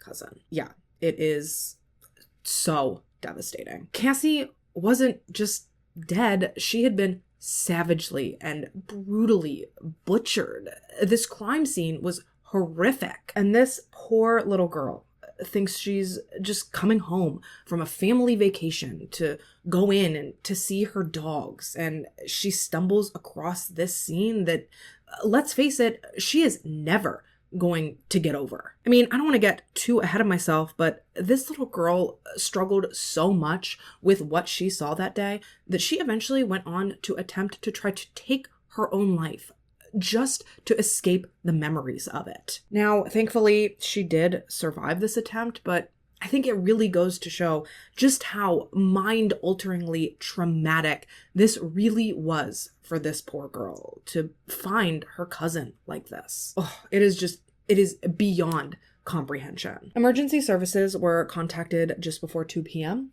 I believe it was Cassie's aunt that actually made the 911 call, and afterwards police arrived on the scene almost immediately to begin their investigation. And while it was pretty obvious what had happened to Cassie, what was not immediately obvious to investigators was why or how this had happened. There were no signs of forced entry, no signs of a robbery, nothing was missing from this family's home. Obviously, Cassie didn't have any enemies that anyone knew about, so they really couldn't hone in, like, specifically on one particular person. Well, actually, that's not entirely true, because they did hone in on Matt at first, but that was more due to the fact that he was the last person known to have been with Cassie than it was due to them having any sort of, like, issues in their relationship or anything like that. Oof. And unfortunately, when police called Matt in for questioning, despite the fact that he was completely innocent, he really sort of rubbed police the wrong way initially. According to reports, this was due to his emotions during his interviews, or I guess actually lack thereof, because apparently Matt, when sitting and talking with police, he was really, like, stoic, I guess you could say. He wasn't crying, he wasn't freaking out, he really didn't even seem like he was all that upset. My guess is that that was more due to shock than anything, but from police's perspective and knowing that he was the last person to have been with Cassie prior to her death, I mean, I can understand why they felt at least a little weary of him at first. I'm not saying it's right, I'm just saying, like, I get it, I get where they were coming from. Because not only was he the last person known to have been with Cassie, but, like, it's always the boyfriend, right? The boyfriend, the husband, the wife, it's always the partner, you know?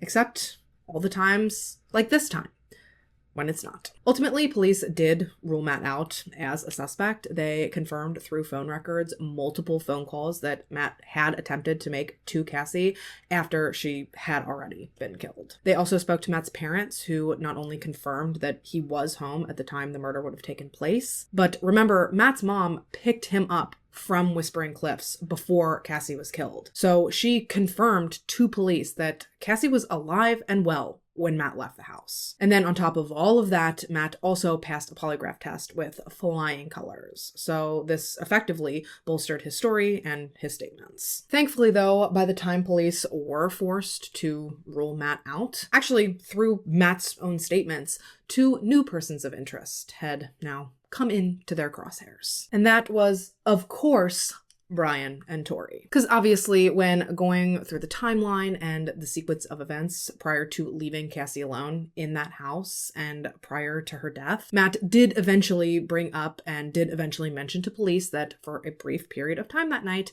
Cassie and his friends, Brian and Tori, had stopped by. And so with absolutely nothing else to go on, police then obviously zeroed in on Brian and Tori. They were the next 2 to be interviewed, and of course they interviewed them separately.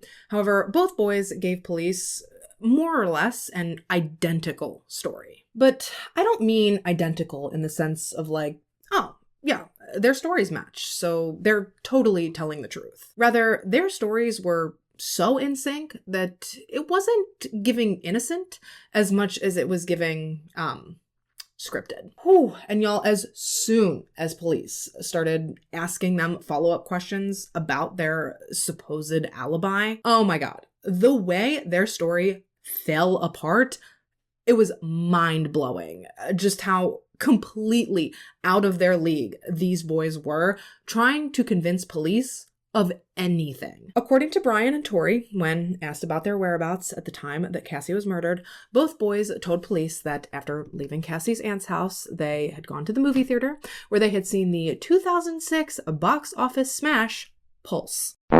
If you're unfamiliar, starring Kristen Bell and Ian Somerhalder, among others, Pulse, released in 2006, was an English adaptation of the 2001 Japanese horror film of the same name. The English version was written by Jim Cinzero and Wes Craven, and it was about, quote, a mysterious, life-draining force from the digital world that begins infecting humans through wireless technology, leading to widespread and the breakdown of society. And you're probably wondering why I felt the need to tell you the plot of the movie here in this video, but I promise you there is a reason. You see, these boys' freedom and their lives, they hinged on their ability to sell their alibi to police, right? On their ability to seem honest and genuine and to divert attention and blame for Cassie's murder off of them. You agree that this is a fair statement? So tell me why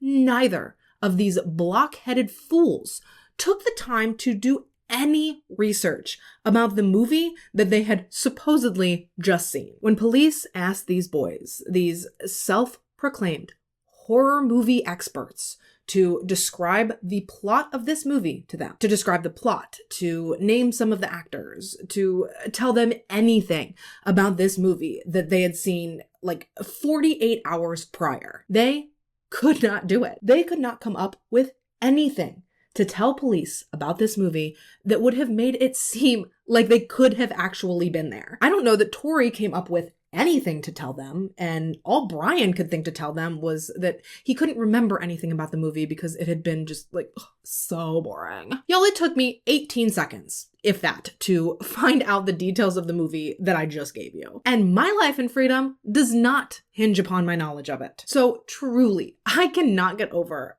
just how completely stupid these boys were. That they thought that they were smart enough to get away with this, but that on the other hand, they were too stupid to even know one single piece of information about the movie that they were going to use as their alibi. Genuinely unbelievable. Now, they did have tickets from the theater. They did do at least that much to try to cover their bases. However, between their terrible preparation for their interviews and police actually speaking to the theater staff, their story crumbled to pieces almost as quickly as they tried to spin it. When police went to the theater that the boys claimed to have seen the movie at on the night of Cassie's death, unluckily for them, the girl that would have been there to tear their tickets that night actually went to their school. So she knew them very well. And so when police asked her if the boys had been at the theater that night, she was able to tell them with 100%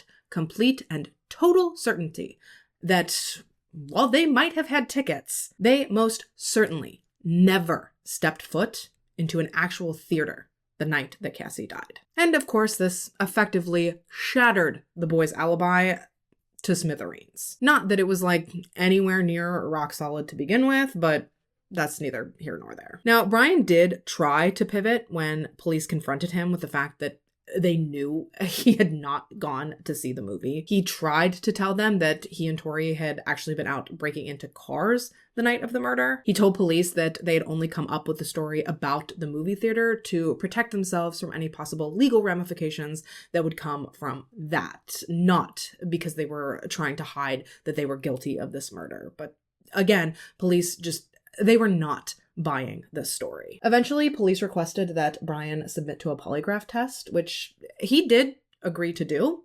However, before he could actually take the test, he completely lost his shit. He began panicking and crying and hyperventilating, and he was just really starting to come undone by this point. And so police brought him in for yet another interview, figuring like clearly this kid is not doing so hot under all of this pressure. So, maybe if we bring him back in now, that's when we'll finally start to get somewhere.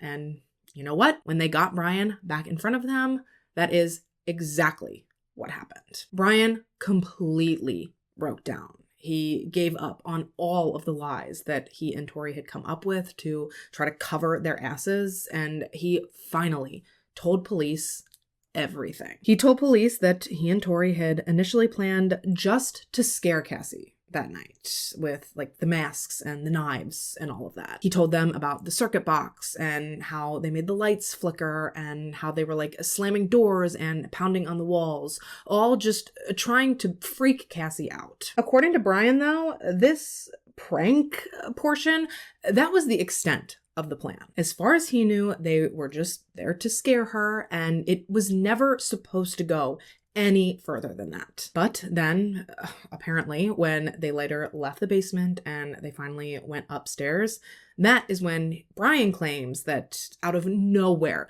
Tori started stabbing Cassie. Yeah, despite everything that we've discussed about their planning and what they said on the tapes and all of the things that they had conspired to do together, according to Brian, when all this took place, he was just an innocent bystander. Supposedly, when shit really popped off, he was just positively gobsmacked by what his little partner in crime was up to. Now, after providing this confession, after giving police his version of events, Brian did agree to take them up to Black Rock Canyon, where they were hoping to recover any remaining physical evidence that may have survived the boys' arson attempt. And thankfully, you can chalk starting fires up to just another thing that these boys were terrible at, because when police made their way up to the canyon, they were able to recover basically everything that Brian and Tori had tried to destroy. The knives, their clothes, their masks. They were even able to recover the videotapes, the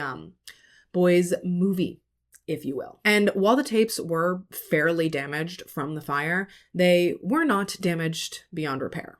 And that meant the police were able to view everything that led up to the murder. And obviously, this was bad news for Brian because it very much negated a lot of what he had tried to convince police of during his confession. My guess is that Brian, he had to have believed that the fire that he and Tori set would have rendered the videotapes useless. I think that's why he tried to spin the narrative that he did. Because realistically, without the tapes and without the concrete proof that both of these losers were every bit as into this plan as the other one was, this very easily could have become a big ol' like he said type of debacle. Honestly, it still kind of did, but put a pin in that for me for a second because I'm going to get back to it in a minute. For now, though, as far as Tori was concerned, unlike Brian, when the walls started closing in on him, where Brian completely crumbled, Tori actually managed to remain fairly stoic.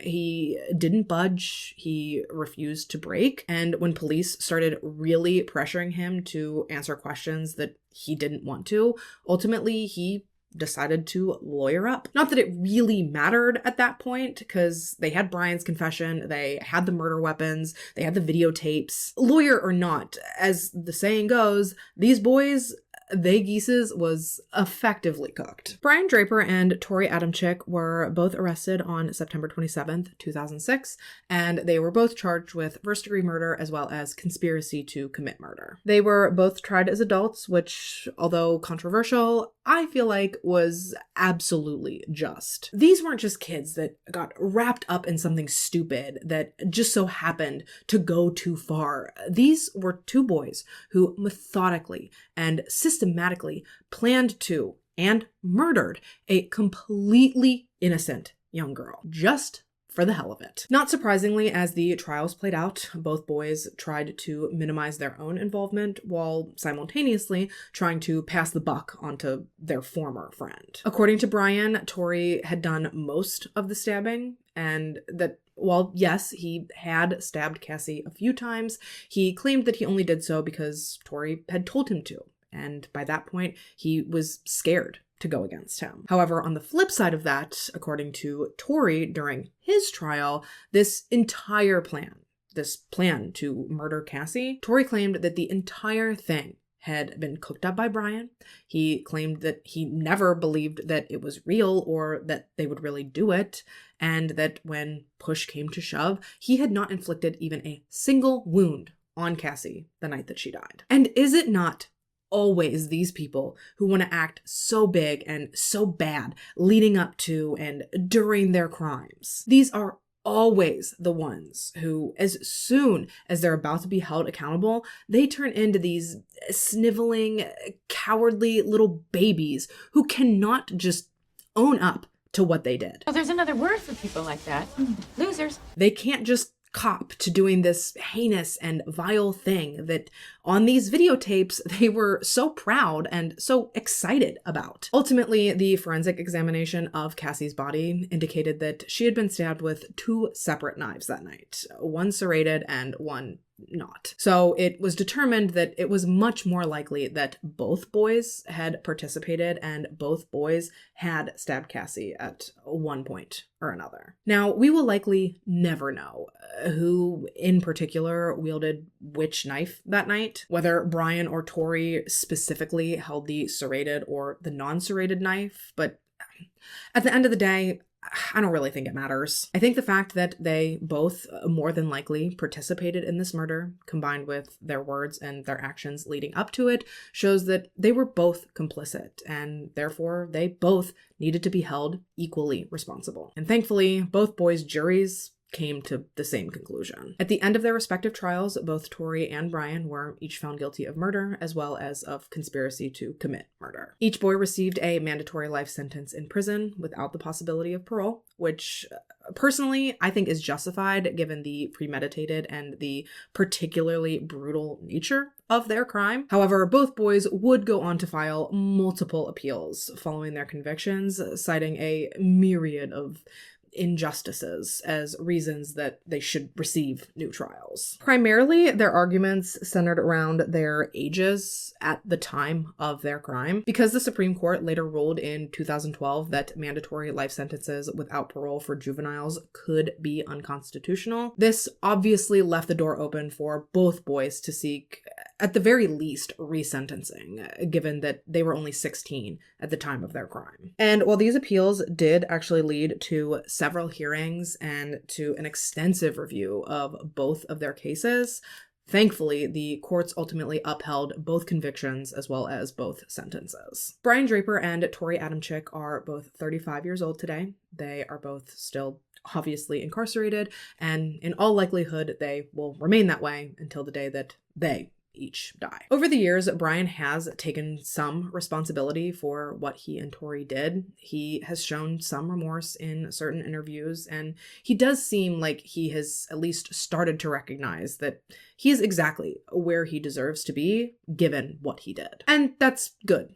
I guess I'm glad he's grown up and that he's gained perspective over the last 18, 19 years. But at the end of the day, it doesn't undo what he did. It doesn't take away the pain he caused. And it certainly does not bring Cassie back. Again, I do appreciate his self-awareness. I appreciate that he acknowledges that he absolutely deserves to be sitting and to be rotting behind bars. Especially when you compare him to Tori, who, oh my God, just seems like such a whiny little brat. Not only does he still place all of the blame of what happened to Cassie solely on Brian, but he continues to maintain his innocence and he tries to portray himself as the victim of this scenario. For someone to have their head so far up their own ass, if it wasn't reprehensible,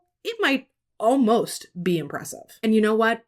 Even if Brian really did do more than Tori did, which I don't personally believe for even a second, but for argument's sake, police ended up finding CSAM material on Tori's computer during their investigation, so suffice it to say, it's not like they locked up some innocent little Boy Scout. He was very clearly headed down a dark path, and if it hadn't have been Cassie, there is a very real chance that it would have eventually been someone else. So, in my opinion, good riddance to both of them. And with that, you guys, we are about wrapped for today. Rest in peace to poor Cassie.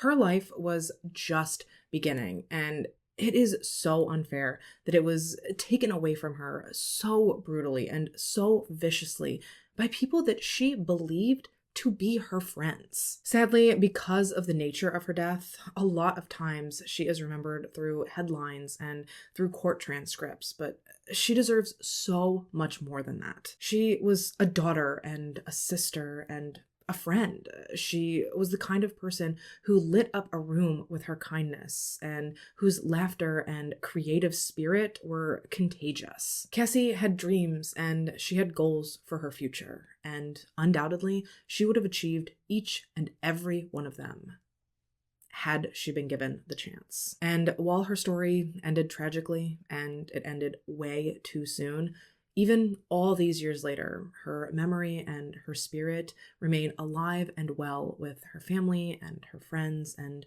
everyone that she touched during her time here on Earth. So yeah, let me know your thoughts on this case in the comments down below. As always, I thank you so much for taking the time to watch this video and to listen to this story. If you have a case or a topic you'd like to see me cover, please fill out the case submission form that I have linked down in the description. And if by chance you're interested in anything about today's makeup, I will also make sure to have all of the information and the links for the products that I use today listed down there for you as well. If you haven't already and you'd like to, go ahead and subscribe to my channel. I put out new videos every week. I know I've been MIA for a while, but without making any sweeping declarations, I'll just say I'm very excited and very inspired and motivated for 2026. But, you know, if you turn on your post notifications, you'll always be notified when I do post, and you'll always be sure to catch me back here in my next one. Until then, though, stay safe and have a good week. Bye!